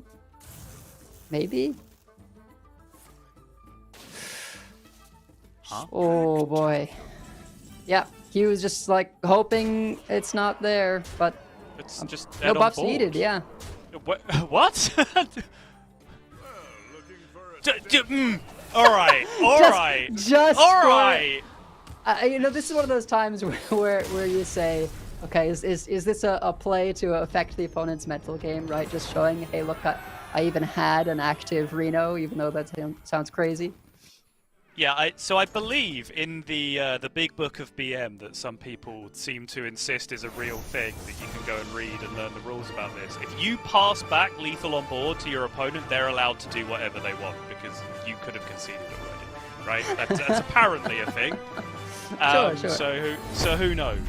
In the end, it's nonsense, and you should all go to a fighting game tournament and see how long you last if someone emoting you is toxic. Yeah. But. Anyway, I think Levick really knows that the debate will be raging about this active Reno, right? So I think, honestly, Yes. if that was anything, it was, hey, check out my active Reno with 9 mana, and I've ramped this game, right? So With 12 cards left in deck, yeah. Yeah, exactly. 10 2-ofs. And, it's a point that is worth making, right? Because you can do the raw maths, and we've done this. As a community, we've done this over and over about how many cards on average do you have to draw with 1 2-of in your deck, with 2 2-ofs in your deck, with 3 2-ofs on your deck to actually have an active Reno or an active whatever your payoff card ends up being. That maths does not apply raw to this deck that Levick is playing because of the fact that each 2-of begets another 2-of and the way they chain into each other through the deck. So I think Levick certainly has a point to be made there of like, hey, look, like this isn't an accident. This will keep happening. I'll keep playing active Reno on curve every time it happens until you accept the point that my deck building is genius. But I think he still has a little way to go before I'm willing to take the L on this one. Well, and certainly a little ways to go in terms of having to get out of the lower side of this Group A. And it's not just the Druid that we have reservations about, right? No, absolutely not. Like in fact, I think Well, yeah, I guess Naga Demon Hunter I'm generally more okay with overall, and Paladin is Paladin, right? Like, we were extremely confident that we were going to be seeing ubiquitous Paladin throughout this tournament. In fact, if anything that's surprising, is the amount of actually Paladin we've seen being played, like left up in true. series. I Yes. almost said this in the intro. I had this as an idea for a bit in the intro of just like welcoming everyone into a nice, warm and safe Paladin-free zone where they could be away from the terrors of Paladin because it would be banned in every series. And if you're traumatized by what's happening to you by Paladins on ladder, then come to the World Championships. It's safe here. I'm really glad I didn't do that because that has not been the case at all. Because then immediately we have a match where a countess just discovers combo kill. Yes. Yes. Stop me now. Very nicely executed, though, I will say. The decision to play 0 cards and burn a card after that Countess hit and then just go for the full board swing was very, very nicely done. And worth mentioning as well, that basically the Paladin passed the first 6 turns of the game in that game as well and ended up winning. So it was hardly a nuts draw. But meanwhile, here we go. Paladin against Plague, DK. We've got the Tomb Traders. We just need actually some plagues. Yes. And also not to have 50 mana's worth of card in our opening hand. 49! We're making progress. You know, I think in the optimal scenarios, what I find about Plague DK is people get a little too hyper-focused on plagues as the win condition. And Yes. when I have played it and seen it played, a lot of times it is far more about having the plagues as activators, right? Because Tomb Trader is such a great tempo swing, and Chain Guardian is an incredible card both for swinging board and for pressure because it's challenging to clear with the Reborn. Agreed. 100% agree. That is a huge pickup off the top. At least just have something to spend some mana, and that is huge. It's not now the Tomb Traders aren't going to be active on curve. It's going to make the next turn or two just a tiny bit awkward. But if Levick went 1 or 2 more turns without finding an actual plague to shuffle into the deck, I think he would have been absolutely cooked here. Yeah, definitely. But if... Ooh, that's going to be a painful plague to shuffle in. But you got to do it. Softening up this board in preparation for the Tomb Trader that is almost certainly coming down next turn. Getting that second excavate. Draw it. Oh. Sorry, it's very cruel. I just want Plague DKs to suffer. Does that make me a bad person, even if it's at the World Championship? I guess it does. I mean, I think you're not the only player out there, but when it's between Plague DK and Paladin, you know... True, yeah, okay. There's no such thing as the lesser of two evils in this match.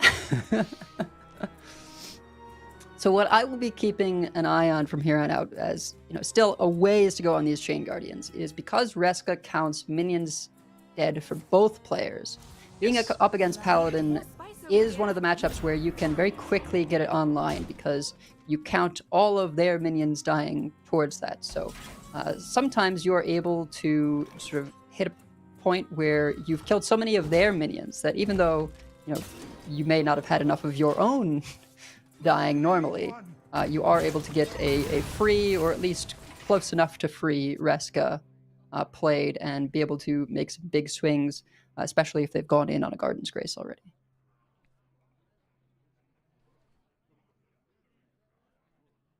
Reporting for duty. Is the Hammer of Wrath going to get used here? It looks, no. Imagine you'd be starting with it. No, just going to go full out committal to the board, which you absolutely have to respect sight unseen, but with the gift of caster vision, we can see this is going to get absolutely blown out, and this is going to make this game a lot closer than it looked like it was going to be 2 or 3 turns ago. There is still the coin Countess, and you've got a bit of leeway here as the Paladin. Yes, you're facing down 10 damage, but being able to go coin Countess into 3 invitations could just give us another one of those big swings. Yeah, the problem is that Levick has, successfully killed 8 or so minions over the last 2 turns with those 2 AoEs, so now, unless the invitation minions really affect the board rapidly and immediately, that rescue you were just talking about starts to have a pretty significant impact on this game. It's true, but also, you know, if they just kill from hand like we saw before. Yes. Oh, yes. And, of course, Prismatic Beam is a factor here. I think Levick is keeping that in mind as he's scaling back the board a bit so that those aren't going to be too inexpensive for you to play. It's such a frustrating experience, right? Being like, okay, well, I have to play minions to pressure my opponent and not give them infinite time. But at the same time, every minion I play just makes their life better. Like, it's not really a nice scenario to be in. And not the greatest hits here, but you can take just one of the bigger ones and actually wait on the other invitations if you want to just play a Keeper Strength for the clear. Yeah, I don't mind that at all. The other plan, of course, would just be to hope for some damage, try and find that Alakir or something from one of the other invitations, and then just allow the board to be wide and leverage that with the Prismatics.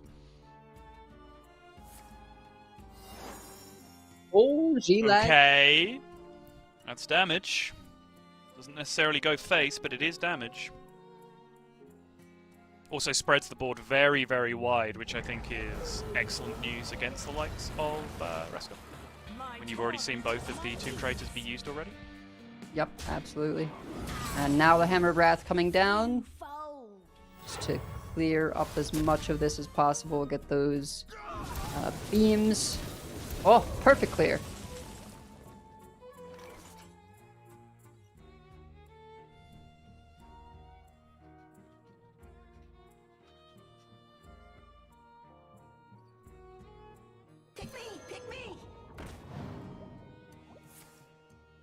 Extra excavate here is a little dirty, meaning that Skeleton Crew can actually get a free rat. So here we get to see that Reska and then immediately reviving it.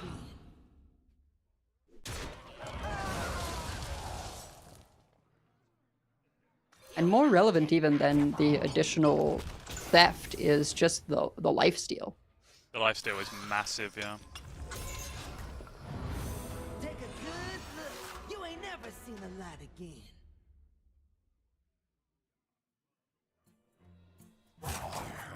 This is where double prismatic can really come into things, though. Nice and cheap now. Yep. Take a good look. You ain't never seen a lot. And I wonder here whether Levick plays the mole or holds on to it. Yeah. We're through playing mole around. And sit Right. even. Okay. Wow. Okay. Sure.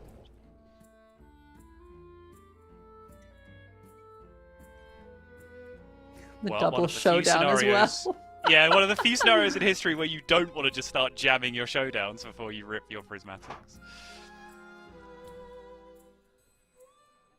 I mean, why not? You know both traders have been used. You can play the first prismatic, then showdown, to refill the board. Yeah, For sure. Yep.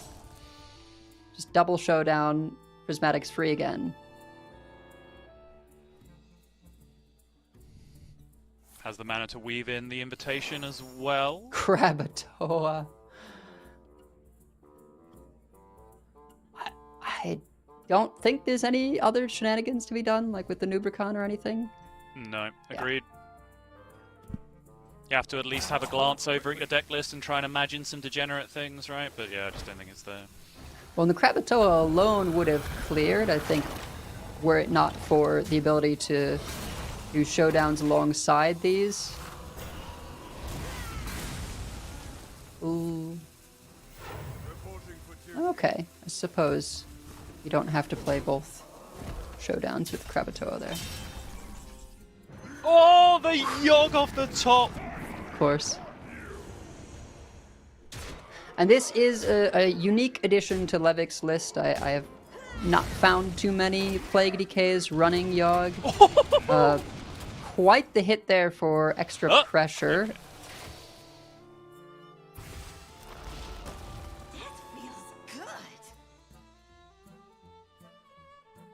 So this is where keeping that additional showdown can be kind of nice, right? You could potentially clear up, a larger minion alongside the Keeper Strength, but with Jitterbug, you could also just Jitterbug Keeper Strength, and that's good enough. Yeah. I think that is probably the way he will end up going, just because it drops a card draw on the board nice and easy, clears the board, threatens lethal more or less, with potential draws off the top for additional buffs, Garden's Grace or whatever off the top.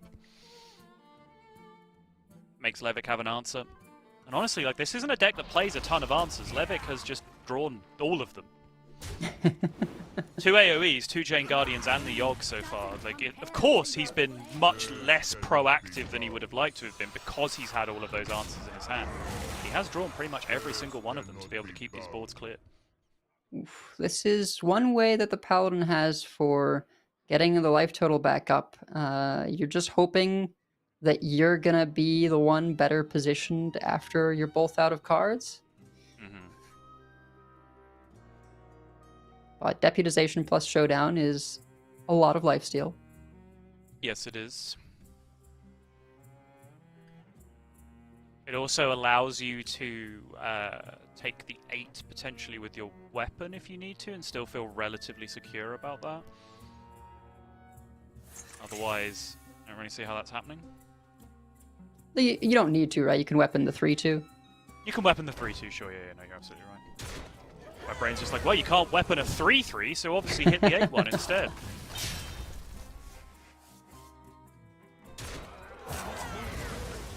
Yep, and then hand to make this live, and we might even see then the Regis Protector come down on the Deputization side to steal the buff back. Yep. Keeper Strength again, but no Garden's Graces whatsoever this game, and this is the difference between when we had Ord in the Court. Not that it would matter against an enemy that reshuffles your deck, but not being able to order into guaranteed all your threats, such as potential Amitus, right, for refill, means you are a little more susceptible to running out of cards. Wow, Levick itching Chain Guardian number 2. Oh, are you joking? Well, there's the card differential. It's just a matter of not dying to this board here. And the Excavates have restarted, so we're back on 1s. Perfect 1 pickup there.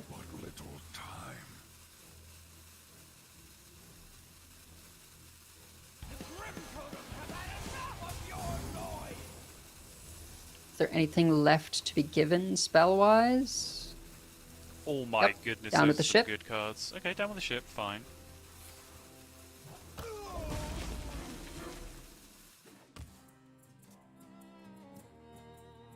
Yeah, saves the minion, because of course trading into the shield and shooting the shield would just heal you for extra, and then move the 4/1 down the chain, essentially, so you wouldn't actually take any additional power off the board by doing it that way.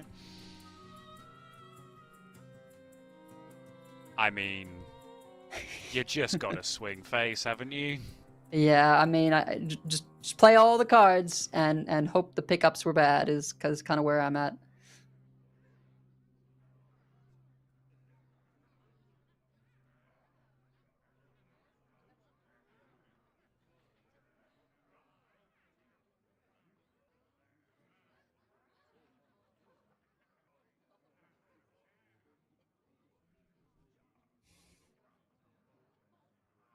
One of the nice things about Deputization Aura is it makes whatever you have pretty big to go alongside Keeper Strength.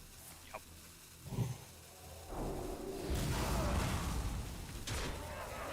I suppose you don't have to play the down with the ship just yet. No, it doesn't even give you a lethal outright, so not even the smallest one. Might as well hold on to it for now. Has to be taunts, yeah. Both Keepers, Strength Seen, and both beams.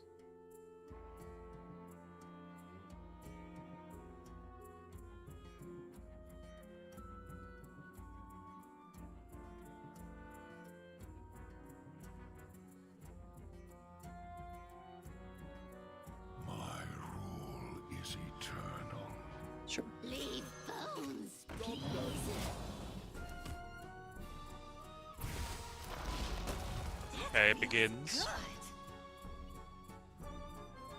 Ooh. Here's a lot of stuff, but there's still no way of clearing this Primus. I think the biggest hit here would be getting Jitterbug. Yes. And there it is. Very Yeah, notably, at least now can draw towards Amatus, right? Which is probably Right. the biggest out at this point. Garden's Grace. Were there an ability for anything to connect this turn?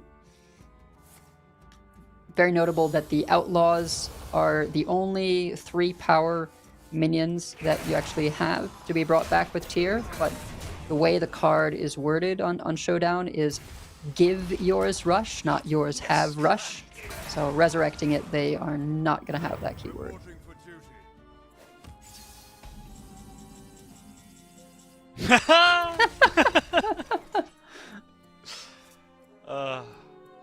How many has Gyu drawn? Like 3 so far this game? That is pretty good, but the mana tax makes things a bit awkward.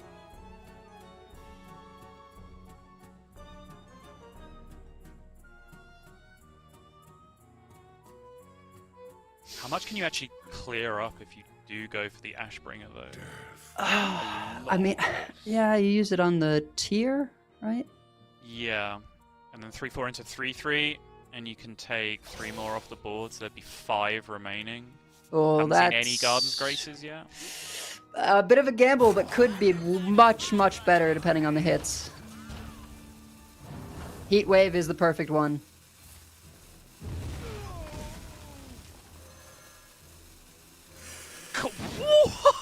Gotta move fast. Yep, okay, that'll take care of the tier. That's a full clear. And you even get to equip the weapon and swing.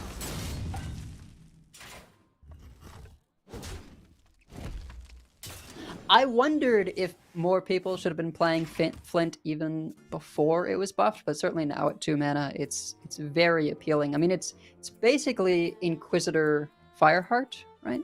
Yes. Yeah. Yeah. Okay. Just 4 quick draw cards. Sure. Yeah.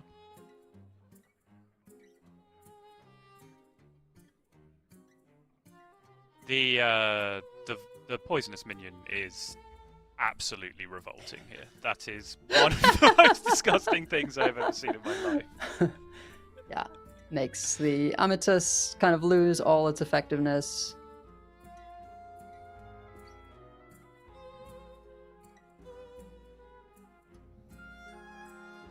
Levick just starting to chuckle to himself. I think he understands how well that turn went for him just towards the end.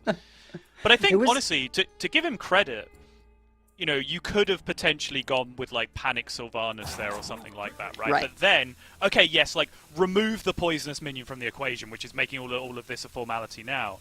But I think Levick understands, 8 cards left remaining in deck from Gyu. He's just drawn a bunch of new cards on the previous turn. He knows that the Titan is still a problem that he may have to deal with over the course of this game. And by maintaining this Sylvanas in hand, he just has a very, very easy way to do that. Yeah, Q going for just the draw here, as he knows he's behind on cards. But this is the 3rd activation of the Primus, not something you get to see terribly often. Nope. And I could honestly just Sylvanas the Titan. Don't even need to poison it. Off your own board. Agree. Yep, and that's it. Yep. Levick head in hands, but he has got out of this one just by the skin of his teeth. An incredibly close game coming down to the wire. Both decks, I would say, somewhat suboptimal with their draws. Like we saw Levick sat with double Tomb Traitor, double Rush, and the Rexer in the opening hand. Just an infinite amount of mana in the opening hand, but then double Prismatic Beam 7-drop in Q's hand as well. Didn't really have the smoothest opening curve, although was at least able to play something on each of the opening turns.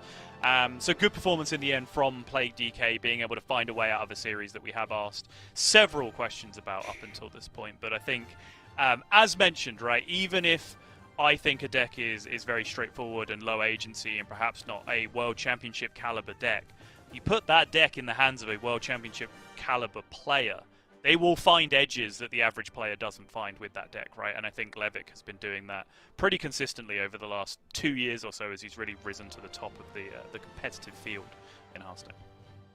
And when you consider, the ban selection, we feel like Paladin can be an auto ban, but obviously Levick will have, done the work thinking in terms of, okay, what's actually worse for me to face. And Rogue, sometimes it feels like there's nothing you can do. I think particularly for that Plague DK, if they make a stealth minion early on and just scale it to an absurd size with Wind Fury, it really takes away your agency a lot more than the Paladin is capable of. Paladin, you kind of know what to expect on various turns and can sort of mulligan and play around that. But the Mech Rogue, it really sometimes feels like, all right, well, that was a game of Hearthstone that ended on turn 4, turn 5.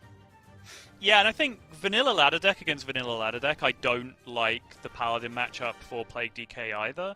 But when you look at some of the additions in this deck from Levick, like the Yogg being in there, the Sylvanas being in there, which isn't, a guarantee in the ladder version as well, these are tools that are extremely good against Paladin.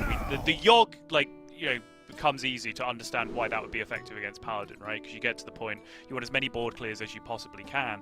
But I think the Sylvanas is just such a smart addition against Paladin, because if you play against the deck enough times, you notice these patterns where you clear their board a couple of times, they clear your board a couple of times because they also have incredible AoE in their deck.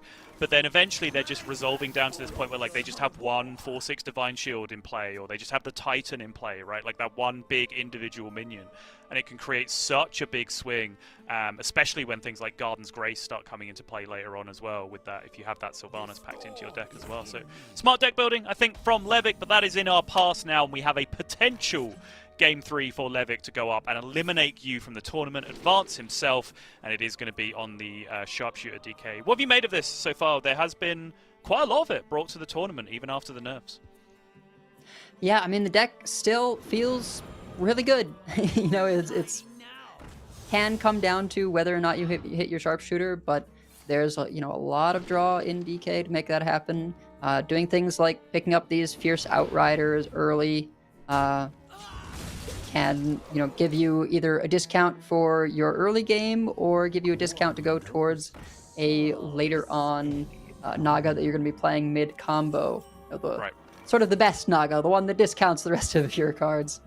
And I think was at first a little bit surprising to see just so much of it in people's lineups, but having played it a bit myself now and saying like, oh, you can sometimes just run away with the game and win turn 5, turn 6, makes a lot of sense to me. And here in lieu of a Naga, Levick just goes for as big a board as possible, forcing you to have some kind of response.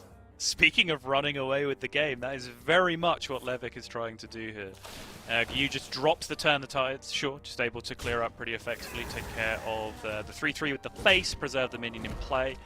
If he needs additional answers to this in future, he can just rip the Lightning Reflexes, look for a Storm or an Altered Chord, something along those lines, even another Turn the Tides, if the board gets rebuilt. But it looks like the board is not getting rebuilt. Yeah, and this is one of those games where it's looking like potentially, okay, you made the best with what you had, but if you don't draw Sharpshooter Naga or the Sigil soon, I mean, that's just it, right? You can't just Hero Power pass for a few turns in a row and expect things to be okay. Yeah, absolutely.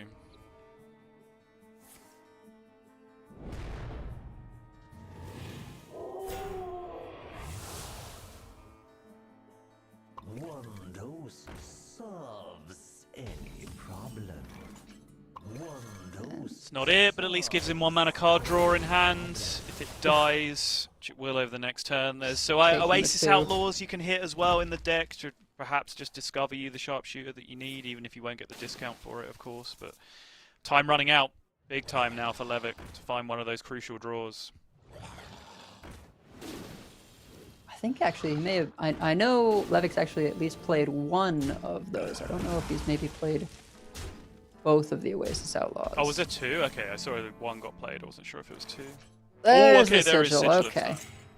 that. And I think it's very important to note that Levic could have been using, Dispose to clear earlier, either to keep the the Visage Slither Spear alive or just to clear off one of the taunts, but having to shuffle a card that is not one of the cards you desperately need is not something you want to be doing. So even though it's just slight differences in probability, holding on to those Dispose of Evidence to give himself the best odds of finding the very specific cards that he needs. Really? Starting with schooling, okay. Personally, I wanted to start with lightning reflexes and look for 5/4 rushes this turn as a matter of priority, and then if you don't hit that, you can then go for the fish. Sure. Oh, I think that changes things, right? Yeah, I mean, 1 extra fish or double lightning reflexes for 0 mana next turn. I know what side of that argument I'm coming down on. It's not a lot of damage you need to find, right?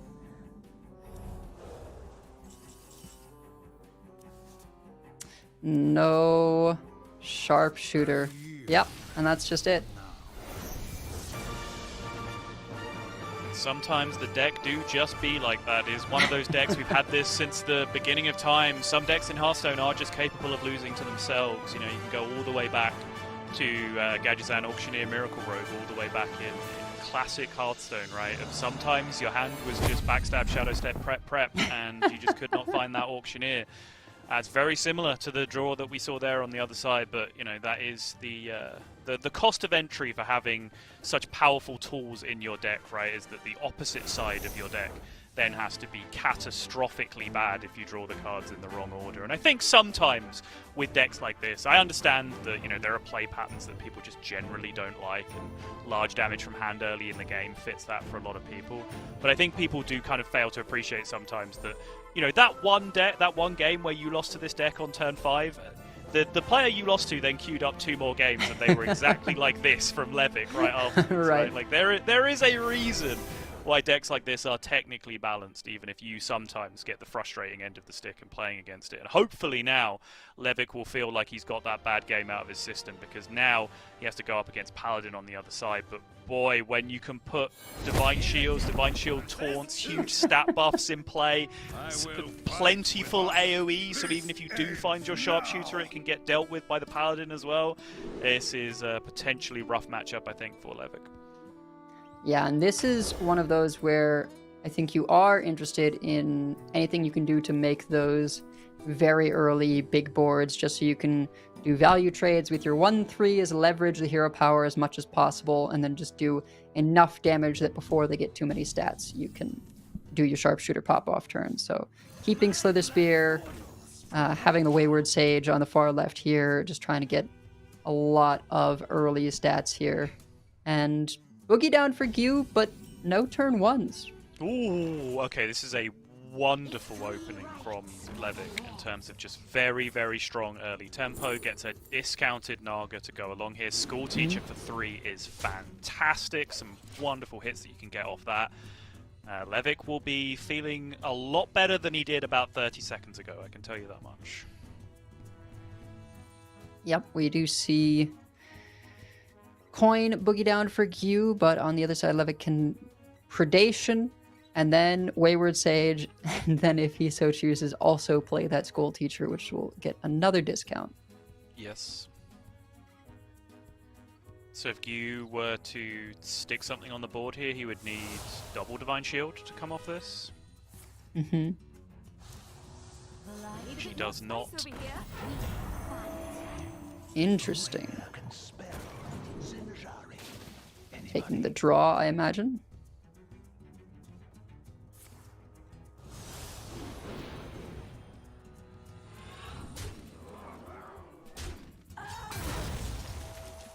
So I think this is a nod to the fact that if Levic top decks a sharpshooter, having a 1-mana Wayward Sage is an excellent way to start things off.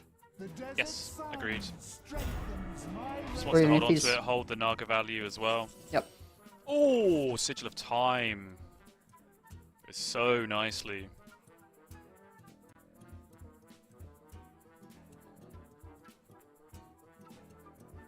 The tightrope that has to be walked here is like how much damage can Levick push without Q feeling the need to show down Deputization Aura.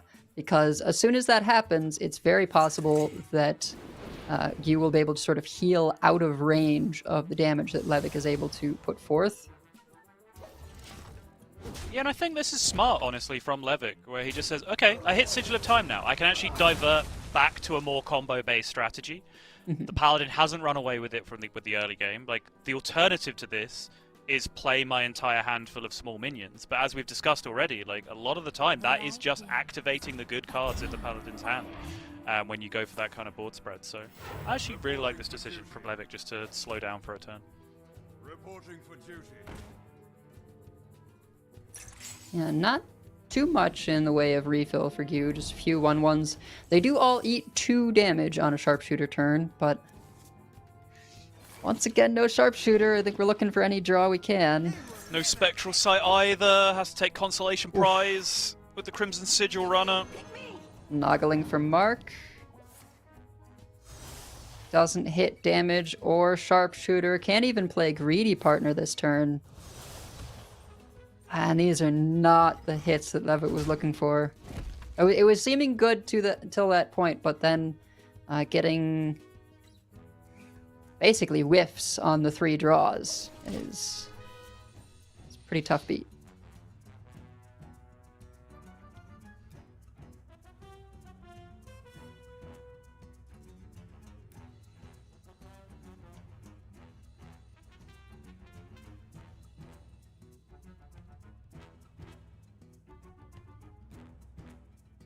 This is a very tough turn now with the addition of Keeper Strength. 3 or 4 different viable options for how to play this turn. Of course, you do have Deputization Aura, as you've been talking about for the last few turns. I mean, there's also just Showdown Prism, though. Prismatic, Like, yep, exactly. Yep. You know, you consider holding it back because now that 3 damage is enough to clear the sharpshooter, but at the same time, when you get your 3/3/3s in play, this here I think is just to discount the Garden's Grace so that we can go Deputization, Garden's Grace, and we'll see if not going for those extra stats is going to punish Gyu. I mean, Levick really has to just go for a lethal here immediately, otherwise Showdown plus Deputization Aura could do a ton of work, particularly if he plays a Vicious Slither Spear that actually gets attack up to 3, which can actually kill one of the bandits.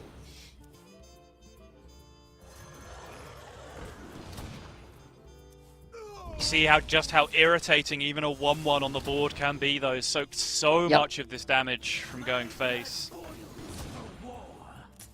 There is a second sharpshooter picked up, and actually, yeah, it's gonna have to be. It's gonna have to be a beam turn, but you also need the life.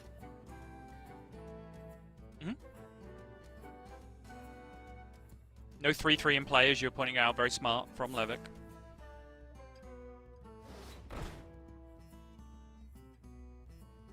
So Grace can come down, which I think is part of why that hammer was played last turn, is that it then allows you to gain the life back up after the sharpshooter turn, still play beam. Whoa, you chose not to take it. Did not play the Garden's Grace with the 1 mana remaining. Yeah, what happened there? Because beam should have been 0, right? I think he just decided he wasn't spending 1 mana Well, no, because even then you just played the extra 1/1, right? So I think it has to end up being a mistake. But yeah, he traded with the 6/2 into the thing first before he cast beam, which then made it cost 1 instead of 0. Yep. Like, the holding of the Garden's Grace might be a deliberate choice, but I can't imagine why you wouldn't then play the additional 1/1 with that mana instead. Well, no, it's just you can't play the beam still if you attack in and kill a minion, right? I see. Yeah. Okay. Yeah, I'm with you. Yeah, absolutely. So there wasn't actually anything to hit into That's right. Yeah. No, you're absolutely otherwise. So valuing, actually getting the beam played, which represents a whole lot more damage than being able to Garden's Grace for more life. This is very strange, though. I guess that might just mean Levick is dead here, right? Keeper Strength plus Garden's Grace. That much life gain, that many stats in play. Not having access to the bounce again. More spice over here. Reporting for duty. So Levick now going to have to go this turn instead. And I do kind of respect this line from Levick.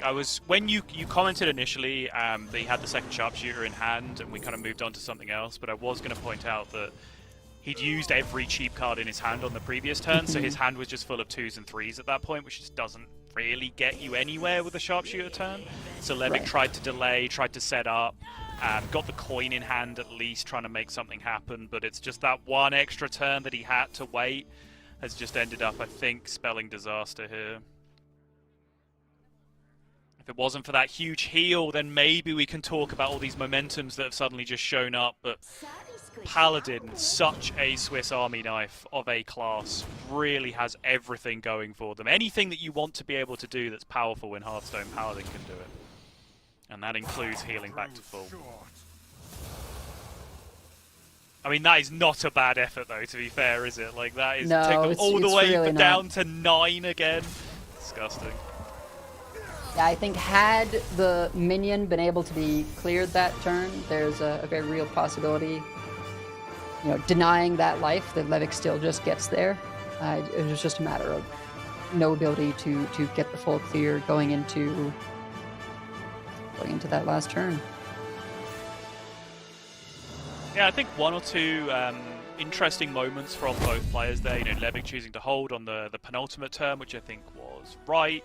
Gyu, of course, yes, with the execution of the Prismatic Beam turn was absolutely correct, but there was also a couple of turns before that where there was multiple ways of going through how to address, and I think he also, on a couple of turns, kind of went a little low on pressure just to be able to have the guaranteed responses to the turns, right? Like there was the turn right before Levick topped the first sharpshooter, drew it off the top, where you had a very, very timid turn wanting to be able to respond to the sharpshooters instead. And I think as we saw the game progress, I think he was pretty much paid off for that decision as well, just being able to answer those boards, make sure nothing was sticking on the other side. And in the end, Levick put up his best for the final showdown, but could not get that damage across the line.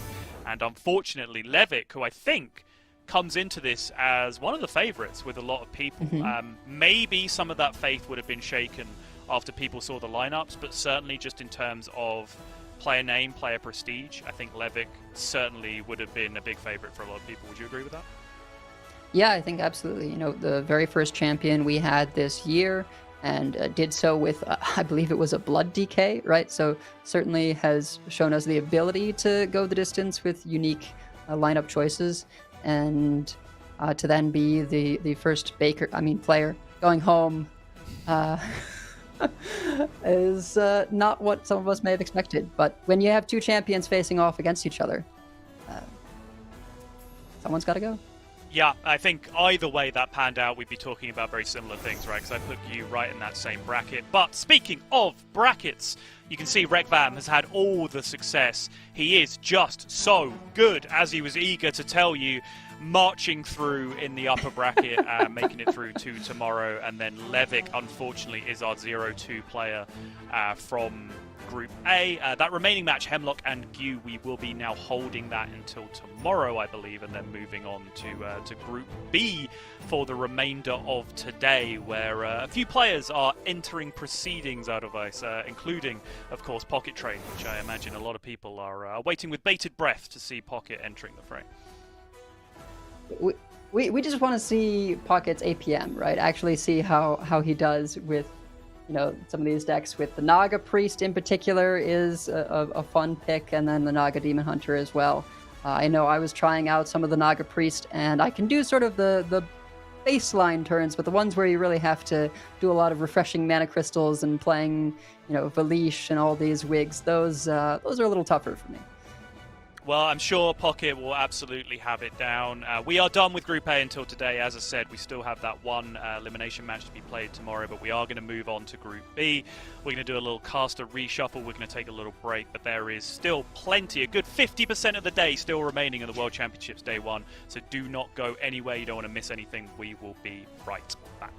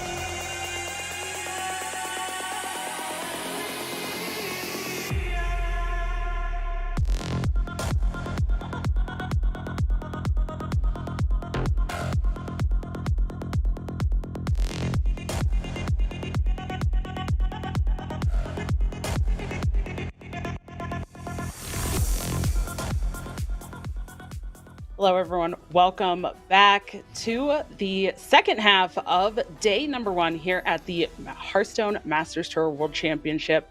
I am Dragon Rider, joined this time by TJ. How are you doing? You getting ready for this Group B, TJ? I am. Yeah, I think especially this first match is going to be quite good, quite special as well. I also, just from a personal standpoint, like the lineups from Group B a little bit better. Not necessarily as well-rounded lineups, but as, wow, that's a cool deck. So definitely looking forward to this one. But I had mentioned at the very beginning of the stream, one of those, there was 4 of us on the screen at one time. I said Pocket Train was my player to watch, and I'm excited that we get to start watching it. Oh, 100% agree with you there. He is definitely my pick to take the whole thing, I think. So we are going to see this first match, as you mentioned, between Pocket Train and CJ coming up. But we'll get to work through that whole, or most of that Group B. But Pocket Train here, I am so excited. I know a lot of us are very big fans of Pocket Train. I personally feel like he is kind of the champion of the people, is what I am dubbing him as, because he actually kind of has this story of when he started playing Hearthstone, he wasn't that good. He had this whole history of he didn't even hit legend until a couple of years into playing, and then wasn't really actually interested in competing.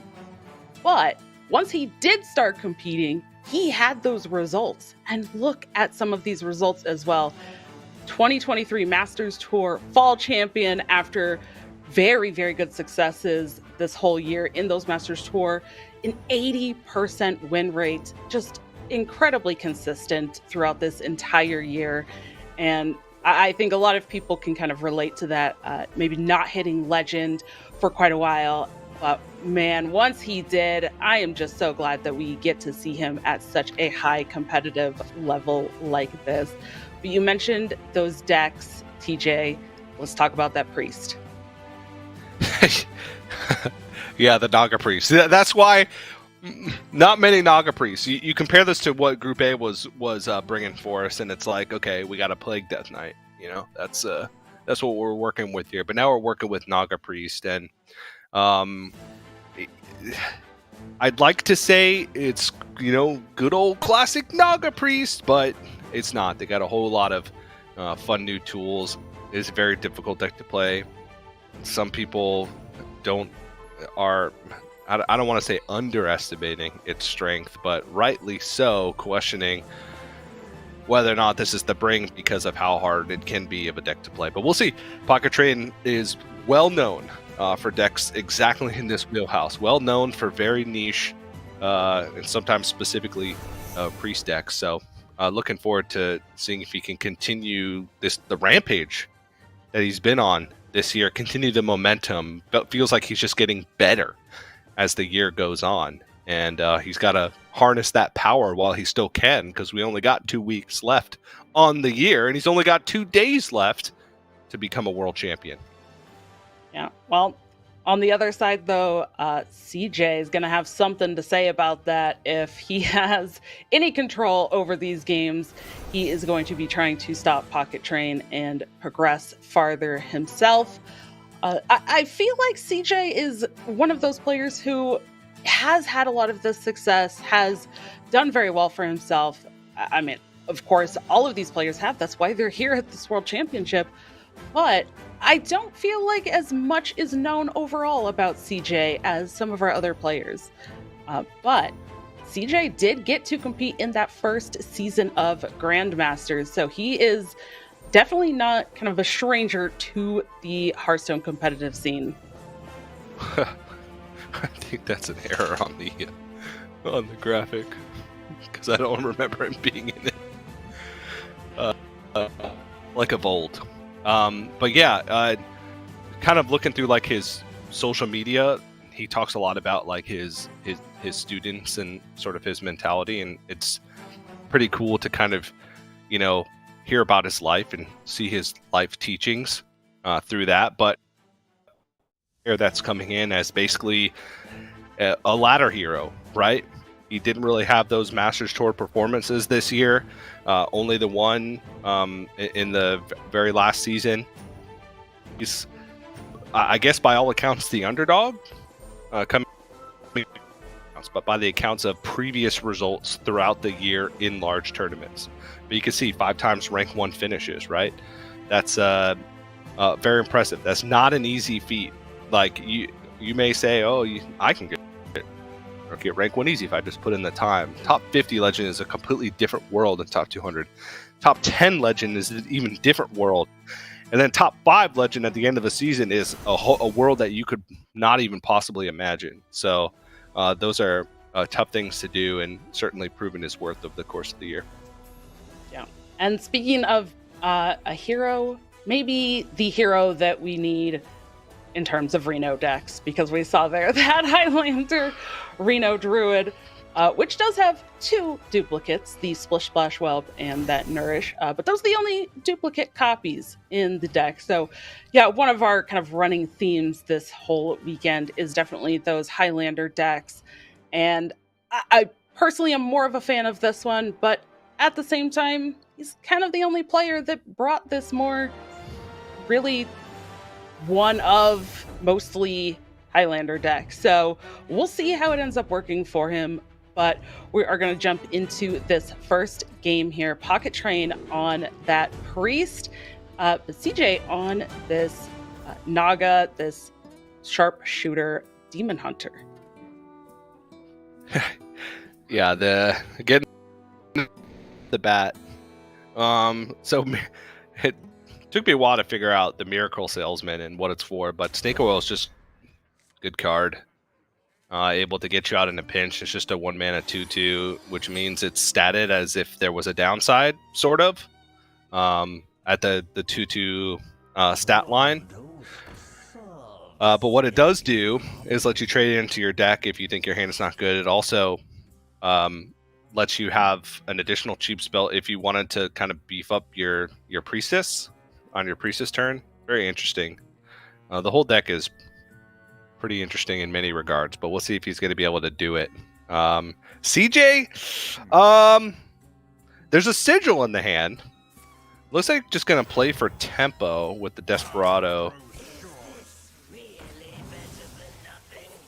Yeah, I don't mind this at all, though. I think just removing that body off of the board is going to be a key decision for CJ in this matchup, because one of the big points of the Priest deck is very similar to that Mech Rogue that we've seen on broadcast a little bit talked about, is kind of the same, right? You stick a minion on the board early game, you kind of buff it up, and you just send it into your opponent's face. You just hit for a lot of damage, and you try not to let your opponent do anything about it.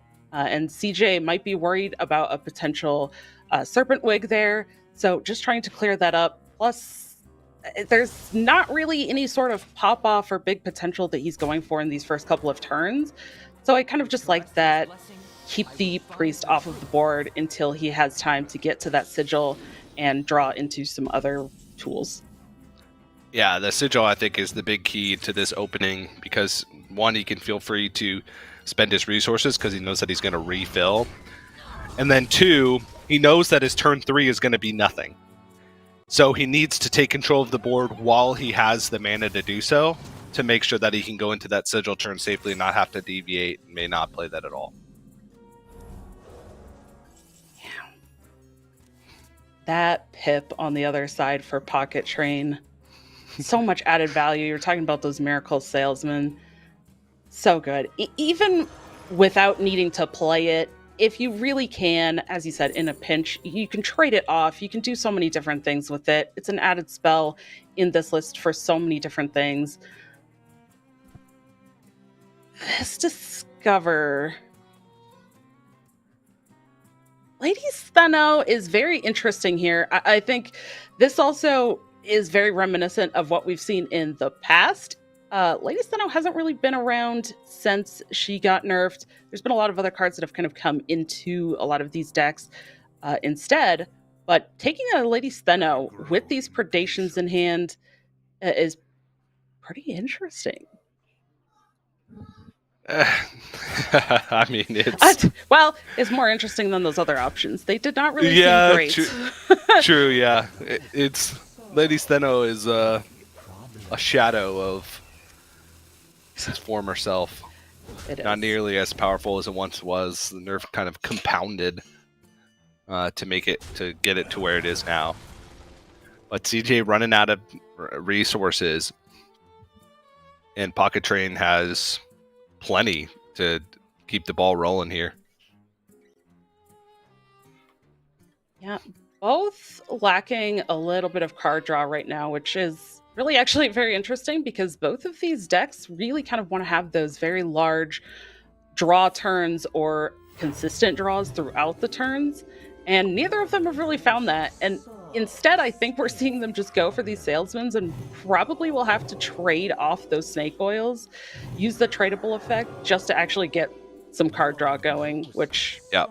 is definitely not the most ideal case. But again, as we've talked about, that is a case that you can use it for, and that's kind of the in case of emergency break glass scenario. But Yep. there's been enough one-cost spells on the other side now for Pocket Train that he has just been able to get on the board with these massive bodies. What can CJ do about this? Yeah, very efficient turn with the funnel cakes, especially getting the heal off first to make sure he had perfect mana expenditure. He knew that he was going to pop off that turn because of the knew he had all the one cost cards that he needed to get these down with the synchronize. But just mapping it out so he could also gain 2 health is just icing on the cake. So now it's up to see the way out. There's no cards for Pocket Train. That's the benefit. I suppose. But also at the same time, in a matchup like this as well, it does certainly feel like some of this board is it's gonna do a lot. Yeah, Dreamboat is one of the best pickups in a vacuum off the top. Yeah. Pocket Train's even surprised by himself. I don't know if this is going to be able to chew through this board whatsoever. We'll see, but it doesn't feel like there's nearly enough mana or cheap enough Nagas. Obviously, he's going to keep drawing through his deck, but... Yeah. Wait, what?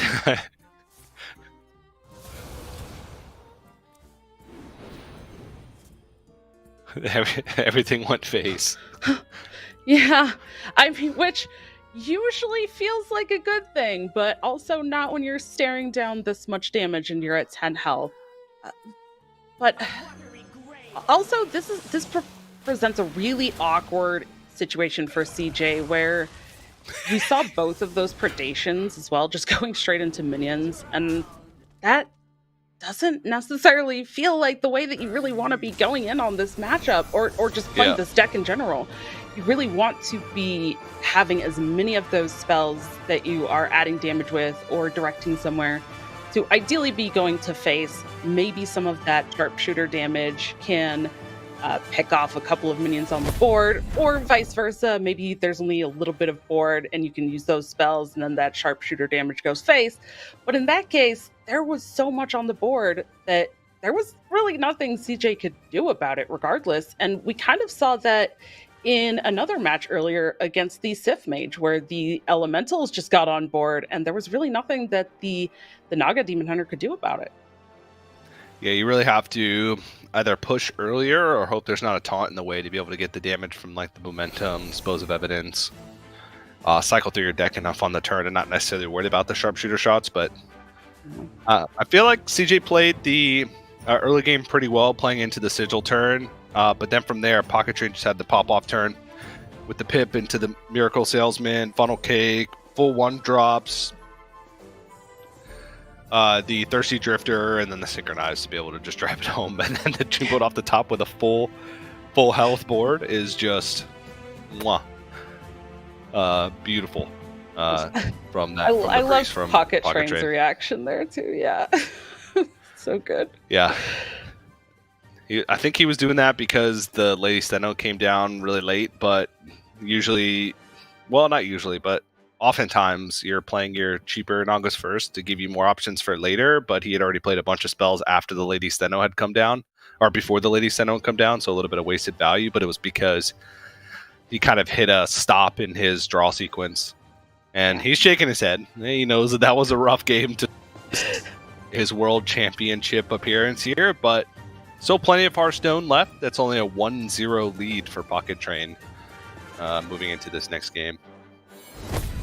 And I am very excited to see when we get to Pocket Train playing that Demon Hunter. I am a big fan of the Demon Hunter card choices that Pocket Train and Meaty have gone with, more so than some of the other Demon Hunter decks that we're seeing. But we're not going to see Pocket Train bring that Demon Hunter deck in quite yet. Instead, it's going to be this Druid, which is actually kind of the complete opposite of that Reno duplicate conversation that has been happening so far on broadcast. This is just Dragon Druid. There's like all the duplicates. There's no Reno. This is just kind of going in on these bodies, the early game, the mid game, closing out with ideally the board of Dragon Golems. And the Cactus Construct is one of those new cards as well that helps this deck get there. Yeah, this is the good stuff, basically. Yeah, sure, Reno's pretty cool and all, but this is the goods. The Dragon Druid goods. I prefer this one. Yeah. You go with the Desperado over the Wayward Sage that was picked off the top. Maybe just wants to go into Sigil of Time next turn and doesn't really care about the discount. But it's answered.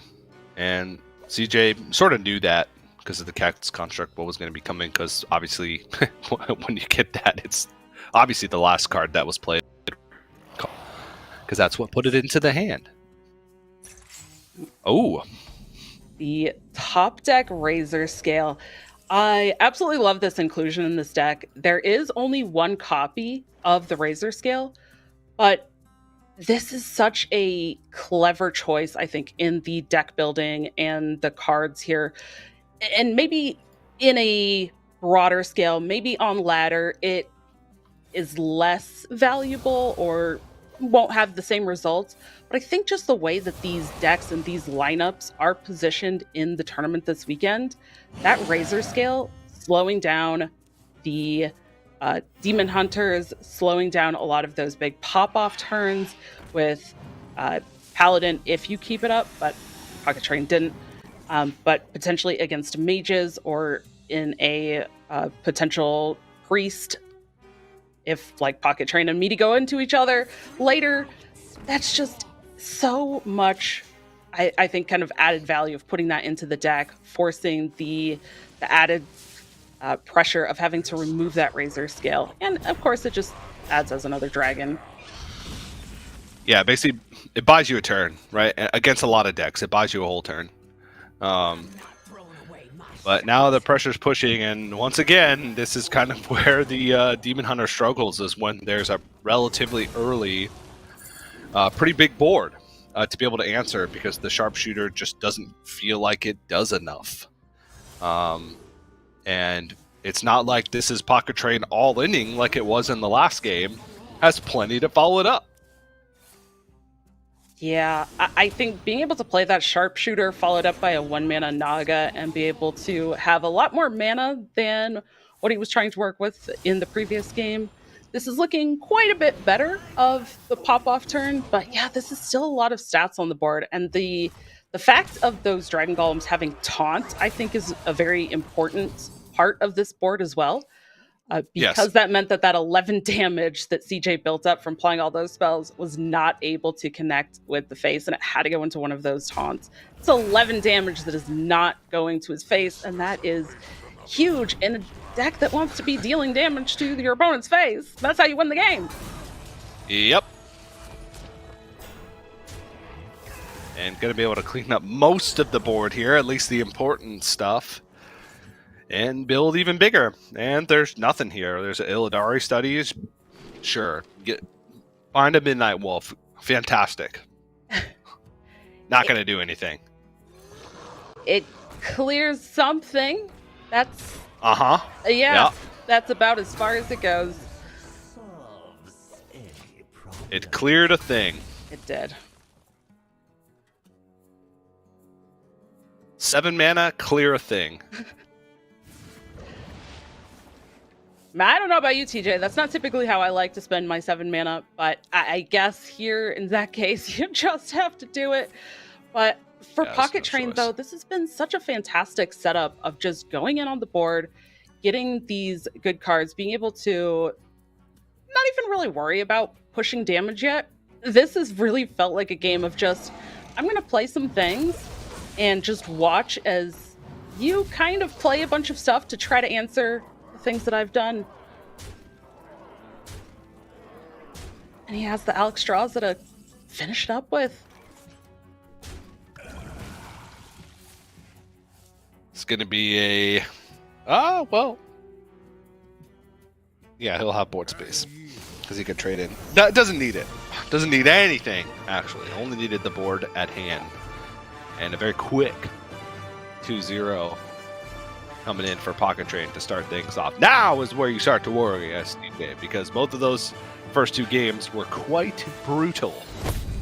Yeah, they were pretty decisive there for Pocket, which again, fans of Pocket Train are rejoicing. They're very excited. They like to see this 2-0, but personally in at least most tournaments, but especially a world championship, you like seeing it go to game 5s. You want to kind of see it go toward the end. You don't want to just see a Paladin getting a huge thing on board and smacking face and closing out the game on like turn 4.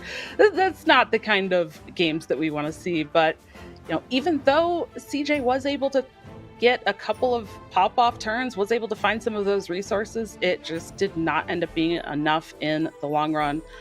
And I find it very interesting as well in boards like what we just saw with the Dragon Golems, boards like we've seen with the Sith Mage, with those Elementals, and even in some of the other games that have happened already on stream, there's medium to large-ish looking boards and no board clears.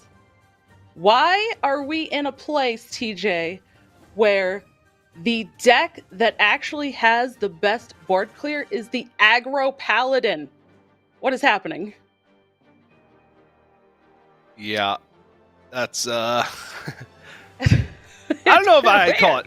I guess aggro paladin. Every paladin's an aggro paladin if you try hard enough. But yeah, it's Prismatic Beankeeper's verdict makes it pretty strong. But luckily, no paladins in this series. We're getting a break from paladin. That's right. Now it's Pocket Train's turn on the Demon Hunter. So we got a Demon Hunter mirror going on here. And, I mean, if CJ can get this across, maybe there's a chance of a reverse sweep, because it seems like in both players' lineups that Demon Hunter is the sort of weak link. Everybody's kind of playing mid-range. CJ does have the less consistent version of the Druid, which could be an issue if we're talking specifically versus Demon Hunter. But it's still good enough. I almost feel like I want to say that CJ has the less consistent version of Demon Hunter as well. Not only just the Druid, but the Demon Hunter. I really like this version of the Demon Hunter that Pocket Train and Meaty have. It's running the Spectral Sights, it's running Fellerin, and it does have a copy of Going Down Swinging, which was recently buffed. But I think there's just a bit more continuous, like consistent draw, which really helps get to those pop-off turns to find the sharpshooter, to find the key cards, and being able to either go for just a Spectral Sight on a turn where maybe you're not really having a great turn anyways, feels a lot better in most games than waiting until you draw Finley and then try to just play Finley to hope that you get all the things in that single turn. Yeah.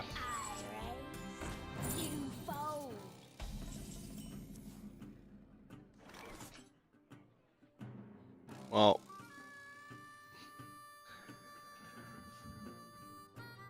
behind on board slightly. Yeah, let's see what Naga's.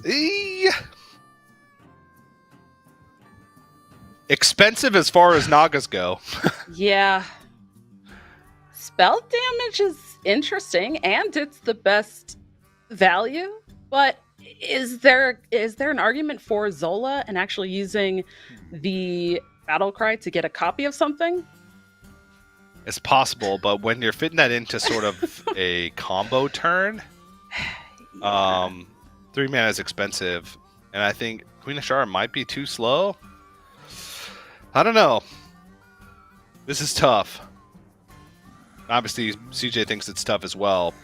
Yeah. Because going into the tank on this one, yeah, it's going to pick the low scale. I guess it would have been reduced because the spell was active, so it would have been a 2 mana, but I think just going for cheapest there, regardless of effect, has a lot of merit. Yeah. I'm not throwing away my Nope. shot. Talking about cheap, there is a discounted sharpshooter into the 1 mana Naga for Pocket Train. And what is happening right here, actually? Because Pocket Train's hands are on his face, and there's a bunch of cards flying on the board here. Did he just cue this all up and play? Is there like a disconnect between the cameras? I feel very Between the confused. cameras and the play, yeah, slightly, but very powerful turn, because now CJ has to play reactive here, and there's just nothing to really play reactive. Sharpshooter's picked up, but there's just no mana. Yeah. Even having a discounted Naga is not enough enough compensation here for being still so early in the game. Could go for the Wayward Sage for even further discounts on something, but as you said, is that even going to be enough either? I don't see it. If 3 rights make a left. Yeah, he's just got to plan for next turn to try and hit the sharpshooter with the discount, Yeah. and then kill the sharpshooter on the other side. Okay, I-beam, and then looks like gonna probably dispose and... Oh, okay. I was gonna say dispose and sigil, but is this enough? Because you get the additional Like- spell plus the Yeah. buffs from the Slither Spears. 8 plus 7, that's exactly lethal. It's 15. So, by Pocket Train. And that's going to be a quick 3-0. Just like that. Pocket Train's moving on to the winner's match. Yeah, wow. It was incredibly fast, and I think just also speaks to the strength and basically how these decks are situated in this meta. I really do think, the more I've thought about it, that this lineup that both Pocket Train and Meaty have brought is incredibly well situated and is going to be really difficult for a lot of the other decks to answer. Whether that's that they're going wide on board, whether they're pushing some early damage and some early tempo, or kind of going in on a pop-off turn, whether it's the Priest or the Demon Hunter. It just seems like all of these decks have that flexibility enough to be able to get on board early, push a lot of damage, and kind of have pop-offs. Yeah, I think that matchup looked like a pretty easy 3-0, but I think maybe not a lot of it, but there was a lot of pressure on that Demon Hunter mirror, right? I think that series looks a lot different if CJ comes out on top of the Demon Hunter mirror, because then Pocket Trains with this Demon Hunter against decks that are similar to what he had in his lineup, maybe not as strong, but still definitely look like the favorite, and just consistent 2-of Dragon Druid, and the amount of pressure that Priest can put on in the mid game seems like kind of the sweet spot right now in terms of countering these decks, and coming into it with Paladin ban in mind makes a lot of sense. Makes a whole lot of sense. So Yes. well done, Pocket Train, starting off as you would sort of expect given the track record that he's had so far this year. Yeah, and we've talked about it, I think, already. We've kind of looked at these stats. In the first tournament of the year, he made it to top 4. In the second one, he was in the finals. In the third one, he finally won it. And I am definitely excited to see if he can kind of continue that momentum that he's been building up and close it out with that World Championship title. But we have other players and other matches still to come that are also competing for that World Champion title. So up next, we're going to have Wiku versus Meaty. And we're going to see if Meaty, with that same lineup that we just saw with Pocket Train, can also have that kind of dominating performance and move into that winners match that will happen following the Wiku versus Meaty. But I don't know. I don't know how you feel about that one. I'm ready to see it. I'm interested in the decks, but I'm also a huge Pocket fan, so maybe there was just a little bit of that bias in this matchup. But we still have plenty of Hearthstone action to check out today. So don't go anywhere. You definitely don't want to miss any of these games. We'll be right back.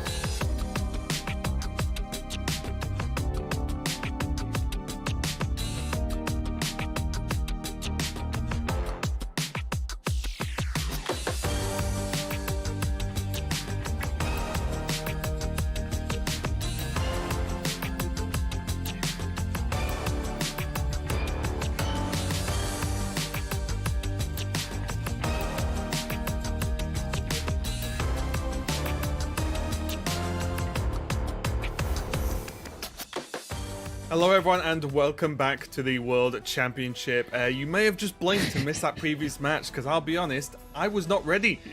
So I had to rush around and get ready. I didn't think it was going to be that fast. But I am joined with Lorinda here and we're going to be bringing you the next match as rapid as possible, it seems. It's going to be Wiku versus Meaty. Lorinda, are you ready for this one? Yeah, I'm ready. I watched both seconds of the last match. I enjoyed them both thoroughly. Meaty with the same lineup as Pocket Train, card for card. Of course, they worked together, and Meaty nearly stopped Pocket Train from playing because Meaty said he liked the lineup, which made Pocket Train instantly question himself. But after what we've just seen, I think Pocket Train will be quite happy with how it's turned out, and obviously Meaty will be excited as well because he'll know what's happened, and he'll be wondering if he can do the same thing again. Yeah, well, we are going to be checking out WeQ first and the lineup they have brought as well, and I can already feel Sottle's disapproval with the Plague Death Knight being brought from WeQ for one of the decks, Druid and Rainbow Mage to round it out. And we did get word that the Paladins have been banned, so we had a bit of a questionable few moments earlier in the day where we went into this tournament expecting Paladin to be banned across the board, and that was not necessarily the case. But we're back to normal now, Lorinda. But what can you tell me about WeQ? Well, it's there on the screen, actually. The main important thing is the highest point earner just kept getting those rank 1 legends over and over again. No extra points for doing so, but doing it on multiple servers as well. Obviously, if you do it on multiple servers, you have less chance of being overtaken. If you're rank 1 on 3 servers, someone's going to overtake you on 2 of them or 3 of them for you to lose your points. And I love this as well. First year playing Hearthstone, competitively / taking part in the esports side of Hearthstone.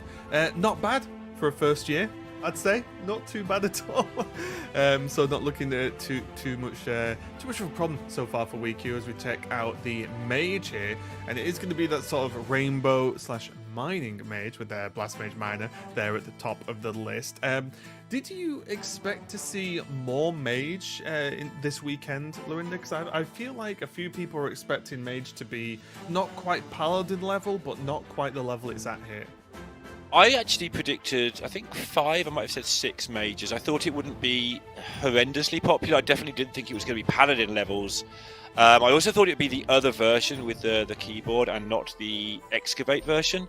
But a lot of people did think there'd be more mage. I'm not entirely surprised, but I've been kind of on the mage isn't as good as people think bandwagon, even when it was really, really good. So, I'm not surprised, but we are going to see one right here. I just want to pull you back to WeQ as well, being his first year in esports. He's done incredibly well on ladder, but he has dropped out top 16 of 2 of the 3 Masters Tours and top 8 in the other. So something we've seen from very good ladder players before is sometimes it just takes a little while to get a footing in competitive play. This being one of those people who, was good at ladder long before he was good at tournaments, Meaty. So WeQ, he's had a whole year at it. He's got a lot of very good players around supporting him from the Chinese scene in particular.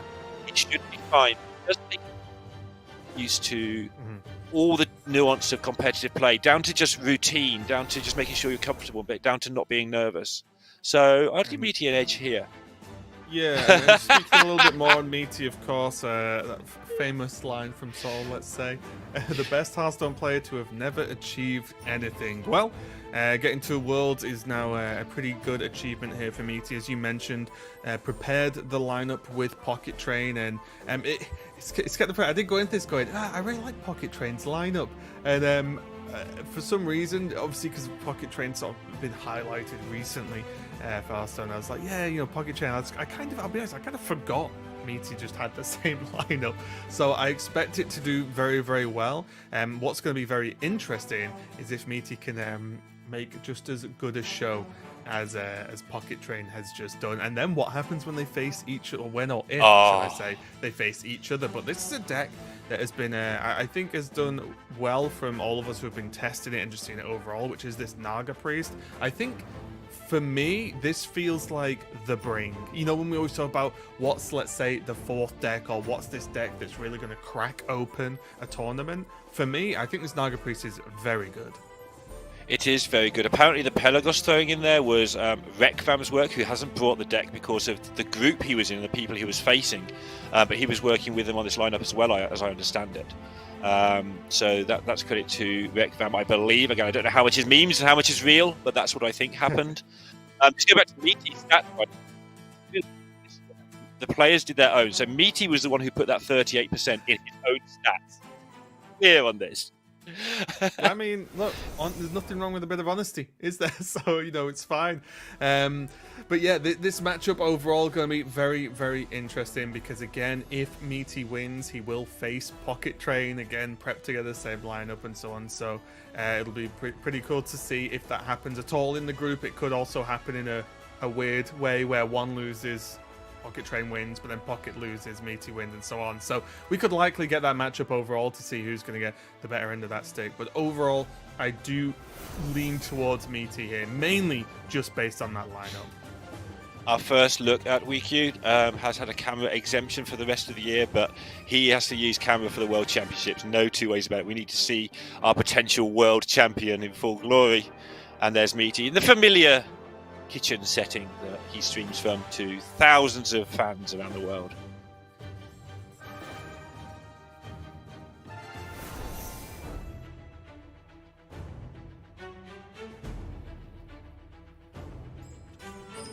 Shall bring victory. Ah!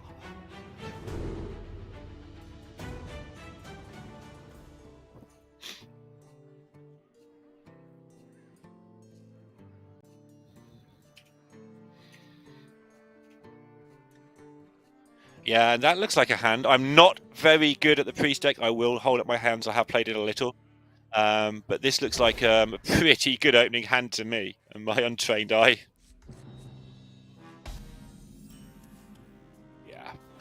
Yeah, Meaty Full getting off keep, to off you a go. good start now.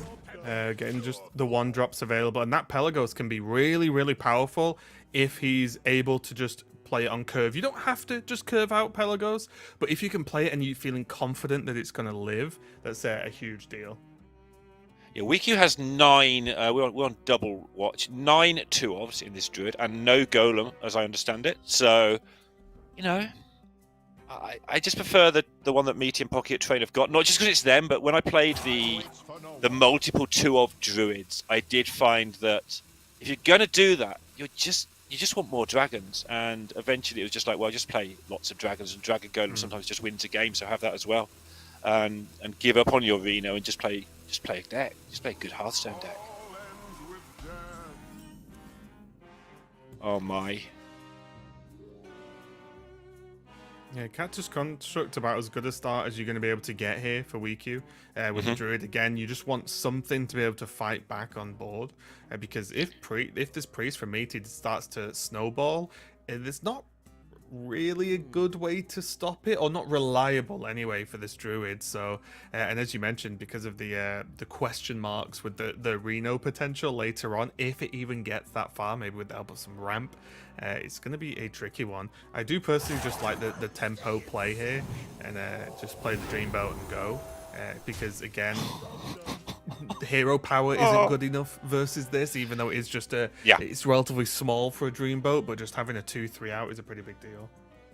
I think this is the most, it is the World Championships, and he is getting more and more experienced at competitive play, but this is the most focused I've ever seen Meaty look, like actually not joking around, just getting on with it and taking his time in the opening turns, which is important when you're settling into a tournament, whoever you are, I think. And this is a turn. I don't know what the ordering is. I'm going to wait to see Meaty do it, but so many options already to draw cards, put pressure on, do damage. Oh my goodness. Yeah, I'm sat kind of just staring here at what exactly, because like you said, that there is a few options as to what to do here. It's the ultimate tempo versus value sort of hand, right? How much tempo do you need? A lot. How much stuff can you do? A lot. Which cards do you want? A lot. How much mana can you spend? A lot. Oh my goodness.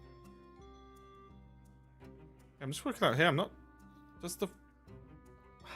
Well, this is what's really tricky to use some of these cards, because they have like sort of multiple effects based on what you're going for here. Because I was looking at, well, what does Funneled Cake do? Okay, it gets some mana back and draws a card. Does Meaty need to draw a card right now? I don't think so. So I think I like this approach here of just saying, you know what, I don't need to use Funnel Cake or anything right now. I'll just pile on the pressure and sort of make those trades as awkward as possible for WeQ. Yeah, and forcing WeQ to kill the smaller minion because it's the better minion, and leaving the bigger minion alive because it's the bigger minion. So, and now he's got so much he can do. And again, it's that decision. Try to get some spells cast to get the Handmaiden going as well. Light sings, and the impure fall. It's just I guess we drop infinite down stuff. now. Yeah, this will be good to activate Handmaiden and have the mana to be able to play it. Salesman's going to be picked up here, but this could also just be Priestess as well, just to get the Serpent Wig down.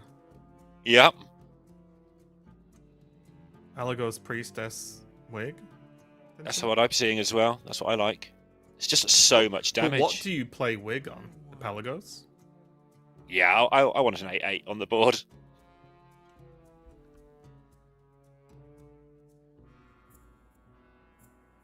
What's your opponent going to do? Nourish you to death? I don't think so. Okay.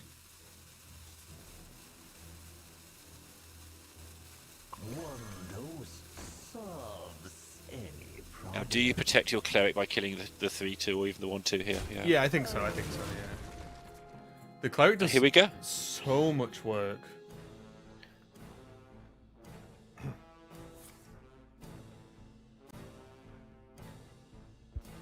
Yeah.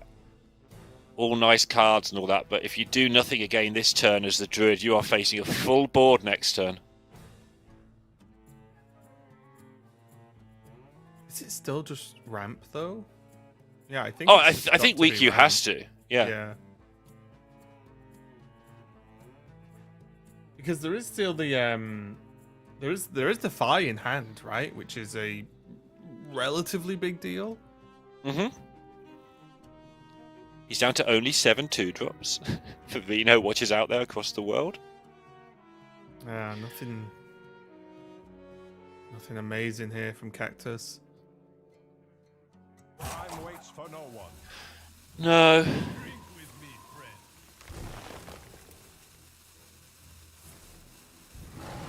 Would have just wanted anything that was a bit more active. You know, some of the other options you can get are actually really strong. I feel like Wiki's kind of had very mid outcomes from Cactus right now. I mean, 2 mana 5/5 against a potential big cleric was pretty reasonable. It's just not enough. Sure. This is out of control. And this is the problem now.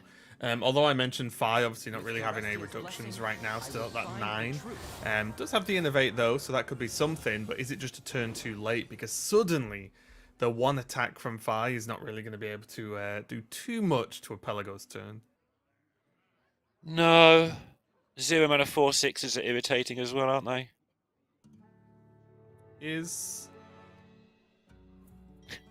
Wait. Oh, okay, I see. Yeah. Just going to go Yeah. Priestess and Wig again. And the taunt in the way is a big deal. And this is, I think it's one of those cards that really pushes this deck over the edge, which is the Drifter. Being able to just drop the taunts. And the taunts are pretty big, so you can use them as the sort of the bricks you build on. What happens a lot of the time is you use them to just put be roadblocks in the way of the cards you've already built up, very similar to what's going to happen here with Meaty. Yeah, not putting on the Pelagos because he's going to get a 0 mana Snake Oil for that at some point. If there is a some point, like if there isn't just an end of game happen. And also just spreading the threats, right? Because if you went Pelagos, then if Wiku kills, I mean, Wiku's in a bit of a rough spot, let's be honest. But if you have 3 threatening minions instead of 2, that's better than having the 2, right? Like that's very simple overall. And even though Pelagos is just a 1/6, that's constantly threatening high damage at any particular turn that it can attack. Miracle Growth going to be the pickup here for WQ. Going to hope something can happen here, but even a 9/9 taunt doesn't look that good in this situation. No, and the Fi's going to come down into the Titan turn for Meaty now as well, so it's just going to get eaten.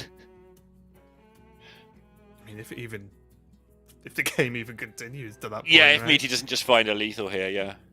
Yeah, because bear in mind, this deck is really Oh, I was going to say, there are so many outs, because there's one, just power, right? There's just punching through the taunt, and there's Meaty, happy with that first game win. But there's just the whole, like, well, is there just enough power on the board? That's set 1. But then, there's Shard of the Naru.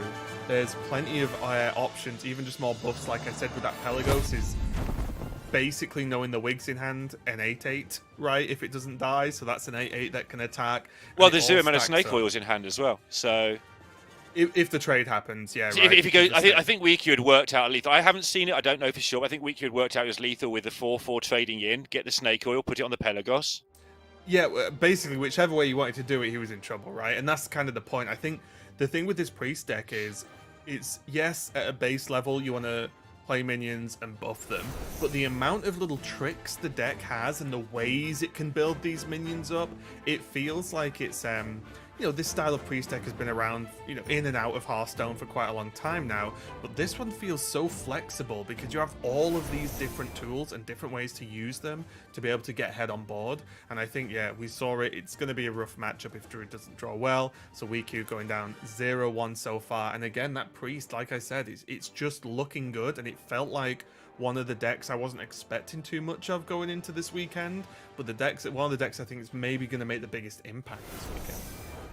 I mean, it already has, you could argue, and yes, you're Yeah, right. true. Going forward, if Meaty ends up playing Pocket Trainer, it's only early days. It's only 1-0. Weeky's an incredibly good player.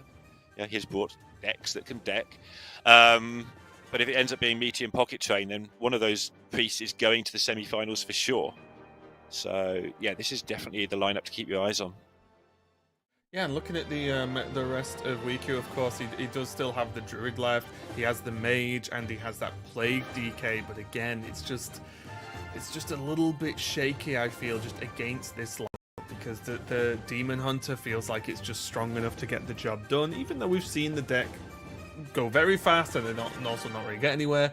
I just think overall WeQ's in a really rough spot, and he's going to need some kind of help to get over the line here, because although it's obviously possible to win the series, I just think Meaty's lineup just has multiple good matchups going into this. Yeah, I'm surprised we didn't see more people bring the straightforward Dragon Druid that Meaty and Pocket have got, because Dragon Golem with the buff version that they've got with the Piper build, it's just your Dragon Golem is bigger than their Dragon Golem, if they've even got one. Okay, their Reno can clear it once, but the second one just does you. It's not particularly subtle. It's not particularly, for these players, it's not particularly difficult to pilot, but it just does the job.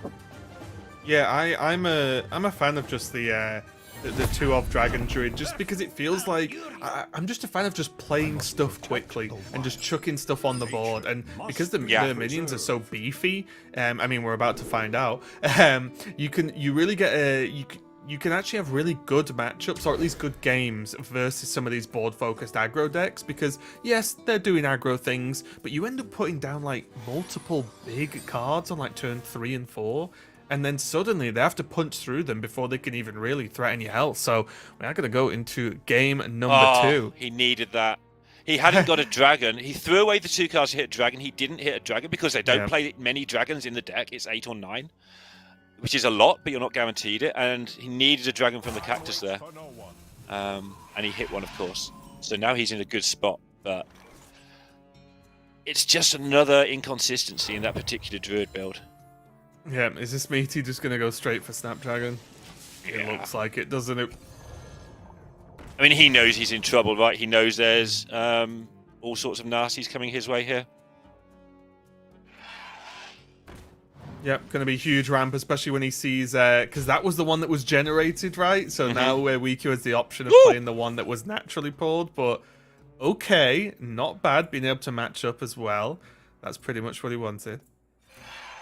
Yeah, definitely. Obviously, the second one's going to be a shame for him, but getting the 1 means that he can now play his 4 drops if he rips them off the top and maybe get into the game. Okay, another good draw here for WeQ. Yeah, what do you do with it, though? Play it. You just want to play it? Okay.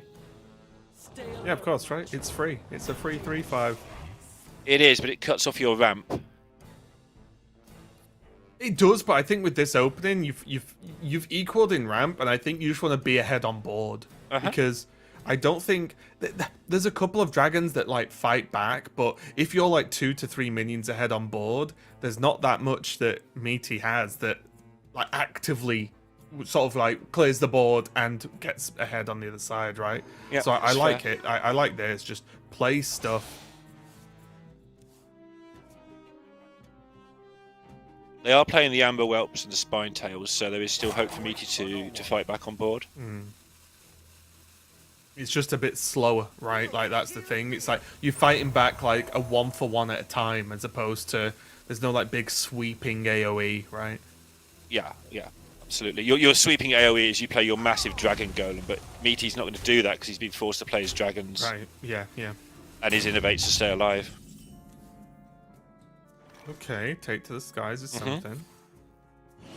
Gonna be able to do that with gardens, likely. That's an extra dragon as well.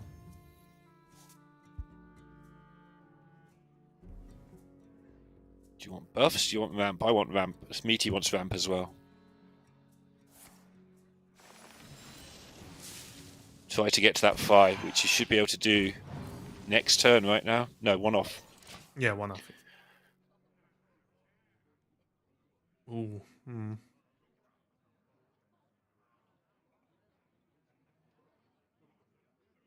I think this is just like fizzle and whelp.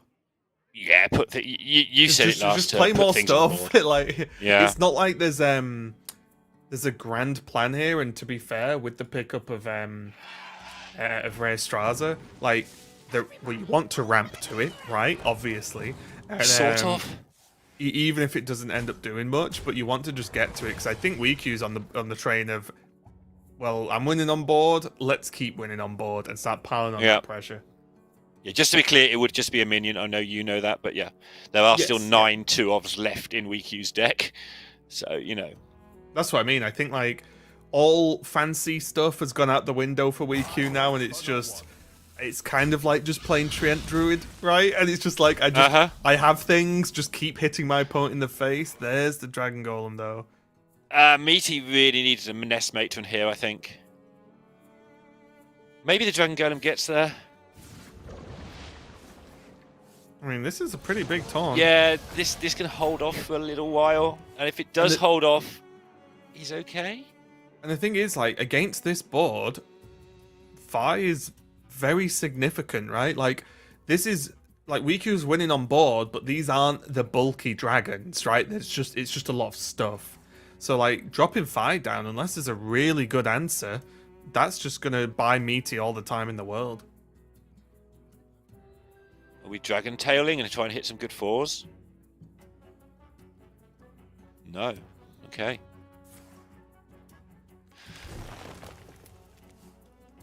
Yeah, just wants card draw.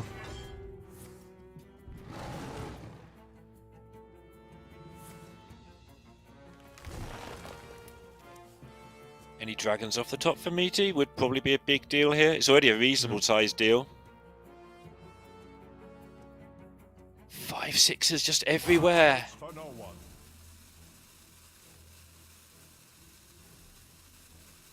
Yeah, WeQ's got to work out like what he actually wants to or not wants to put into this. Yeah. He's definitely got to be thinking about what the next couple of turns look like, especially now because the draws are, Yogs are on, Eona, like there's a lot of weird end gaming draws kicking out here, but Meaty just gonna go for the Dragon Golem. It's only 3, but 3 5 6s is pretty reasonable right now. Yeah, 3 mana off your Fi as well, of course, which makes that a lot better. Snapdragon in hand to make. It's all looking pretty good. No Reno available for WeQ. Let's say this game it is possible, but incredibly unlikely. Yogg is going to be the big important card here. Yeah, and there is more Ramp and Doomkin as well. So there's things to do here. It's not like Meaty's setting up lethal right now, right? Right. 3 5 6s are nice, but WeQ's on well over, like 40 odd health, right? So yeah, and Yogg will either clear or remove 2 minions as it stands as well, depending on how the trades go. And then he gets to have the massive turn on 10. Well, he gets to have the massive turn on 10 anyway with the Yogg, so yeah. Titan into Yogg is pretty massive. yeah, I think the big deal here is if you look at Meaty's position in the game, yes, the next turn's pretty good, But is the turn after it that good? Right? Like, what's the He might have draw? nothing left. Yeah, Well, that's what the I mean. draw. What's the draw that Meaty needs, right? It's basically going to be what is it? The Drake or the Take to the Skies, right? Like that. They're pretty much the things that Meaty needs, because this as a final push does not feel that reliable when we can see what's in Wiki's hand. Yeah, with that in mind, I want the Thanos here. Yeah. Yeah. Let's have a load more stuff to reload after this stuff's gone.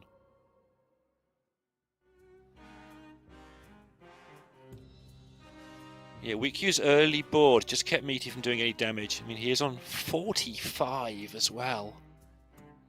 That's what I mean. Like, this is a reasonable board setup here for Meaty, but it's not like it's anywhere near setting up lethal.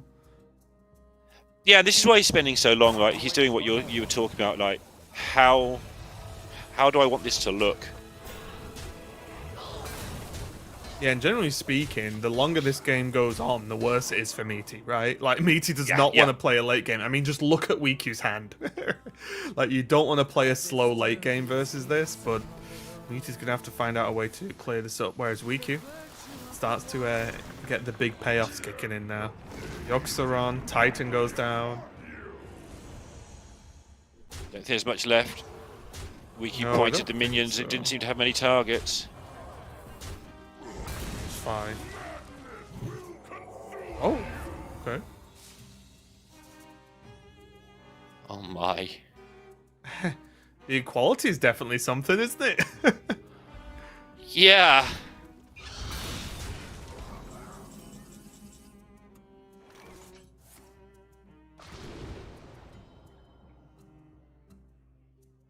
It's got to be Flower Child, right? Has to be. Ooh. Can't proc it, but it probably just doesn't matter at this point. Right, absolutely.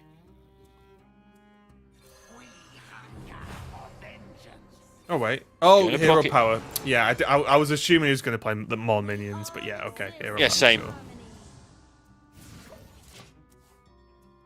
I generally wondered, like...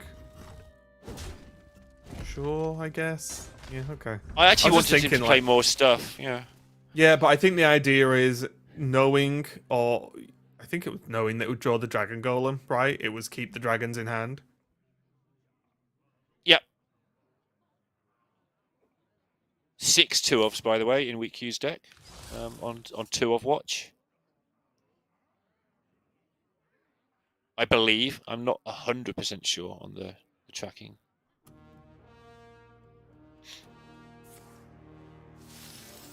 No, it's less than that, actually. Some of the new cards don't get removed, so the Cactus Construct, for instance, have definitely been played. He might be down to 1 or 2 2-ofs.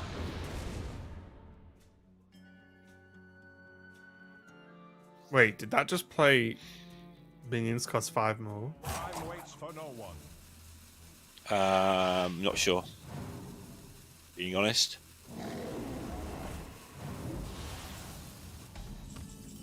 Ooh, yes. Yes, it did.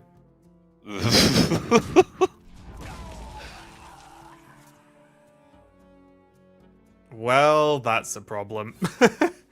It's awkward, isn't it? Yeah. Yeah, when suddenly your whole hand's unplayable just like that. Yogg-Saron saying no, thank you. And Wikyu, I think there was a slight sigh of relief there. He was in control of that game, but I think the equality really threw him off a little bit and was like, oh no, I have the board, but it all is 1 health. So does manage to fight back. Again, weirdly enough, like not really any of the Reno stuff was relevant in any real way there, but did get the Druid over the line, so that's 1 job done, and we're going to even this series up 1-1 now. And what a weird game. I think like both players sort of ran out of gas and then got going again, but Wikyu just had that 1 extra step. I think the draw into the Yogg and Titan really pushed him over the edge. Yeah, he just had that 1 turn where he took a bit of damage, but because he'd made the early board, he was able to keep everything else from snowballing. He had that 1 decision where he decided to put his whole board into 1 minion. That probably saved him 8 or 10 damage or something. I can't remember, it was a 4 or 5 attack minion. And after that, he just had to weather that 1 hit and then hope that Yogg wasn't actually outrageously bad. And Yogg is very rarely outrageously bad. You can construct some bad ones, but leaving 1 or 2 minions up is usually the worst case. And it's like a fantastic answer to Dragon Golem specifically, right? Like it's the thing you want to play as Druid into it, because as I mentioned when we've been talking about Druid on and off, is that if you're in the mirror, or a rough mirror, right? 2 Druids, both have dragons, whatever. If one plays a big Dragon Golem and you're not already big on board, it's not really anything that you just play your own and hope it's good enough, right? Like, there's not really anything that actively deals with that, apart from the players who are bringing Yogg and have that, the attacks into all the enemies. So that's one of the few things they can actually do to fight back and not just fall behind. Because without that Yogg, what was Wiku really going to do, right? Like, there was just, I'll play a couple of dragons as well, but then Meaty's always that one step ahead. So the draw of the Yogg, the draw of the Titan, really helping Wiku out there and getting him that victory. But that does mean there's still the Druid and the Demon Hunter over on Meaty's side, and Wiku's now got Mage and Death Knight. So a bit of a mixed bag for the rest of the series, Lorinda. Yeah, I don't know what's going to happen here, but I'm trusting in the lineup that Meaty and Pocket have brought. But yeah, it's by no means in the bag, but I think they'll be happy with what they're playing against here. I think they'll be happy with UEQ's lineup. I think they'll feel they're favoured. I'm saying they because obviously they'll have analysed the group together as they're in the same group with the same lineup. Also, of course, WeQ hitting the dragon off the cactus there. I can't remember if he top decked one because I was so excited about the cactus itself, but getting him all the ramp that he needed in the world. And also the decision you called, where he chose not to ramp again, but actually went wide and saved the ramp for later.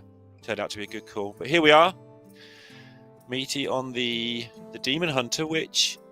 You asked me if Mage surprised me. The amount of Demon Hunter has surprised me. I knew there'd be some, but there's so much. I'm surprised how much there is. Oh, really? What made you surprised? Is it do you just not think the deck's strong enough, or is it that the decks can be painful to pilot over the course of high-pressure scenarios? I feel that in the lineup that could have come along, in some of the lineups, it's just not particularly well matched. I think you had to have a very good meta read to bring this, and they've had the good meta read. I think it's the right call. But there's enough bad matchups for this deck that I felt that people might not want to risk it and just stick with the more tried and trusted stuff instead. Because I know for me, and obviously I'm nowhere near as good as these players, but I know mental fatigue would kick in and I would start misplaying with this deck massively, because if you make one slip up, you're in trouble. Obviously these players, as I said, a lot better, and I am enjoying watching, or going to be watching some more Demon Hunter here, as Meaty has a pretty solid hand with Spectral and Wayward on that left side. It means that pretty much just on-demand, powerful outcast options as and when he wants to do them. Yeah, I'm just going to go into what you said there a little bit more as well. The fatigue. They play 3 matches in a day. How fatiguing can it be? Every player who's played at a very high level always comes out the first tournament or two and says, I am so tired. I don't know what. I played 9 games of Hearthstone and I'm shattered. This takes it out of you. You're just going to have to trust me on it, because it really does absolutely take it out of you. Well, Meaty got hold of Sigil, which is absolutely huge, especially within the next turn or so. Wiku just going to take these slightly, I don't want to say slow in a bad way, but it is, a bit of a slower opening. Again, not the keyboard version, not going to be popping off super quick, regardless. But Meaty really respecting this board here from Wiku. Doesn't want to give him any wiggle room here to be able to start pushing damage and really threatening, because I feel like in this matchup, it's a much more reliable number to try and hit, right, as the Demon Hunter, to try and kill your opponent. Yeah. Because it's not like you're against a Warrior or Druid or, Death Knight, for example, that can really mess with the health totals and make things a little bit weird. You pretty much know your target and know that you have to just get there. And given enough turns, Demon Hunter will always get there, but they do just need the time. Yeah, a common theme amongst current Hearthstone decks and meta is try to deal some chip damage to make the big thing you do a lot easier. Yeah. We see a lot of these early board fights with utter garbage minions, really small minions, not necessarily bad minions to have in your deck, but small minions to have on the board. And that 2 damage that Wiku might push, that sort of thing, it can add up so quickly to suddenly you only need to stick with 1 mana or 1 reverb or whatever. I think it's just very similar to what we've spoke about loads with the Nature Shaman, right? You play for board to push some damage, and then suddenly your big burst combo just got a whole card easier, which is a real big deal. So Exactly, yeah. So that seems to be a common thing with this, with Shaman, with the Demon Hunter, with Warrior to some degrees, even the Control Warrior, where you're just looking to hit them with Odin one big turn, and 12 is easier to do than 17 or whatever. right. So everybody's fighting for board with their minions that have already done their job. They're trying to keep them hanging around to do an extra point or two of damage, and it's quite fascinating meta, actually. I just use the mana. Yeah, I like this. Just get that forged now, so you don't have to think about it later. That's my general go-to with forging cards. Is do I have 2 mana? Oh. Yeah, just do it now. Do we just want Outcast Wolf? I do. I think so. It's a lot of stuff. Yeah, and if they're dealing with your lot of stuff, then they're using their mana to deal with it. Reverb sorts most of it out, but even so, it's the whole turn for WeQ just to get rid of these 2 wolves, and then it's back to Meaty with time to play his sigil, maybe even here.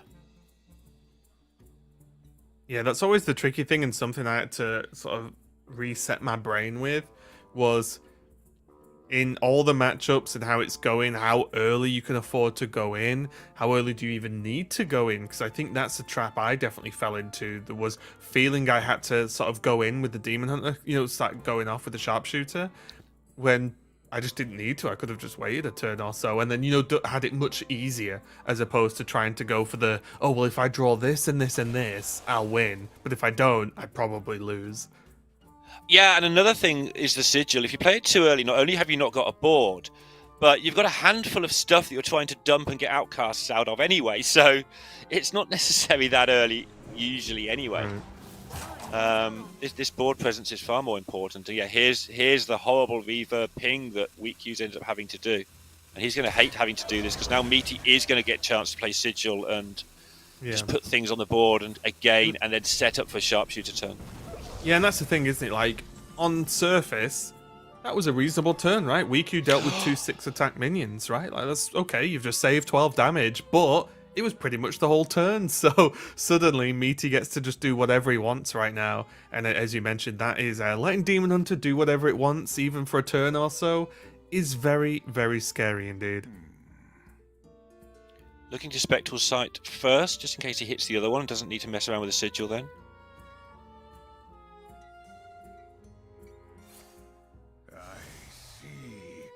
Oh, okay. Tempting, but you want that sigil down, right? Oh, yeah. I just feel like it's a good pickup because you will get there, right? If you look at the rest of the hand, like, that Wayward is not going to be that hard to activate. And it's allowed him to play the Desperado for a little bit more chip damage, a little bit more board, a little bit more annoyance. And back to you, WeQ, who knows what's coming next turn now, so he's got to put down as much health as possible and remove anything he can of meaties, and we all know how you do that. Actually, there's 2 choices, so we don't all know how you do that. Was that 5 or 6?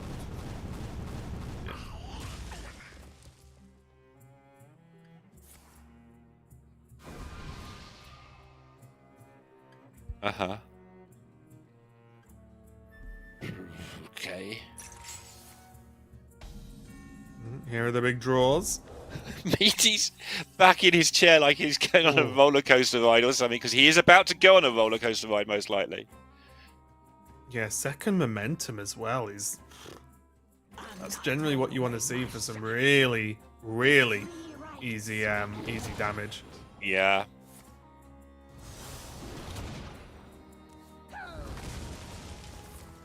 Always want to get your rush played early to make as much room as possible.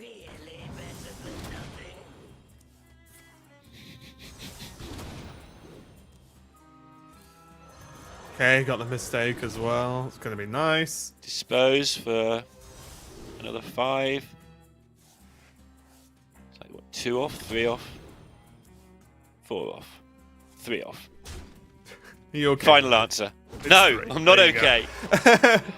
Yeah, and this is it, right? Like, suddenly there's a big question mark, right? What can WeQ do to stave off not only just survive next turn, but for the rest of the game, right? Like, that's kind of the problem right now, because it's not as if it's like, oh, if I clear the board, there won't be any damage. Well, no, there's hero power, and there's other cards and spells in the deck that can just get there, as well as a second sharpshooter, because it feels like an ongoing theme with Demon Hunter, pretty much throughout its life, is, well, they probably draw their whole deck. So it's not like you can say, well, I hope Sharpshooter's not in the hand, because you have to just, especially at this point in the game, just assume the second one is, right? Or at least that's how I play anyway.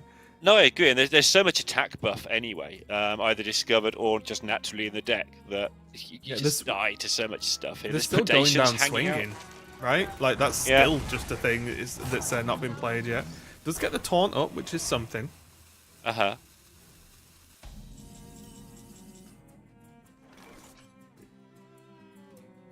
And it's gone. Yeah, and that should be guaranteed, right? It's got to be. I mean, you can probably construct a world where Meaty's microwave catches fire and he has to run away and put out a fire, and then he doesn't win the game. But yeah, he's won this game with Hearthstone. Yeah. And there we go. Game number 3 going to Meaty. Demon Hunter is over the line now. Just one more left if he wants to move on to the winner's bracket in his group. So going to be looking good if he can just get that last deck over the line. And again, I think this is I do feel like the first match, of course, we could talk about the stakes and how people's emotions run depending on how far they are in the tournament. But for me, at least, in tournaments I've played a while ago now, let's say, it was always the first match that I was most bothered about, which sounds stupid because I've played in the finals of tournaments before and things, but that first match, you just want to sit down and have a good start. And if you have a good start, I really do believe that sets you up for just the rest of the tournament, even if you end up not winning it. But the first one, at least for me, is always the one I'm most worried about, and always the one I'd much rather just get a win under the belt quick. Yeah, I mean, it settles the nerves, doesn't it, as well? Like, you just sit there. The first game, you just feel a little bit awkward no matter what. But yeah, it settles you down. And one more game, and BT gets to play his friend and playtest partner. Yeah, but WeQ's still got plenty of time to be able to get into this. He just needs to win twice with the next couple of decks. Meaty, of course, only needs to get his Druid over the line. And I guess we'll get to see more of just all these different Druid builds over the course of the weekend and see how they perform. Because, again, the build that Meaty's running, for me, feels like the one, or at least the one... Yeah, but it feels like the one I would play, honestly, or at least, 29 cards, let's say, is the one I would play. So I'm very interested to see how it's going to perform overall as EQs, of course, the Druid, but it's going to be going up against the Mage in this game number 4. So if Meaty wins, just for those of you maybe tuning in more recently, he goes on into the winners portion of his group. If WeQ wins or Meaty loses, whoever loses, they'll go to that lower bracket match and face Elimination. Elimination, one of the toughest competitors in this event. Everybody's scared of them. I wouldn't be. I'd greet them like an old friend. Oh, come on. UK's best gamer speaking. Yeah. Come on. Many years ago. Many Still, years though, ago, you haven't lost your title. True. You're the reigning champion, Raven, and don't let anyone tell you otherwise.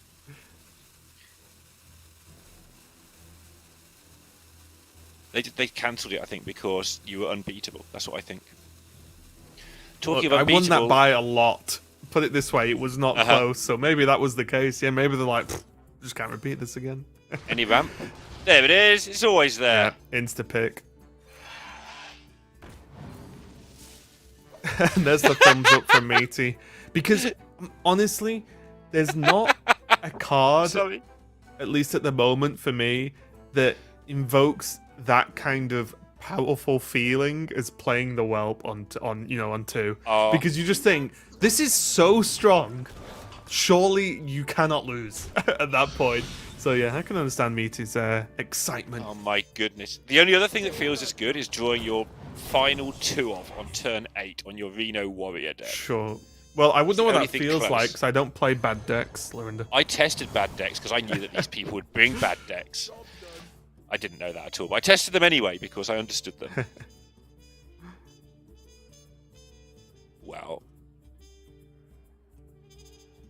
Weak, needs to start taking care of some of this, which means the reverberations is going to eat it. Yeah.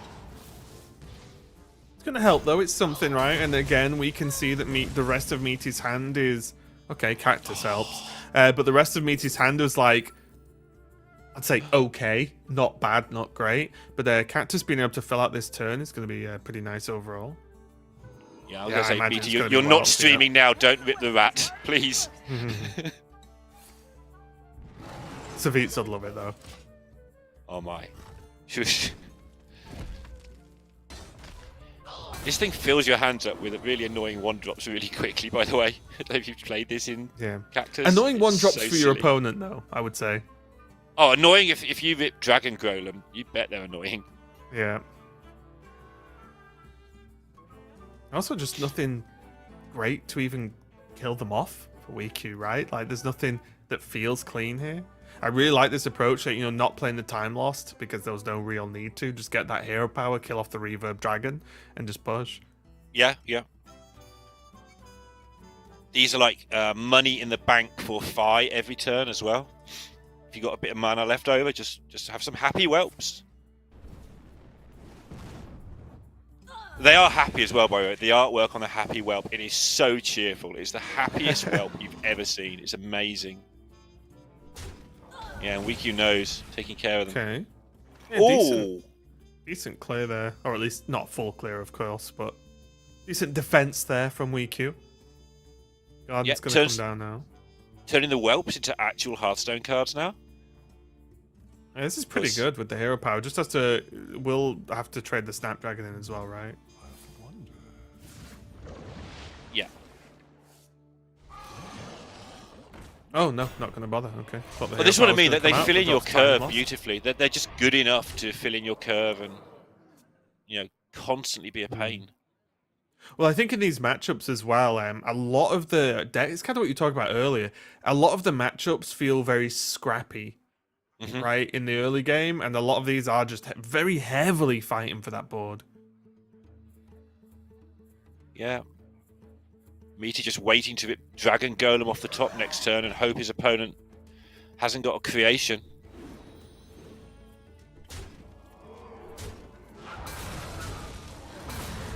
Okay, not bad. 6-mana Hydra's going to do some work on the other side of the board next turn. Yeah, WeQ's fighting back, and I really like the Thalnos drop, and not holding it or anything weird for spell damage. It's just, no, draw me more cards, please. Yeah, Meaty's out of stuff. Yeah, Meaty has to kill off the that minion. It's going to be tricky to deal with otherwise, so Fi's going to take a good amount of damage there, but still Meaty just saying, if he can just push a bit more damage, then suddenly Alistraza can be in range to be able to deal with this.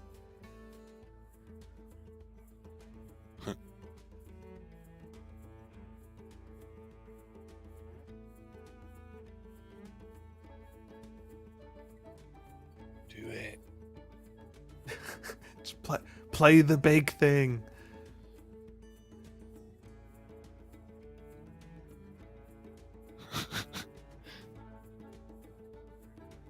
WeQ's facial expressions are exactly how I imagined from chats, by the way.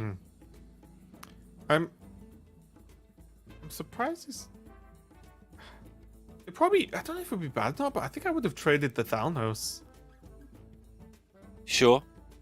and just drawn a card. There's also again, depending on how defensive he wants to be, he does have another reverb, right, if he really wants to. Yep. Oh, okay. Picked up the bird. Yeah, so going to reverb the Fi, get some healing. Yeah, I like this.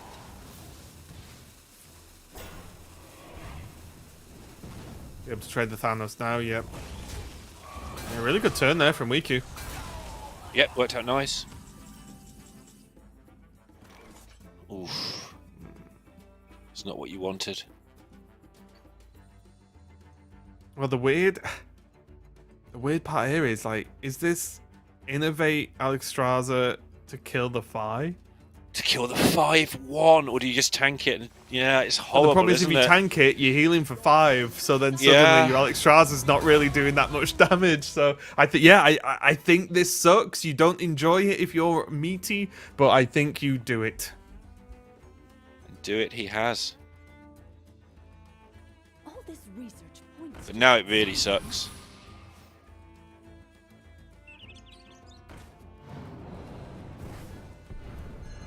Yep, this is Riku buying some time now. Bouncing Alex Straza knows that the damage isn't going to be too bad coming out. If I'd been quick there, which I wasn't, I could possibly have got those secrets.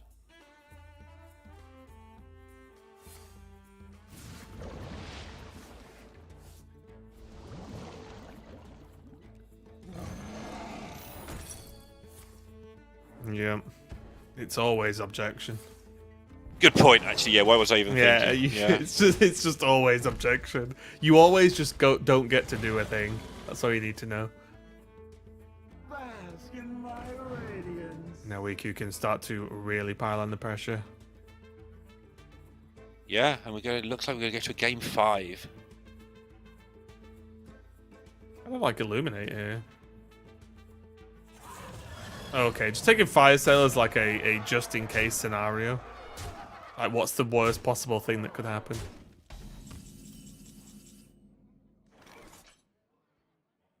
I don't think that's going to cut it. It's not. That's the one thing, like, I don't know if, again, we've both spoken about, like, quite liking the 2 of Dragon Druid, but I do feel like we've not seen much of the sort of mass dragon hands that, you know, where you have the take to the skies. Take to the skies. You've had time loss generate you one also, and then you know you've got tons of dragons in hand, and you can really just sort of chain big minions. We've seen these whether it's the matchups or not, but we've seen the opponents of these actually hold on to this, at least in this matchup so far versus Meaty, where Riku's managed to just control the pressure and just hold it off basically and say, no, you're not going to be able to chain tons of dragon after dragon and overpower them with stats. Managed to push them off and then get in that sort of top deck mode, which is not really something that this Dragon Druid really excels at, because unless you're counting like Time Lost or Take to the Skies exactly, there aren't any top decks that really say, oh, I've won now, right? Like, nothing really gets you into the game properly, other than maybe some of the card generation stuff. So we've seen that happen a couple of times now in Meaty. Might be doing the opposite of Pocket Train here, and not only maybe losing this series, but also losing it with some really sort of struggling looking games, right? Like this Druid especially is not really felt as powerful as at least I thought it was going to be coming into this tournament. Yeah, he hasn't played his Amber Whelps and his Spine Tails at all, which are the ones that really help you swing the board in the early game. Like, play my 3/3, kill your 3/3 for 3 mana, you know, that sort of thing. Haven't seen any of that going on. So he's always been behind on cards. And again, like you say, we saw Take to the Skies late in the first time he played the Druid, but he hasn't really had those turn 6 Dragon Golem, 5/6s or 5/7s. I win. Unlucky. We just haven't seen that happen at all for him. And he's got one more go at it. As Weekyu's starting to feel the pressure a bit here, I think. Well, I think this is the reactions to someone who now has to queue the Death Knight. Is my understanding here, because the problem here, as this famous Hearthstone philosopher once said a long time ago, was if you play a minion against Death Knight, you win. And I believe their name was Sottle. So he also used the phrase "buyer's remorse" earlier today, and I think Weeky might have been having some of that right then. Well, if you look now, Meaty, there's the nod. Yeah, I was going to say, this is the beefy Dragon Druid hand, where you just go splash, big dragon, dead. And that's going to be the plan here. Oh, a second one as well, okay. So these are the hands I sort of am more used to seeing, right? Where you just tempo out huge dragons and overpower the opponent too early. We've not been seeing that in this matchup. And Weeku on the Death Knight, I actually, without being like overly zealous, I think Death Knight's okay. It's not a horrendous deck, but I think against this type of matchup, the whole your opponent played some minions and you die does hold up. Interesting choice here for me. He can just Spine Tail it, have a massive thing on the board and kill, or he can play more ramp and still kill it with a hero power. But have 7 attack on board and I'm adding more. Yeah, don't need ramp if you're just playing big dragons. And next turn there's Whelp, Innovate, Spine Tail, right? So the Yes. tempo just gets more tempo-y. Or Flower Child into Dragon Golem. Like, he's got choices. Oh, he's got the Dragon Golem. Yeah, now we do your play. Okay, whatever. Don't mind. Yeah, I mean, I think at this point, either or. Because look at Wiku. Wiku can't even look. He's like, oh no, I've finally been Dragon Druided. Well, this makes the Dragon Golems huge, right? The play Exactly, that we were looking yeah, at makes them fairly small. This is just the end. I genuinely believe that, one, I think this was probably the better play. But I think if there was just Splash Spine Tail, that would have also... done it the other way around. I think that would have been just as fine, right? Yeah, this one just Because- gets you a board you can't kill into... If you somehow kill it, it's a board you can't kill. Yeah. Well, the rock's going to help. Oh, Throw the old also... Sorry, I keep cutting you off. I'm really sorry. No, This go. this plays around Frost Plague as well, with the Innovate Dragon, if you had to. Ah, sure, yeah, you are right. Yeah. So there's the Dragon Golem. And here's what also could be the beginning of the end. Innovate out Phi. Nothing to rush into, but no need to rush if you've got this many stats on board. And just like that, I think Meaty might have been feeling the pressure going into this last game, but I just don't know how this can win here for Wiku. And I think Wiku knew it from, what, turn 2? Yeah, Philosopher says Meaty played some minions, so don't mind relaying that. Yeah. But this game's not going kind to of drag on, happened. Raven, is it? Hey.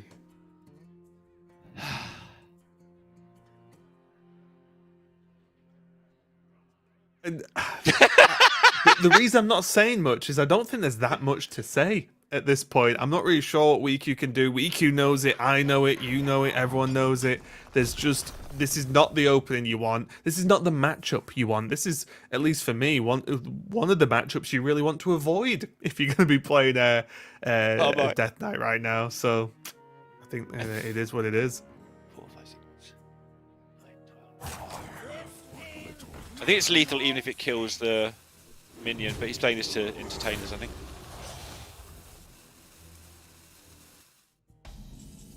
Oh no, because he gets health. No, it's life 18. gain, yeah, it's fine. Yeah. So it's 18. On this heal. I forgot about the healing.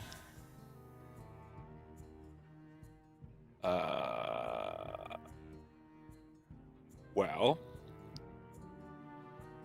shoot it and go. It's just working out. Is it push everything and then Snaptail?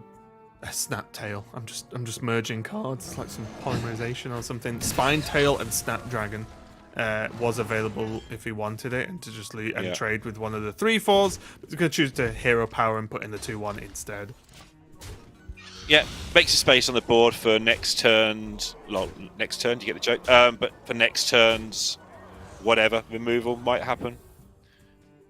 Either way. Riku held on for a turn, but I'm not sure what magical card he could draw. Lord Boyle, not playable, even though that card is, reasonable at hanging on a little bit longer. And Riku, just frustrated, I think. Yeah, it's active. Oh, sorry, it is, of course it's playable. Yeah. I forgot about the reduction for some reason. But, Yeah. Playable. Well, he's excavated Yeah. sometimes. Just not enough. Hero Power going to end it, and Meaty is going to go on to face Pocket Train in the winners match of Group B.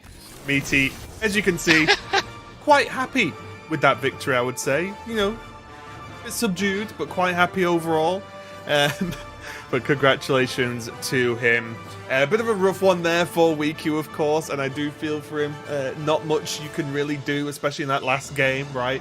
You play the DK and you get tempoed out by Dragon Druid, right? Like, that happens. We know that matchup's tough, and it just wasn't meant to be there. But Wiku is knocked to the lower bracket. He is not out of it yet. But for me, Lorinda, I'm excited now that I can put my feet up and watch Pocket Train versus Meaty to see who's going to be the total winner out of Group B. Yeah, I don't know if you have time to get your feet actually anywhere. Like you'll lie back and it'll be like 2-2. Like you might have to be quick to get settled down for that one, because that is going to be a rapid match of Hearthstone. I think if there's a Druid mirror, it might take some moments, but it's going to be a quick one. Yeah, and just we have a quick look and probably emphasis on the quick, as if the game did not take too much there, but that is what I was talking about. The previous games where we saw the Druid, I was like, yeah, it's kind of struggled, not really managed to get there. This is what you expect from this Dragon Druid, at least for me, where, as you can see, the game ends, you've got a good chunk of dragons in hand, you put a lot of pressure on with those golems, as well as some of the more tempo options, and you just overrun your opponent with minions that are bigger than theirs. That is basically how that sort of 2-of Dragon Druid works, and it worked pretty well for Meaty. So, at this point, Lorinda, Pocket Train and Meaty doing well, same lineup, unfortunately for them, same group, but it does look like we're going to get at least one of them into the top 4. Yeah, and Rekvam already there as well, another player who tested with these players. Again, brought a different lineup because of reasons, but yeah, the three of them worked together on this, and it looks like very good chance all three of them make it into day 2. Yeah, really impressive overall, and that means we do have the Meaty versus Pocket Train match coming up next, so make sure to not go anywhere, because even if it goes the way Meaty's matchup just went, at 3-2, it still wasn't the slowest match in the world, but if Pocket Train has anything to say about it, he'll make sure it's sped up just like his first 3-0. So like I said, don't go anywhere, we'll be right back with that next matchup.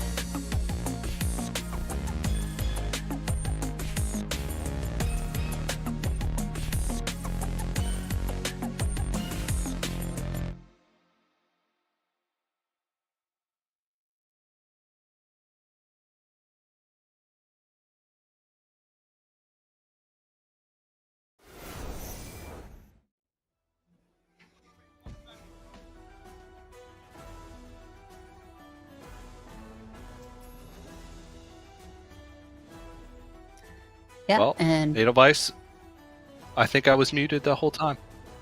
well, That was a great intro, though. So, Well, thank you. So you can appreciate it. And you and only you were the one who heard that. But we're back here at the Hearthstone World Championship. I'm TJ, joined by Edelweiss. And we got a winner's match ahead of us. we do, and it is players with the exact same lineup, all 4 decks. And Meaty versus Pocket Train, both, of course, from the UK. They have the same lineup because they practice together. Wrecktham also, not from the UK, but was in that sort of practice group, coming up with lineups. Went with different choices just because being in the other group was worried about potentially getting targeted. But Wreckfam's made it on, and these two are facing off, so one of them guaranteed. Seems like it's a good practice group to be in. Very much so, yeah. One of them's going to make it onto that top 4, and then one of them still has that chance tomorrow early in the day to play in that decider matchup to get that second chance to make it into the semifinals. So now Pocket Train's series was a little bit faster, a little bit more dominant than Meaty's.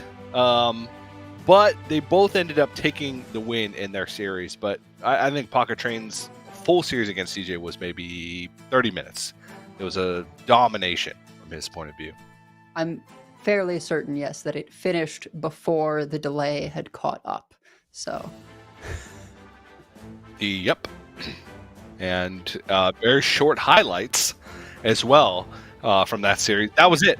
Those were not highlights. That was just footage of the entire series played backwards. But we're highlighting 2 different decks, but like you said, they both have the same lineups. Here's the Naga Priest. We're just labeling it Pocket Train just because we feel like it, because we're talking about him right now.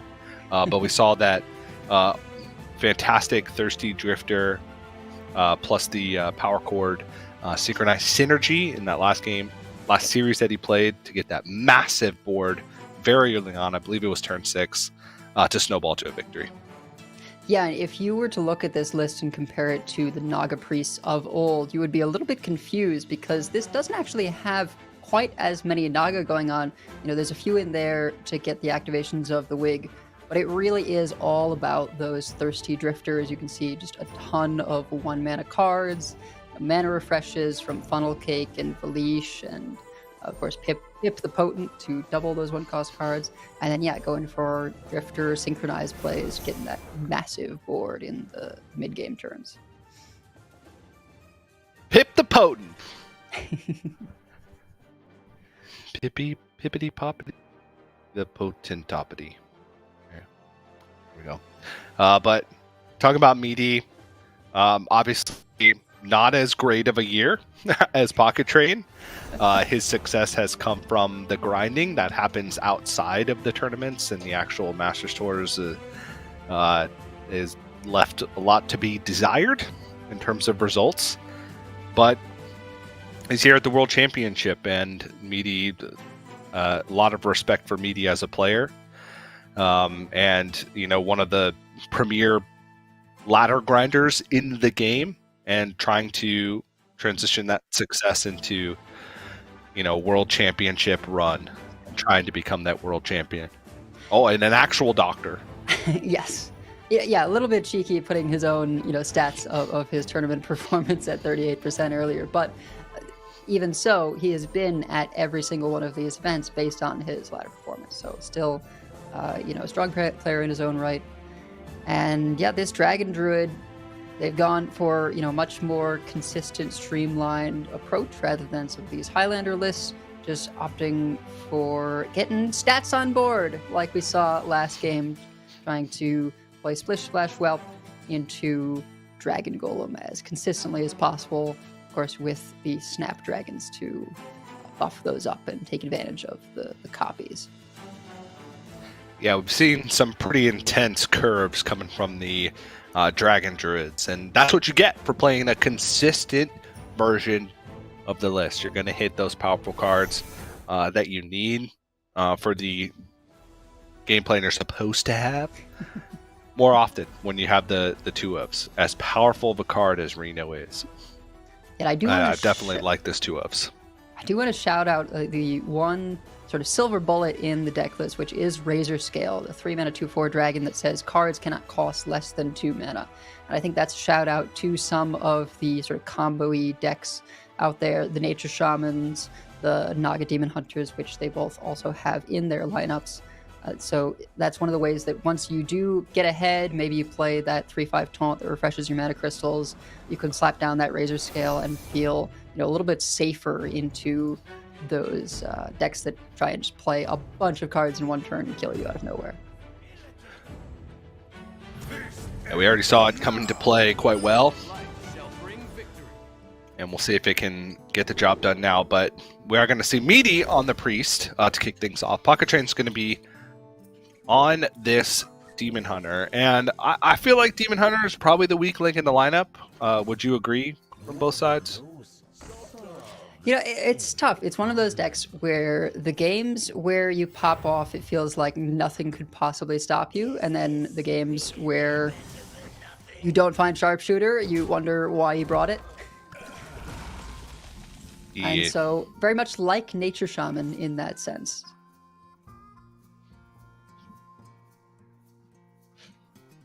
Except worse. Well, it is more centered around one specific card that you need to draw, right? Yeah.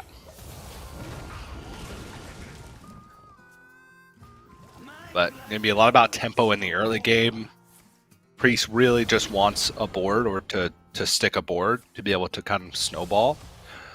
Pocket Train's going to be trying to keep this under control, not fall too far behind, and then get to that Sharpshooter turn as easily as possible. Already has board going into the Sigil of Time turn, which is good, very important. And Meaty going to have not a dead turn, but not the strongest, just a cycle going on right now. Yeah, and you're really hoping to pick up more draw off the Clergy, but I think going into this turn 3 where your opponent's really going to want to play a Sigil if they have it, and ends up paying off, is going to be able to get at least 2 draws here between Dreamboat and the Hero Power. Yeah. And Dreamboat ends up just being a reasonably sized threat coming into this turn. I think it's a debate of whether to play the Mistake as well, just for a bigger minion off the Dreamboat.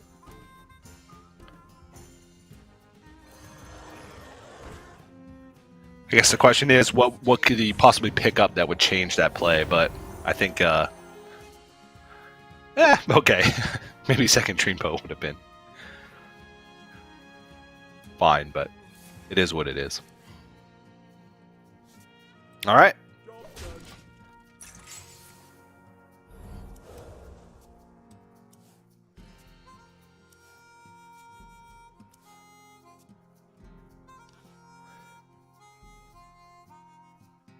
One distinct difference between Meaty and Pocket Train's versions of the Demon Hunter is they've got Fellerin in there as well as going down swinging.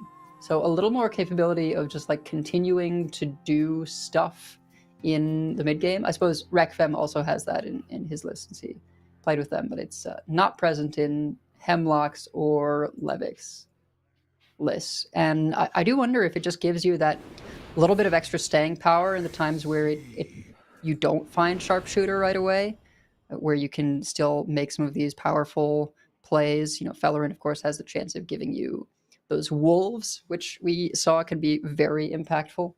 And of course, going down swinging, there's so many ways of buffing your attack that it just becomes sort of the perfect board clear for this type of deck.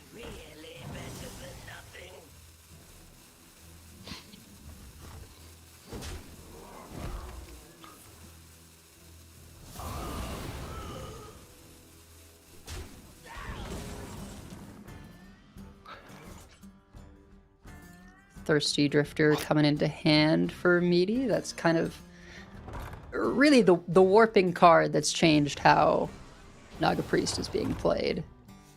And funnily enough, with Pip the Potent, if the Thirsty Drifter is presently at 1 mana cost, you can get a copy of it.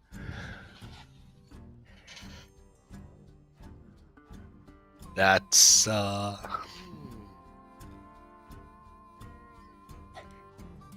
then you're not playing as. I guess the Thirsty Drifter, you kind of want to hold on to it to go really big on the board and not just play it piecemeal. But yeah, could be an option for next turn.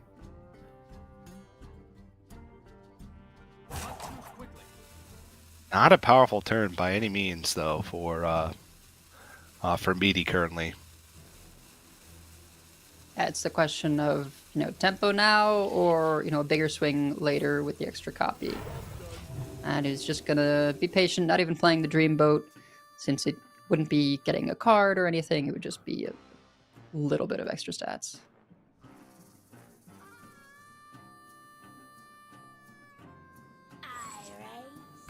You fold.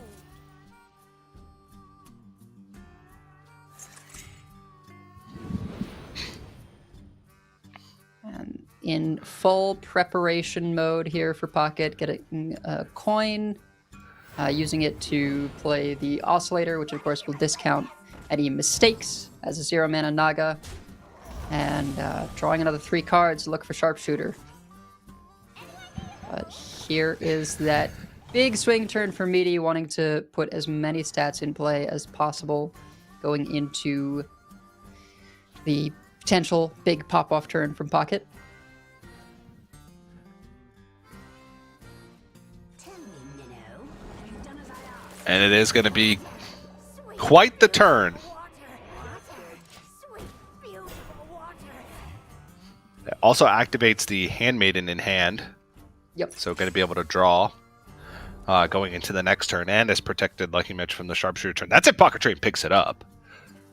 It is funny seeing Valish come down just as a 1-mana activate wig, refresh 0 mana crystals, but decrease the cost of both of the drifters and activated. So, and the other one can be used for refresh on the following turn.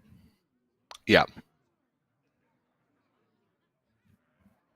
Yeah, no Sharpshooter means But did find Pocket... the going down swinging. Yep. And I think that's just going to have to be used for the clear here. I think I almost wonder if you maybe wanted to Spectral Sight first. So he wants to go max damage. Oh, well, yeah, right. You can't squeeze in the hero power otherwise. No, not squeezing the hero power anyway. Oh, no, because this is just enough. Yeah. Yeah. With the double dispose, this clears the full board and pushes all the damage. So, Yep. I see that. And even though there's no Sharpshooter, there's a Fellerin. Yep. That's resource generation much of the time to be Yeah. played next turn. So, not bad. My one thinking about potentially drawing before dispose is that then you can try and look for the Sharpshooter before you're shuffling in more cards into your deck. But Sure. Okay. Yeah. it's really the most minute Yeah. of probability changes.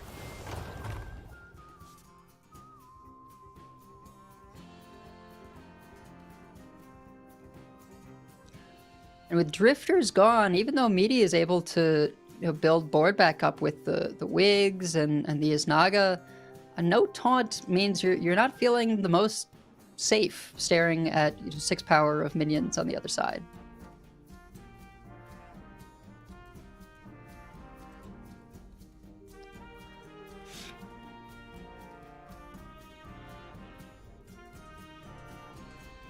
I think it's... If this is going to be a Valish turn, then I think you'd want to be playing a little bit faster, so might just be Pelagos for maximum stats in board, and a threat that Pocket doesn't want to leave around. Yeah.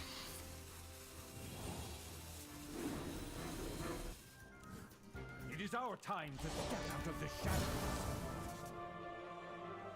Okay. Security lets Pocket Train deal with the Pelagos.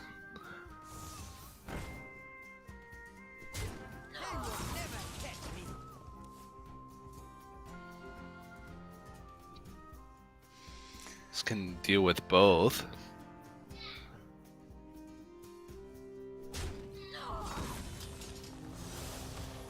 if you rush the Feller in Yeah. and clean board, don't really get to push anything.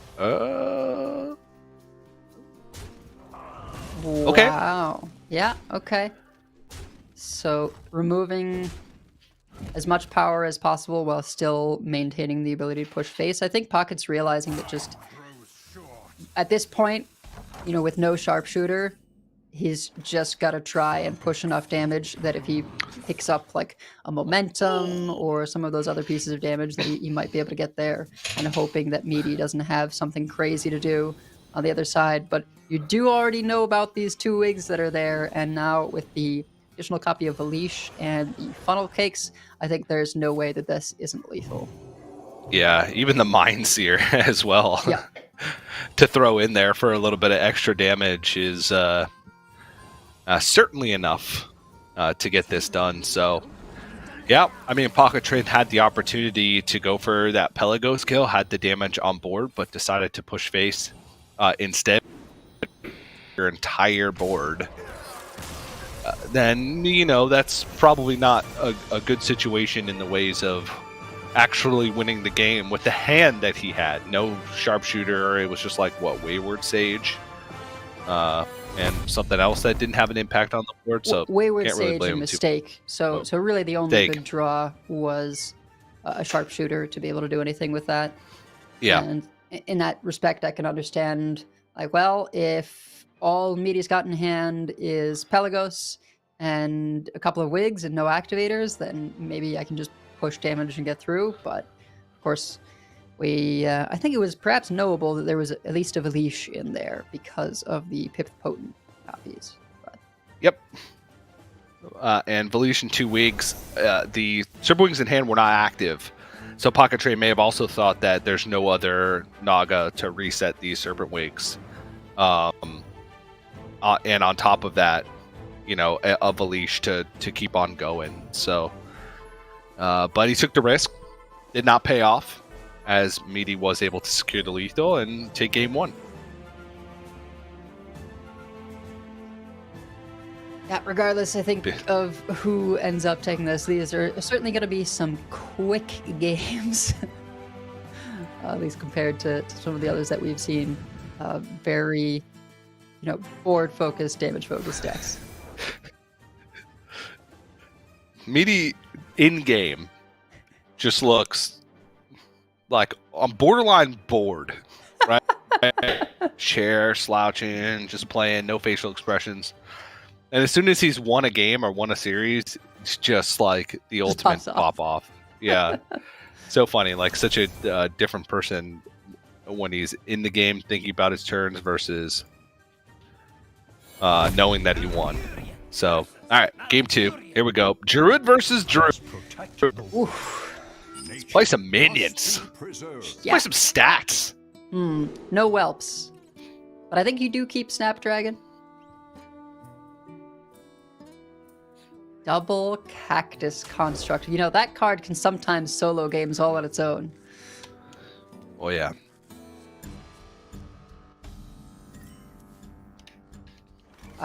Something is amiss here. No one has a whelp. Yeah. Still time. Don't fret. Oh, there Yep. it is. Okay. Pocket Train, clearly the better player. As Yeah, just- represented by okay. that top deck. Yeah, what can you do, you know?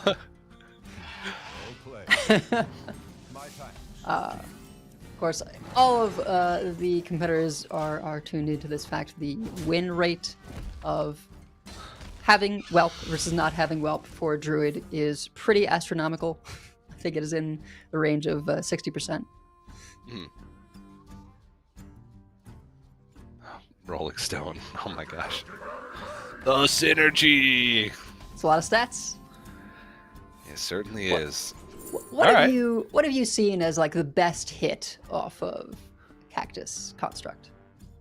I mean, it's hard to beat Rolling Stone, but in Dragon Druid, sometimes the I keep forgetting it. At the end of your turn, it adds a 1/2 whelp in your hand.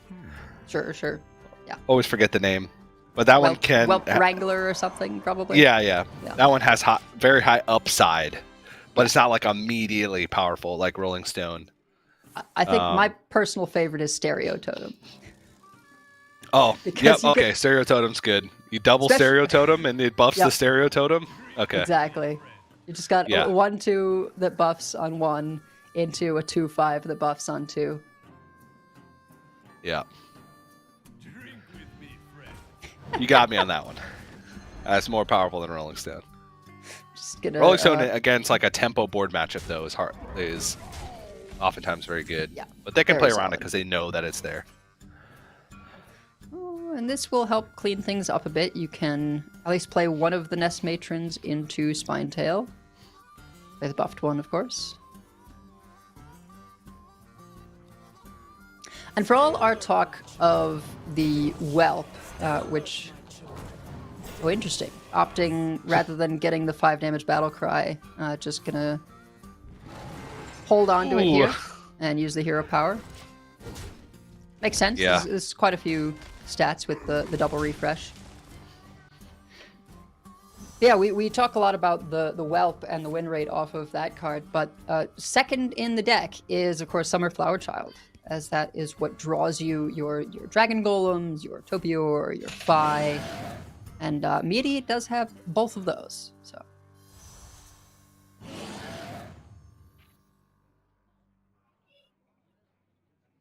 Yeah, this is honestly like a whole lot of I don't want to say nothing. So there's a Golem, there's Topior as well. But like Twilight Drake and the Proto Drakes don't really have immediate impact on the board. I mean, sure they're relatively big in size, but that's can't really afford to be doing that when you're playing against the same deck that's just playing stats after stats after stats. Yep.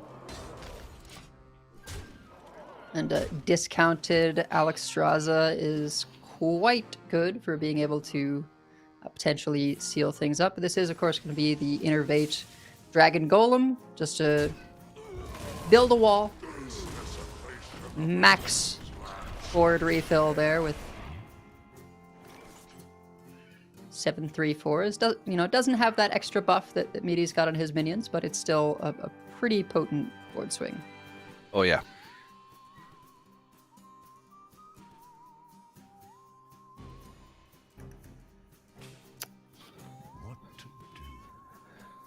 Question here, I think, is whether Meaty wants to, trade off a couple of his minions and then play his own Dragon Golem, or take things a little bit slower, use the Spinetail Drake.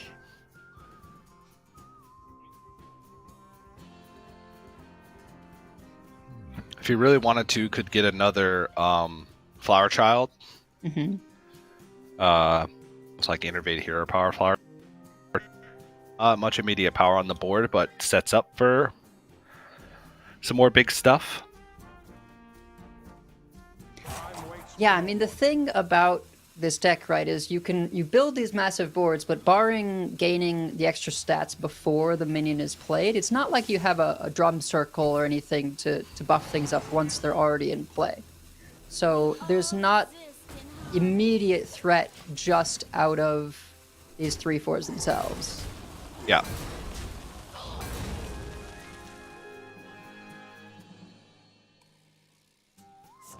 About the setup turns and finding ways to push damage and keep up on resources.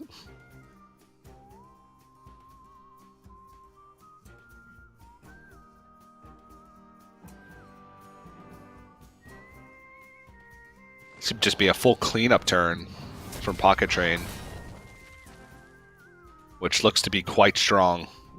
Yeah. And a thing I want to note as well about this Brewmaster that was picked up. There's, of course, 2 Brewmasters you can hit off Cactus Construct. There's the Youthful and there's the Saloon Brewmaster. And what's so great about Dragon Golem is as long as one of them survives, you can Brewmaster it and get an entirely full new board later on. So I think that's probably one of the reasons that Pocket opted to pick that one up.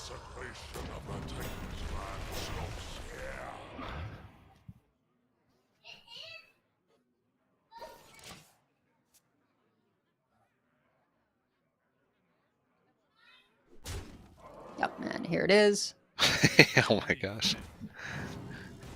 I mean, Meaty knew that was there because he saw the Youthful Brewmaster immediately, but still winces because seeing it in action is what drives it home. I think normally there can be a risk of, okay, if you're the first person to golem, are you going to sort of lose in the ping pong in the end? But Brewmaster does give you that extra shot, and Pocket, because of these Time Lost Proto Drakes, just sort of had more dragons in hand for his golems anyway. Yeah.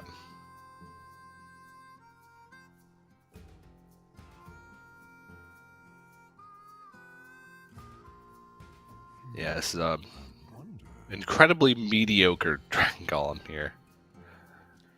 Summons 3. There's maybe an argument for playing Cactus Construct first to try and hit like Fairy Dragon or something, but the hero power does clear up a minion, so that's sort of the more consistent option.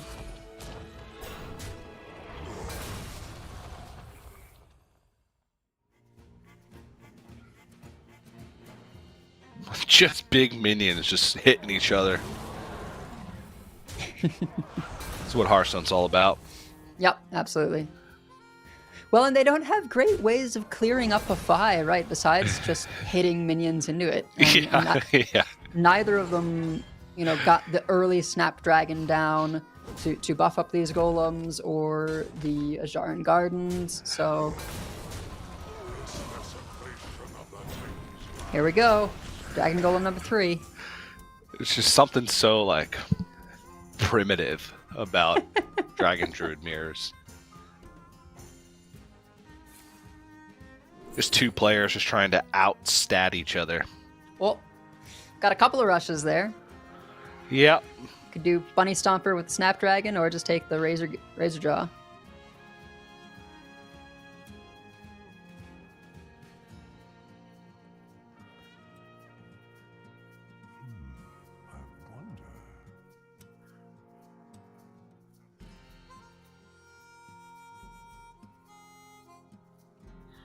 None of these are incredibly impactful.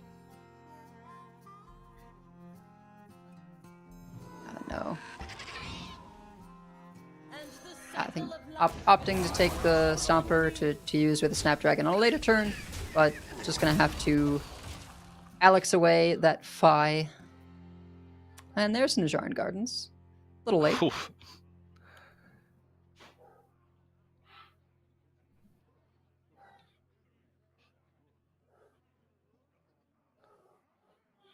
Little late, still potent.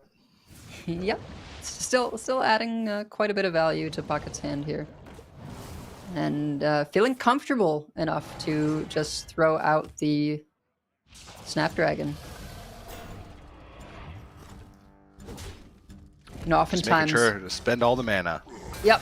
Oftentimes, if you don't end up rolling it out on 3, then it just ends up sitting in the hand, as we've seen, because you already drawn your golems off of Summerflower Child or what have you, so it's sort of lost its value.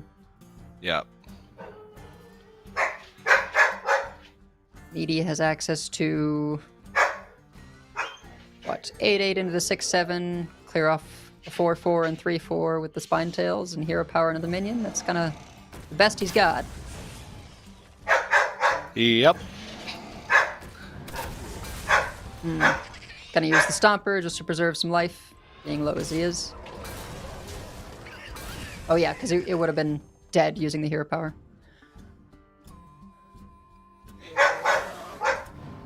And pressure's not stopping. I mean, it's starting to run a little low.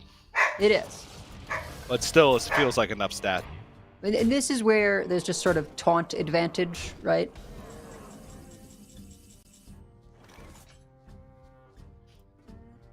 I concede. Yep. And That's gonna do it. Yeah. Looked promising for Meaty when there was a lot of stats on the board on like turn 4. Yep. And rolled into double Flower Child, but it just wasn't enough. I don't even know if the Whelp made like that huge of a difference. I guess it did, because a lot of the Dragon Golems come down and start that trade. But it was just the number of dragons in hand, the amount of resources that Pocket Train had access to, and the Brewmaster, the Cactus Yeah. Construct, I think really just drove that one home. combination of both proto drakes adding an additional random dragon to your hand, doesn't even matter what it was. Topior gets 0 value in that deck, but just having more dragons in hand so that each dragon golem is a full board, and then of course the Brewmaster to be able to do it an additional time is just sort of a massive differentiator.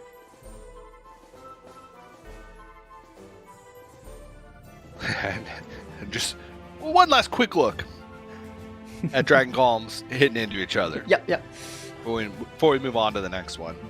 But when you have identical lineups like this, winning these mirror matchups ends up being pretty big.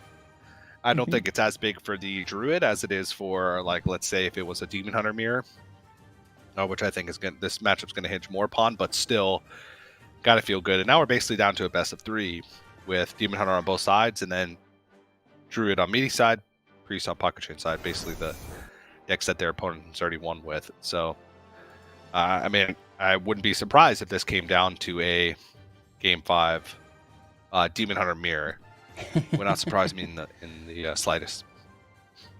Yeah, I like how Pocket Train held up the wall. It's like, one moment. I'm gonna go fill this up.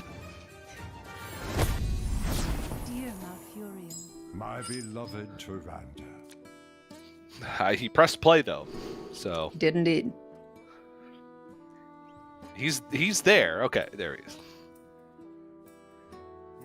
I wonder how meaty will end up playing out this mulligan. I guess it's just throw everything back for Whelp.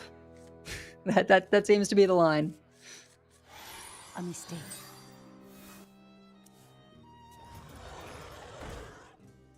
Well played. Thank you. I suppose I can respect that, right? The Druid really does have just so many higher mana cards that the difference between Whelp and no Whelp is just so huge. And figuring, like, even if he does have something, like Snapdragon to buff things up, or take to the skies to draw additional stuff, being able to move into those 4-cost plays, right? Now being able to Spine Tail. I was going to say clear the clergy, but that's not even going to do it anymore. Yep. Same with Pocket Train still quite strong of a board here. I guess you clear the 3/4 instead. It is a 5-power minion in play. What to do? Sorry, 6 with the Gardens buff. Yeah.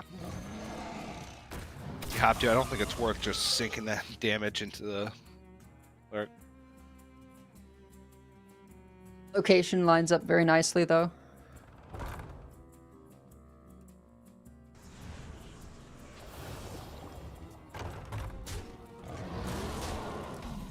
Does mean that it'll be very challenging at this point for Pocket Train to overheal the Cleric, if that was a thing he wanted to look into doing. Not going to be getting any more cards, but this is just such a board-based matchup. Both of these decks struggle if they fall behind too much. Yeah. And despite the strong start, Media is going to be able to clean things up. Now back to square one. Pip For Pocket for Train. extra wig and funnel cake. I think he wishes he had that clergy now, but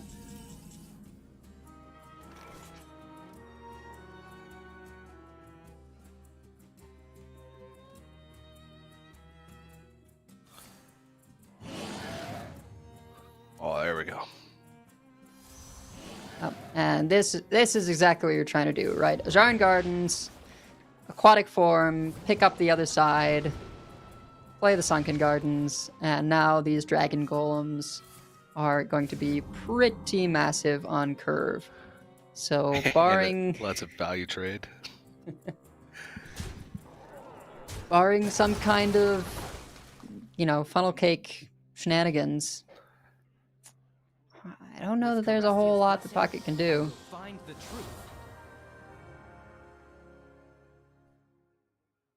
You find the truth, Pelagos. You do you. Well, might need that next turn. Yep.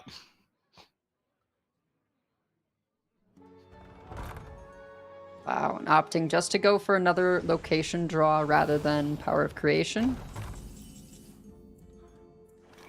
Oh, It's big. quite large. Yeah. It's big.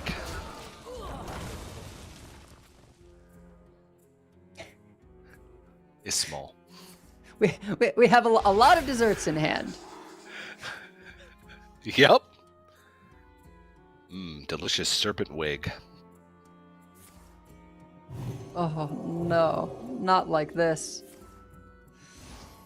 Yep. I mean, I don't think there was anything else to be done. You just need to play stuff to activate the Handmaiden. I mean, that's part of why I was kind of looking at Power Creation on the Pelagos last turn, just because it's another spell played for the Handmaiden.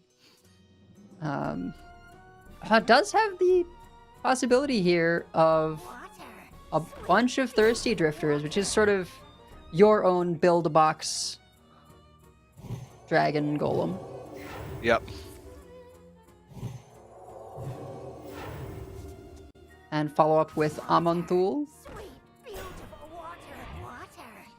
But I think Pocket knows that this, well, pretty decent, could just maybe not quite going to be enough.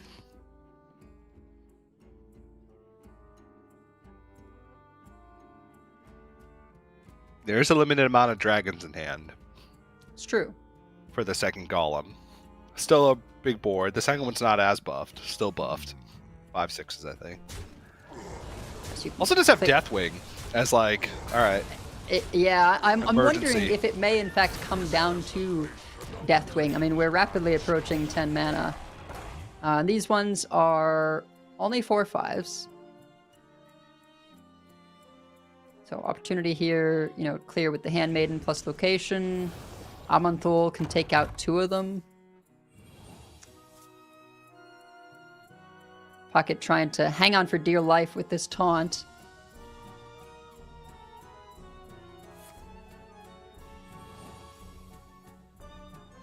Really, even playing an inactive wig, which I didn't expect. Oh no. Ah, okay. This Here's is why. why. Yeah. I guess that makes sense, because just removing Oh. the 2/4/5s may not have been as strong as just making the copy of this giant minion. I like this play a lot. Yeah. And the the Sitheno pickup, of course, if he is able to find the other wig, could make something happen. Yep. It's a combo that you don't often get to partake in the Naga Priest. Very interesting, though, because you actually can buff it a lot easier. I think what Pocket knows as well with the Amonthul here is, you know, one of the massively powerful things about Titans is their ability to give you additional value over turns. And so by copying a big taunt minion that can protect the Amonthul, just means that he gets to hang on to that value if the minions cannot be punched through. And yeah, now he gets to do that, remove 2 minions, and just continue to accrue value off of this effect. More Legendarius Cenarius is a pretty big pickup. Is it enough damage?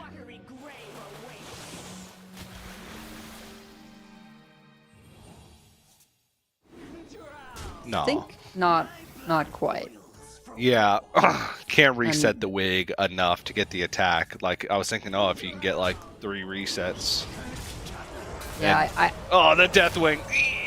Yep, 14 Deathwing. It does mean no more hands, so this is the final push. And while impressive, you know, Cenarius just for a couple of taunts plus the Thirsty Drifter is gonna be a bit of a bummer for that Deathwing.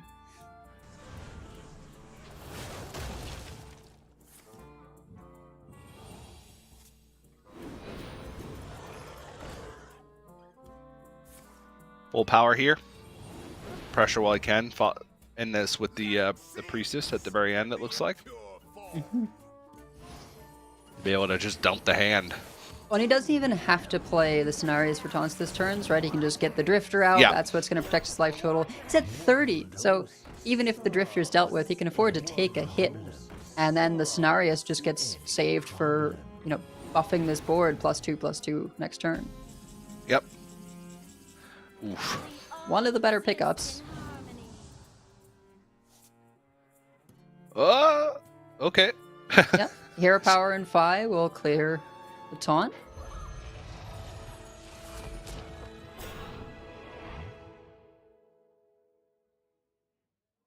Wow. You want to push 14 here? Yeah, I mean, he knows it's a board-based matchup. I feel like if you're going to trade it into something, though, you maybe trade it into the 7/6, though? I'm not sure.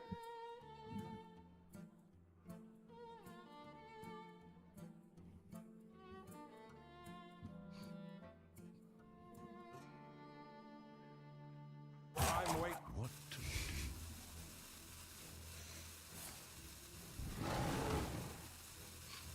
Yep. Okay.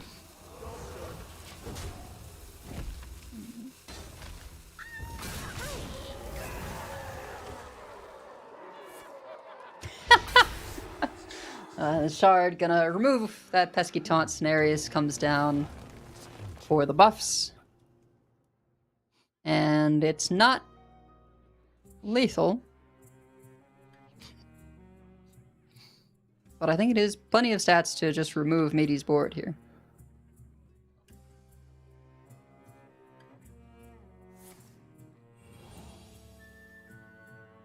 Nope. Nope. Just go base, sure. Yeah. Okay. Comes down to Yeah. this draw. I mean, it makes sense, right? Take this, Like, guys. what's Meaty gonna do against a wide board like this?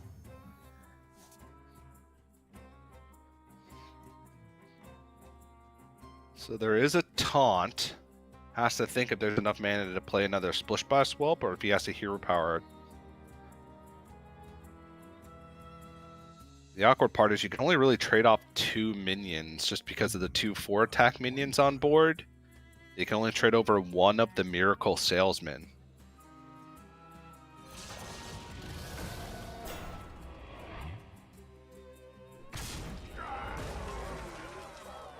And then that should be enough damage going back the other way. Oh, I guess a hero power would... No, a hero power would still spell death. Yeah, there's just no way to remove enough of the board here. Yeah. I think the Phi was really important for trying to allow me to stabilize, and the Silence taking away both the taunt and the life steal was just a little bit too much. Yeah. And Bucket clearly a little bit stressed there, things were coming down to the wire just a little bit. Not sure whether that's disappointment in sort of his own play for some reason, or just sort of the clunkiness that is playing such board-based matchups into each other. Yeah, I don't know. I can't spot anything like of his play. I thought that No. was pretty well done. I think that's just the pressure of the situation getting to him, maybe. Or, man, I almost lost kind of situation. But Pocket Trade now 1 game away from making that top 4, able to take a break at the beginning of the day tomorrow.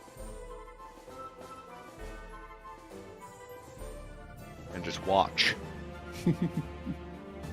Always a nice position to be in, right? When you can just sort of take your time, get a good meal in, take a look at what your opponents are doing. Yep. Chill. But it is that Demon Hunter, though. So we'll see. Still have that feeling that we're going to see Demon Hunter mirror Game 5.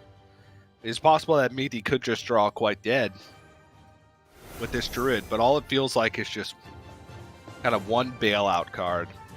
The toughest situation you can be in is if there's an early sharpshooter and you just have no answer for it. Your deck all like ramp setup cards and none of the big threats that you need or direct damage You have much to answer for. to be able to take it out. Well, one thing about this Dragon Druid is that even though, it doesn't really have a ton of spells, you do have things like Amber Whelp and the Spine Tail to actually remove crucial minions, and with the 2 health nerf to the Sharpshooter, even the Amber Whelp will do it on its own. That being said, usually Sharpshooter comes out with a whole bunch of other minions. With those sigils in play, I don't think Pocket is going to be just tempoing a Sharpshooter.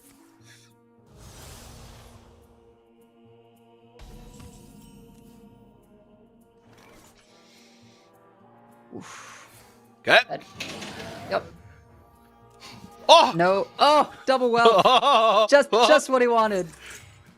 I was gonna say, the Amber Whelp might have looked appealing there had Pocket not gone for the buff, but without it being able to actually clear, I think this means, that meant Mitty just went for the Take the Skies and it picked up the 2 best draws. So you can throw out a taunt and a couple of 3/2s with ramp.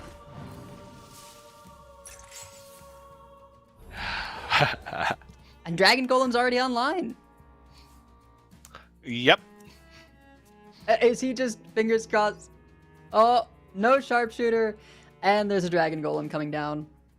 I think that's not quite what he ordered.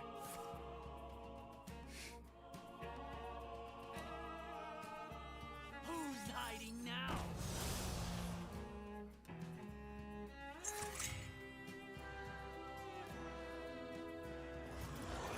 All right. Hoping for no Dragon Golem, and then hoping that Sharpshooter is one of the draws off the Sigil next turn. Yeah, he's got 4 draws between turn and the Sigil to pick it up, so...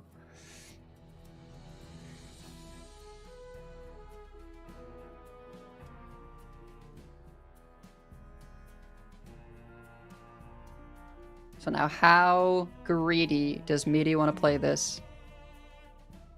Because one advantage to the Dragon Golems is since they have Taunt, and if Meaty thinks that he's not going to be dead here, he could go for something crazy like Flower Child into Gardens first. But yeah, this is certainly the safe play. Just get 4 Golems, try and take as little damage as possible off of the Sharpshooter turn. Yep. And you've got, Gardens, Whelp, Spine Tail follow up to clear anything dangerous, and no Sharpshooter. It's tragic.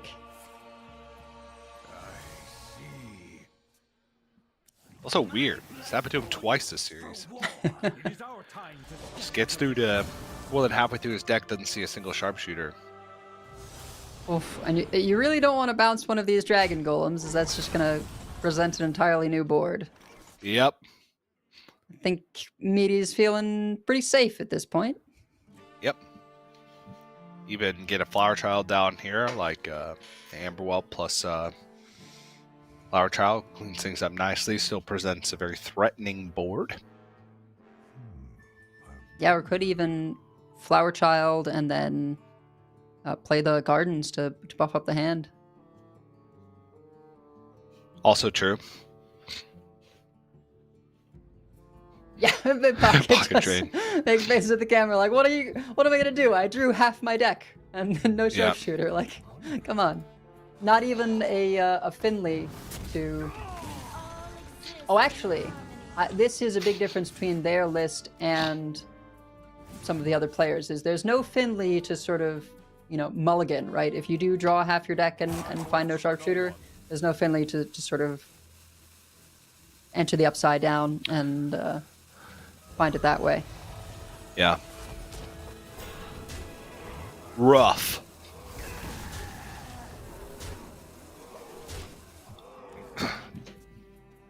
What's the draw? Oh, that'll do it. Not even once. Well, you know, you've got it out of the way now, and now this is what happens to Meaty when you have to play the mirror, right? That's how that Yeah. works. Yep. My blood boils for war. You stink! It's gonna remove some power off board. Does this protect him from Alexstrasza damage? No, it does not. And it's just sort of the least offensive card to bounce. Yeah. Highest power as well, but Alexstrasza will end it. That means we are going to a game 5. It is going to be the Demon Hunter Mirror. At least Demon Hunter has not taken every loss in this matchup. Only a couple. But that's what it's going to come down to. It certainly seems to be the sort of weak link in the lineup. Perhaps just draw variants, but you know, that's a big part of the game. And while the Demon Hunter can sometimes run away with it, it does also lose to itself at times. So Yeah. it's just the trouble in coming up with a fourth deck, right? Yeah, it seemed to be a big issue for a lot of players. And there were many that settled on Demon Hunter. We've seen a lot of Demon Hunter on the day today. And it does have a lot of power. There's also a lot of sort of muscle memory built in from when it was like the dominant deck at the beginning of this meta, but less played now. Yeah, of course, Paladin is the most popular, being in every single lineup, but Demon Hunter is not far behind, with 6 players bringing Demon Hunter tied with Druid at 6 Druids. But of course, there is variation among the Druids in terms of what kind there are. Whereas the Demon Hunter, apart from few card choice differences, is very largely the same. Yep. Finley, Fellerin, going down swinging. A couple little choices here and there, but the core of the deck remains the same. It's Going down basically- swinging has impressed me today, actually. It has, yeah. I think it's it gives you that opportunity to kind of reset and try and clear up a bunch of stuff before you go for that pop off. Or Yeah. in the event that you've gotten a bunch of damage in and there's a bunch of taunts in the way that you need to get through, then it can also be effective in that sense when you're playing your last bit of attack damage. Yeah. Like, for instance, in that game, going down swinging could have been fantastic if Pocket Train was able to pick it up on Yep. on even the first sigil turn, right? Because had Dispose of Evidence in hand to be able to get the attack high enough to clear off the Dragon Golem. So, but alas, just in the past. It's time to move on to Game 5. Demon Hunter Pocket Train versus Meaty. Winner moves on into the semifinals, into that top 4. Loser of this match still in the tournament. They are not eliminated. They just have to play an extra match in order to make it to the playoff stage tomorrow. So, big deal for a lot of players. Get deeper into the prize money too with just this win by playing one less series, which is always nice. Pocket going for the full throw while Meaty holds on to a Slither Spear.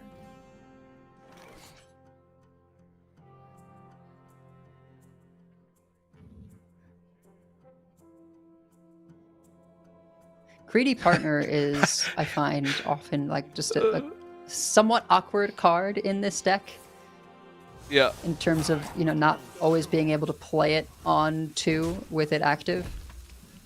Yeah. Like in this instance, Meaty holding the Vicious Slither Spear just to make sure the predation doesn't get reduced so Greedy Partner Right. can actually get a coin. Exactly. Awkward.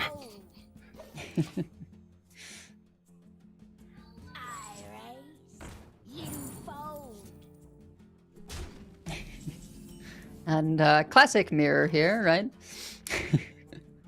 Yeah. It's just going to be this and a hero power, clear up the Slither Spear before it can gain any crazy amounts of power. Imagine Pocket going to be going for this Sigil. And it's a bit of a race to see who can find Sharpshooter first. both of them with the 2 coins from, various instances. Wayward Sage not like really doing anything with the discount here. No. Oftentimes you want to be playing Momentum for 0 mana anyway, and just giving it a little bit of help is not worthwhile. And 2 coins packed there on the right side is also not great. But playing it for tempo. I mean, there's nothing else to be done, right? Like, yeah. Meaty's hand is just air. Yep. It's potentially crazy pop-off should he find Sharpshooter with the double coin, right? But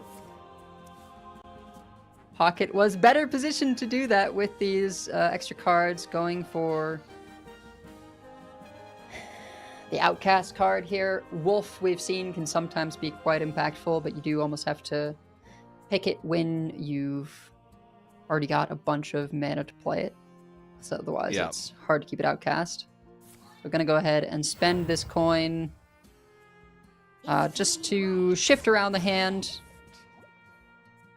get this draw spell into Outcast position, and try and take back the board here from Meaty. Pocket, of course, doesn't know that Meaty's hand is air. He's just seen that it is, well and truly juiced with the coins, should he pick up a Sharpshooter or have one. And we're just in full dig. There it is. They come in pairs. I was beginning to think, did he just forget to put the Sharpshooter in the deck? Because he's played this deck in 3 different games this series, and we haven't seen it a single time.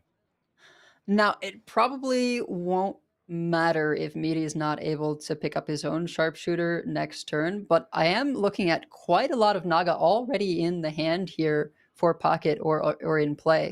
So could be a bit of a strange situation where the Sharpshooters won't even have Naga to draw. But there may just barely be enough left in the deck.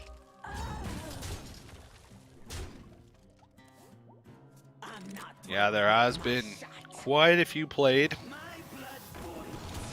but a decent amount of mana to work with. A lot of cheap cycle.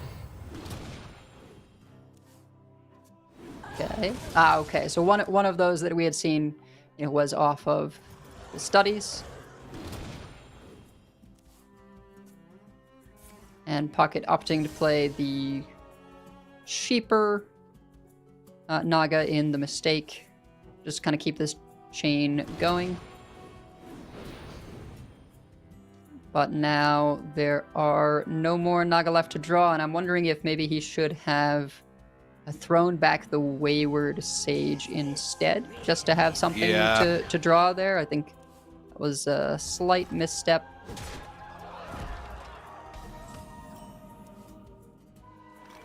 And he's just hoping there isn't a Sharpshooter on the other side, and it has forsaken Meaty, so... This is just... Meaty, this is the first time playing the Demon Hunter, so he's got to get the bad hand, and there we go. He concedes nothing to do. It's exactly how we said. Pocket got the bad game out of the way. Meaty still had his to deal with. Yeah, and, just an atrocious hand through and through. But Pocket Train was dealing with Mysteries, so that's the way it falls. That's what you get for the Demon Hunter deck when you're so all in on basically this singular card, especially in the mirror. It's just so volatile, and there can be back and forth games if both players are on equal footing with access to a Sharpshooter. But when you're not, you get games like that where it just looks a little bit miserable for one player at the end. Yeah, and of course, we see sort of difference in player dispositions, right? Rekfam closes out his game. I'm so good.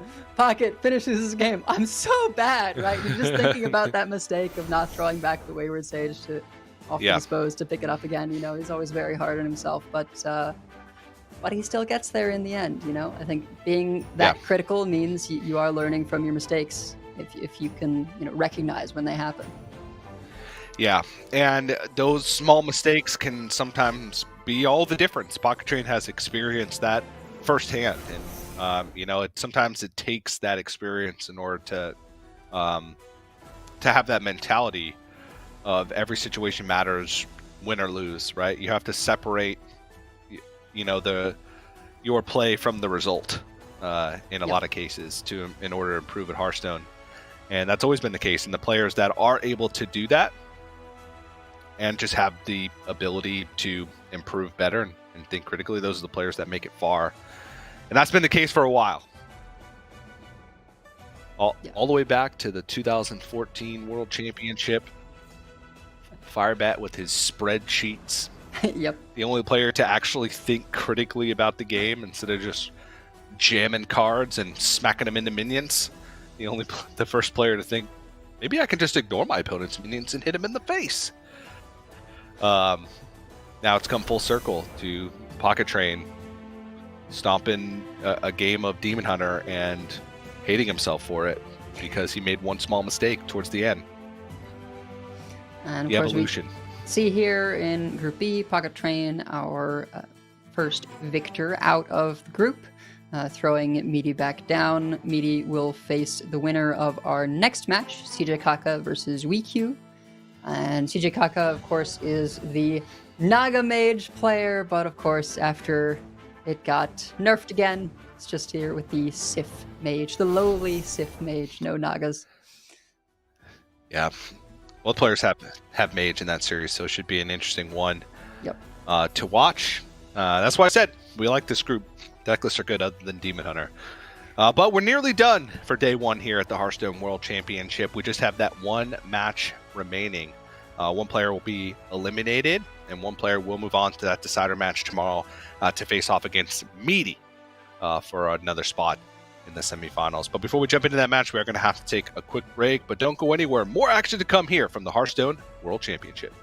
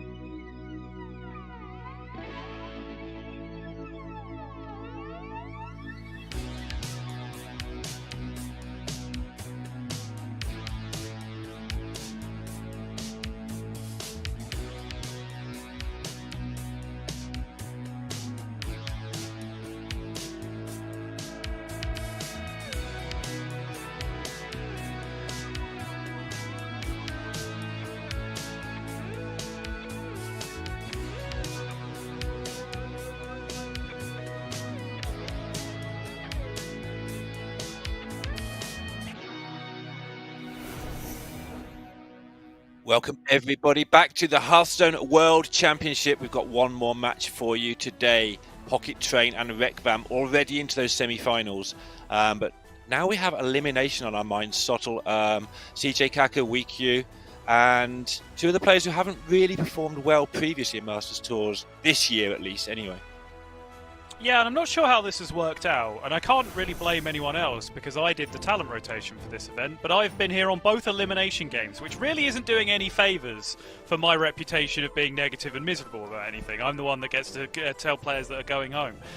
But regardless of that, I think we have got a pretty awesome series in front of us. I think these are two of the players. If you take the 8 players that qualified for this World Championship, I personally would say CJ Kaka and WeQ are two of the biggest beneficiaries, if there are such a thing, of the new system that was so heavily ladder grinder based, right? Because I think they just took to that like a duck to water and went, oh, just, no live Hearthstone all year? Cool, count me in, and they've really profited from that and had a large amount of success getting those finishes, getting those ladder results under their belt, and now are rightful members of our World Championship roster. Yeah, and I'll give you Muzzy and Frozen as two previous names who started off with systems, not quite like this, but with grindy systems, very good ladder players who turned into two of the best players of all time. Took them both a little time, especially Muzzy. Somebody famously said that Muzzy might be struggling or something. I can't remember the exact words. I called him a choke artist, Neil, is what I did, so I'm not going to run from it. That's what happened. He called me out on it. He was absolutely right to do so. It was a great moment, but I'm not going to revise history and use softer words now. That's what I said. Cool. Good for you. I thought I'd let you say it. I know you don't mind saying it. But here we do have two similar lineups, but give you something to get your teeth into. We've got WeQ on the Death Knight.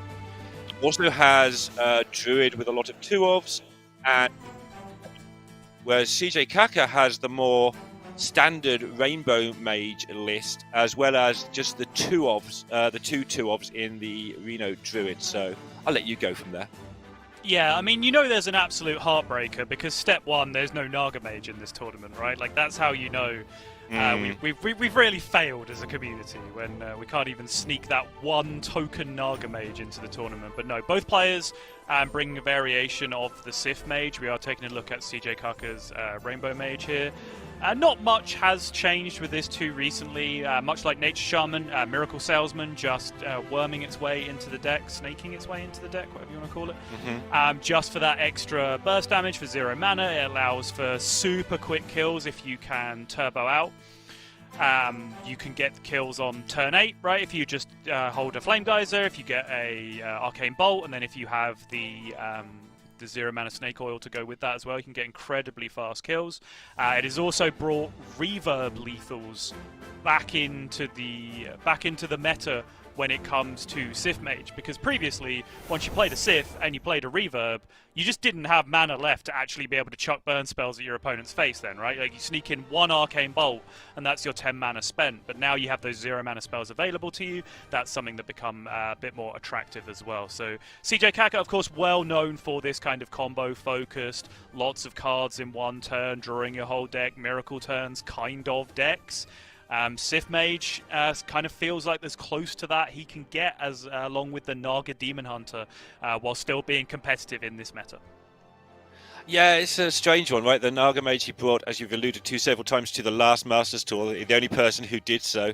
Obviously famous for that, and like you say, he's managed to get it sneakily into his Demon Hunter instead this time around, so he still gets to play some Nagas anyway. I just feel that this Mage build is more tight, more well presented compared to the Excavate one. I kind of hope to see them go head to head, because I feel like the Excavate Mage does well when it draws the Rainbow Mage cards in its opening hand. Yeah, I mean, I can kind of get on board with that for sure. I personally think some of the cards that the Excavate Mage cuts to make room for the Excavate cards are you're significantly lowering the average power level of a card in your deck. For the goal of getting a payoff with some stronger cards that the Excavates then generate, right? And I'm not necessarily sure that adds up for my mentality, but Regardless, of course, we are here with the whatever we're calling this. Yeah, Reno Druid. It's a Druid with a Reno in it, but it follows none of the normal conventions of being able to do this. We talked about this a lot, myself and Edelweiss, casting the series in Group A with the very similar deck. Enormous amount of 2-ofs, but if you really break down what the 2-ofs do, basically every 2-off gets one of the others into your hand somehow, right? So you've got 2 Seedsmen, that draws a nature spell, so then you've got 2 copies of the various nature spells, Innovate, Planted Evidence, Cactus Construct. Dragons, you've got 2 copies of a bunch of dragons, but you also have 2 copies of Take to the Skies, which then pulls those dragons. Gets you down to 1 in the deck of a couple of those dragons, hopefully. So that it can chain through very quickly. The problem is you need that chain to work perfectly in order to get a fast Reno online, but we saw from Levick that it can still happen. I think Levick did very much make a theatre of it, right? Of playing his Reno when he didn't even need to, just to say, hey, this is active, you know? Like, to put some respect on this deck's name. You draw the cards. Just to tidy that up, because I've heard you mention, obviously we've all talked about the Highlander/Lowlander aspect of that deck. How bad, in general, it's even worse in this meta, is Reno when it's not active? I mean, as a Hearthstone card. Do you want a simple answer to that question? I mean, it gets you value from your hero power. It's doing constant 2 damage. It gets you some armor. Like, it's awful. You wouldn't play it that way, but how terrible? Go on. I mean, it costs 8. Like, what are we talking about? 8? We're talking about Druid cards, so 8. What's 8? 8 mana's not much. 8 mana, gain 5 armor. You're asking me how bad a card that is? It's catastrophic. And get a good hero power? It's world-endingly bad. We got him going, kids. That's what we wanted. Okay, talking world-endingly bad. I'm going to get irritated. That's how it works. Yeah. Had to start off in style, as we mean to go on. Okay, so CJ Kaka here, getting the early board. We've seen that a lot. No Whelp before weak queue, but again, even if you get the Whelp, it's not guaranteed to be active in this kind of build.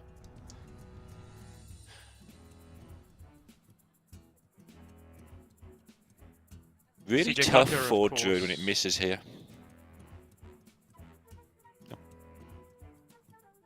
Kaka, like a true combo player, has having no troubles finding the sharpshooter. We just saw a whole series pretty much defined by 2 players struggle to find a sharpshooter in this deck. CJ Kaka already has it in hand, already has it discounted as well, by the way, with Sage. Yeah. I want to know how tempted he is just to lob things out there so he can get the stuff online. Yeah, I thought he might. Yeah.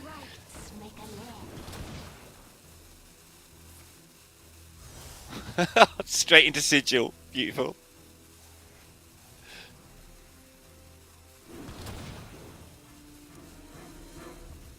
Yeah, this is classic anti-Druid play, right? Just put your stuff out on board and get the small amount of value that you get out of it and just make your opponent deal with it. Of course, there are a few more ways of the Druid to deal with it now, because I don't know if you knew, Neil, but actually if you change a minion from 5 health to 3 health, it actually makes quite a significant difference to the power level of the deck. Yeah, it's strange. So Druid does have a few more ways to interact with it. Theoretically, however, theoretically is all well and good until you have this hand. Yeah. Oh, good old coin nestmate, everyone's favourite play. Ugh. And it lives. It's gone. Yeah. No, the opposite of it's gone. Well, the other thing's gone, yeah. Well, I'm not sure this works out well for Week in the long No, run, it doesn't. You know? No, that's what we both sort of reacted differently to it. Like you reacted, yeah. oh, okay, the problem's dealt with. I'm like, no, it's not. It is absolutely in no way dealt with.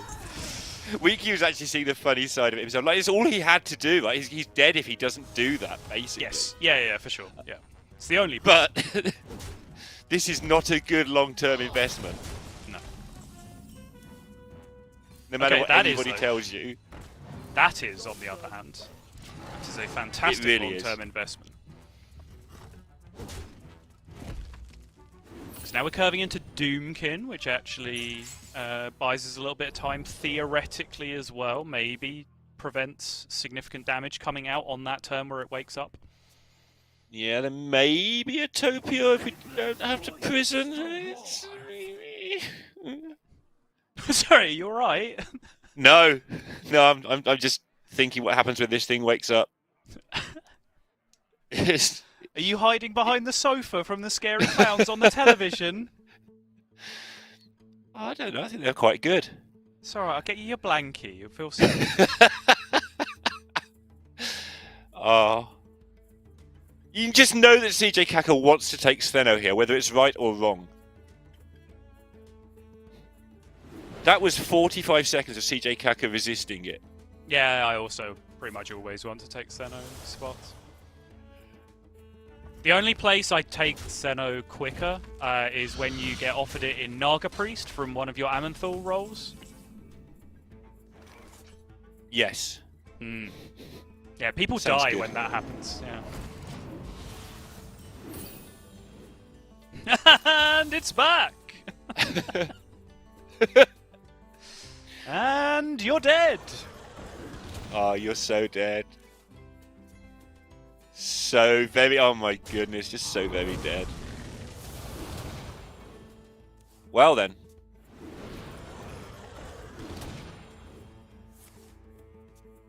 I love how a mistake might win the World Championships, by the way. Hey, the way Just win Pocket's the World going, it's looking almost guaranteed. He's going quite well, isn't he?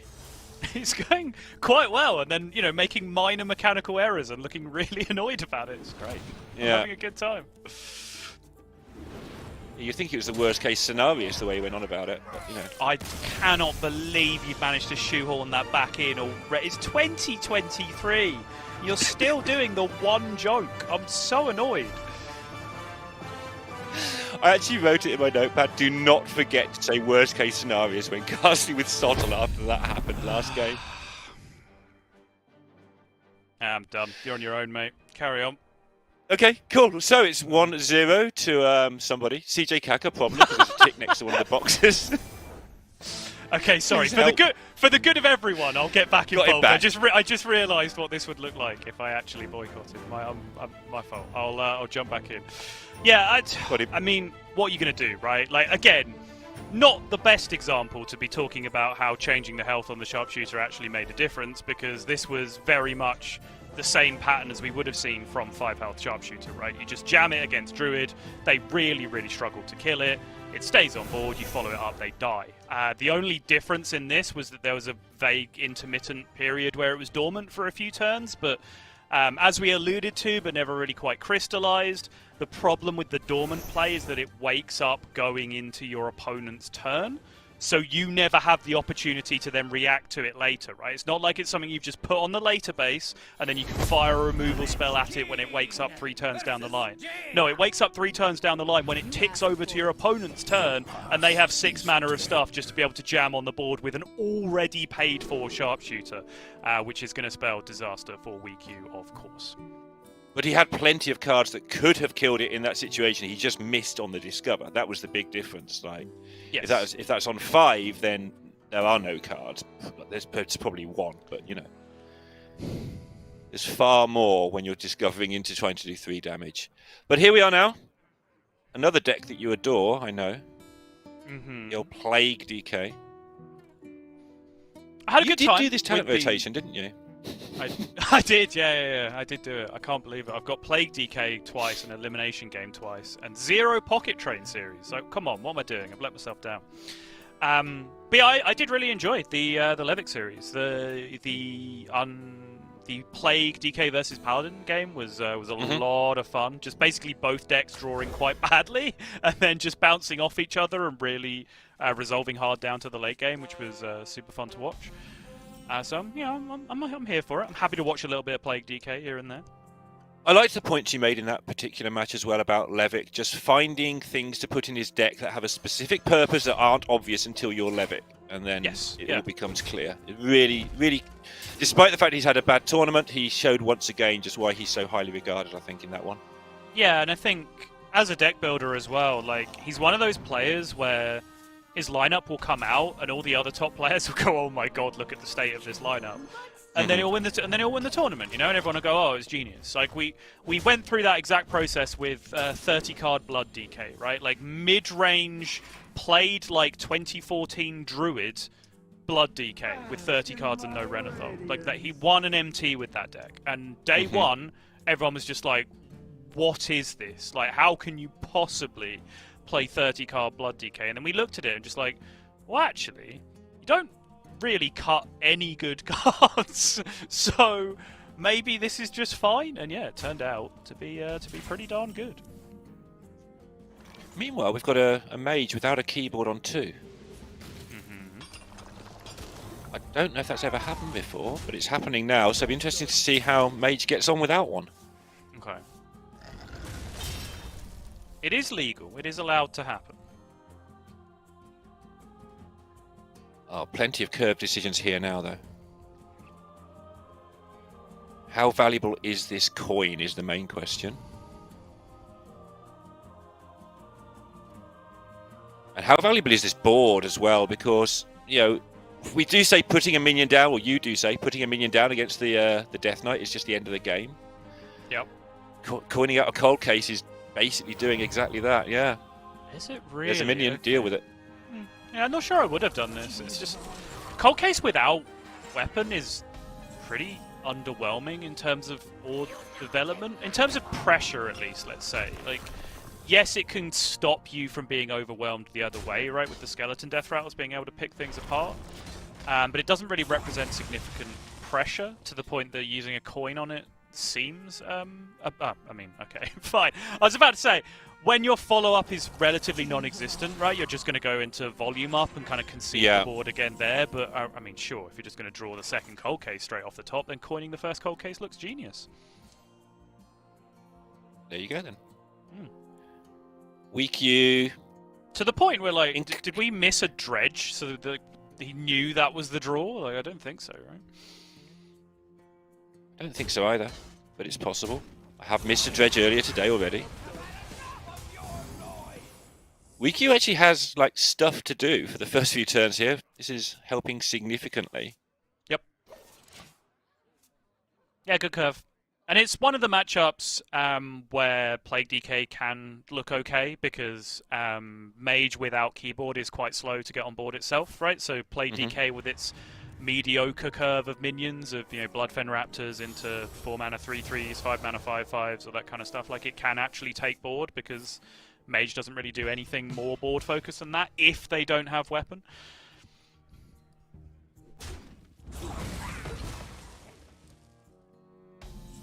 But yeah, it's not a problem as such, but the options here for 6 mana and a handful of minions are kind of sad. They're not bad. Obviously, he's going to get the board back. He's going to be in an okay spot, but none of these jump out and you say immediate power. That's the problem here.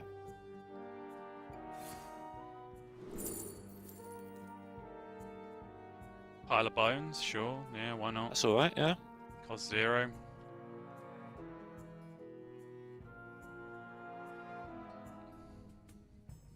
Like, you've dug for a load of stuff, and now you're playing cards to dig for more stuff.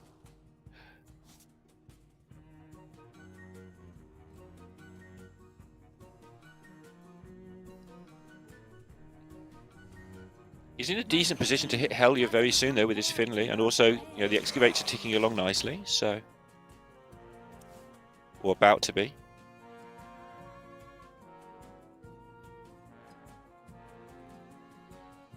Well, I sense a game plan developing.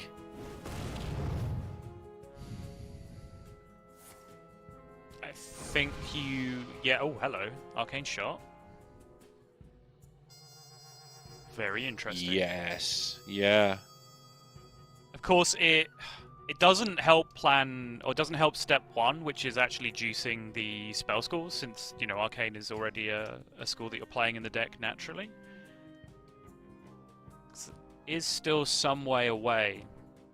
But you do ideally want to get a second burn spell in your hand before you drop the Lady Nazjar.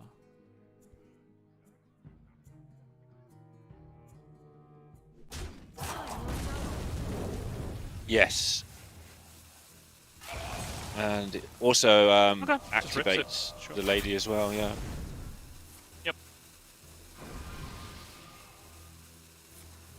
And then next turn, you do have a pretty good looking hand if you hit here. Okay, well, just have a huge board instead. That'll do fine.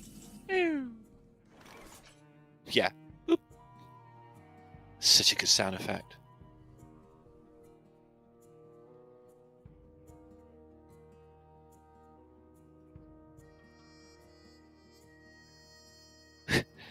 Death Knight's just sort of poking opponent with a stick saying do something here because all these cards are just so nothing on their own unless your opponent's actually doing something to stop.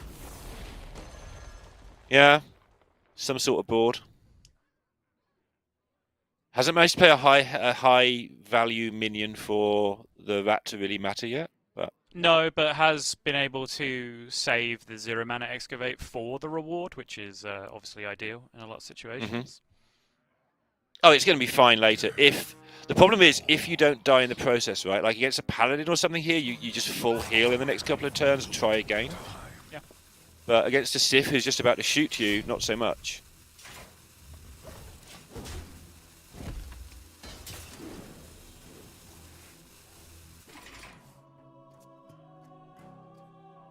Never Frost.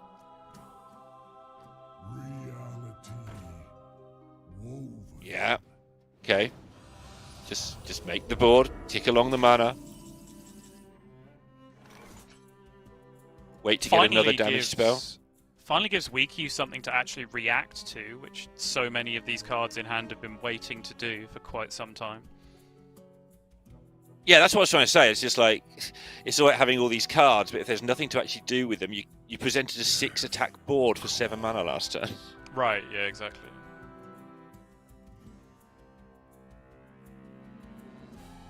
And now, because you've only got a 6 attack board, an army of 4/5s is an absolute nuisance.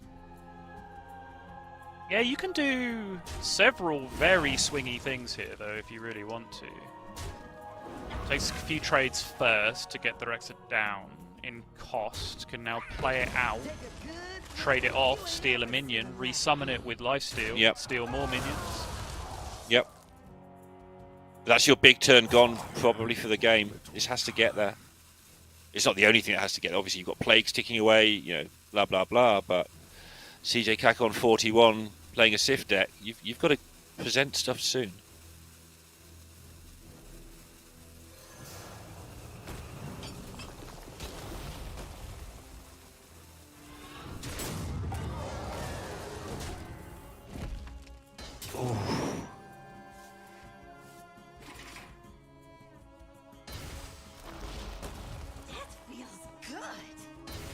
Sequencing Okay. kind of questionable there, right? Because if this ends up being your turn, you can mitigate the outcome where you steal the 1/3, unless that's an outcome you desire, right? By just rushing into the 1/3 with the Barrow Buster first, and then making the trade Sure. with the Rexa. It wouldn't surprise me if it's an outcome he desired, honestly. He was down to 19 at the time. Right, but what spells is he could, like, he plays a card in his deck that specifically draws That says 5 you have no because there spells, aren't sure. you know? But you generate spells with your excavates and so on. Oh, he's just realised, I think, actually. Yeah. Yeah, he's just realised what you were talking about.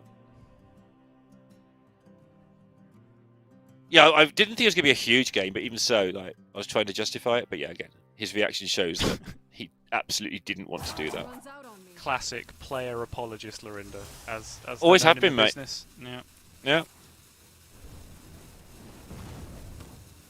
Someone's got to be. They don't get much support from the rest of you. Wow. But also, someone's got to be. On both sides of that. All right. Has actually got some attack this time around. Yep. The plagues are Yeah, it's a starting big to deal. chip away. Has the triple buff as well, so can actually make a pretty big push this turn.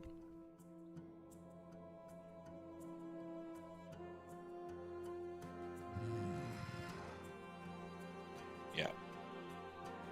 Kaka, though, being very careful just to leave the board functionally empty, just the one stealth minion, knows. Like, the hand, certain elements of the hand are face up, right? You've seen the number of times Excavate has happened.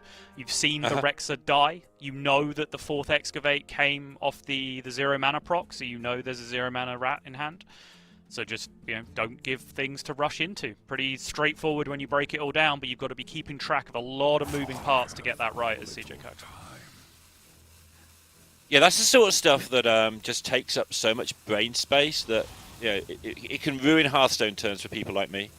I'm busy trying to do my thing, and I've got to keep track of what my opponent's doing at the same time. And then there's where you're trying to count things, and yeah, did a good job. How close is CJ Kaka to just having lethal here, though? How big is that Sif now? Well, the Inspiration was only played for 4, so it's not like fully juiced yet at this point. I'm not sure how many new schools were played in the intermittent turn.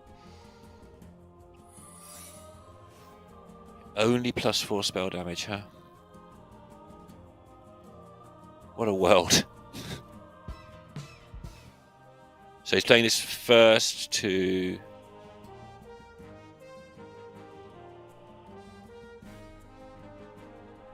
There was a lot of outs there. Obviously, Solid Alibi is a fantastic one, but could find Blizzard, could find Heatwave. There was lots of options there that could take care of most of this board. Trying to work out if he needs this reverb. I feel like he does, or he feels like he does, but trading away some 7/3s later might be handy. He's just trying to get the lady down, right, to get everything reduced, and he's off. Yep. Gets the weapon out of hand and then plays a 0 mana spell to continue to not summon minions on the board, but needed to make a hand space somehow. Also not attacking, so it's just sat there, like you've pointed out already. Yep. It's just like a mini spell. Yep. You also have the, I guess people might pose the question, well, why not just ship it into the 7/3 or something? Well, this way, he still has 4 extra damage that gets to go face at some point. But by delaying it for later, he doesn't just ship the face now and then leave the minion up to be able to be rushed into with lifesteal. So he wants that 4 damage to go face at some point for the lethal, but he does not want to leave a minion exposed on board that can be rushed into.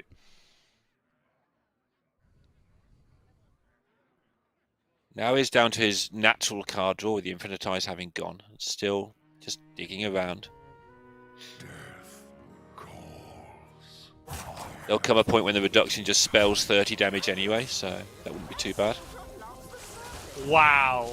A Wiki says, okay, I mean, fine. If you're going to be like that, I will simply throw my 0 mana Excavate reward in the bin immediately. Yeah, because I want this card. And now you've got to do things. And you're going to hit Frost Plagues at some point. Or not. Oh, it's just a creation off the top. After your opponent's just thrown their 0 mana rat away, Kaka's just shaking his head. It's like, okay, well, I'll do this then. And this. Yeah. Oh, come on! I am the world's #1 Plague DK hater, but that is simply not fair.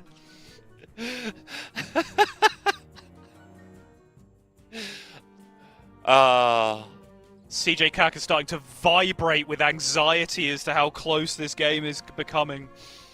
Yeah, it's a massive, massive difference, obviously, with the loser being removed from the tournament. But 2-0 up, you'd obviously fancy your chances. We talk about some games in Conquest not mattering.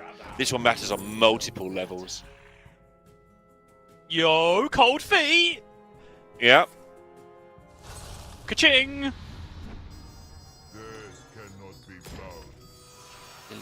Bit of an expensive Sif now. It is a bit of an expensive Sif indeed. CJ Kaka can just die as well. He didn't keep his hand size at 10, so... No way he really could have, having to play the lady on that turn. Yeah, exactly, yeah.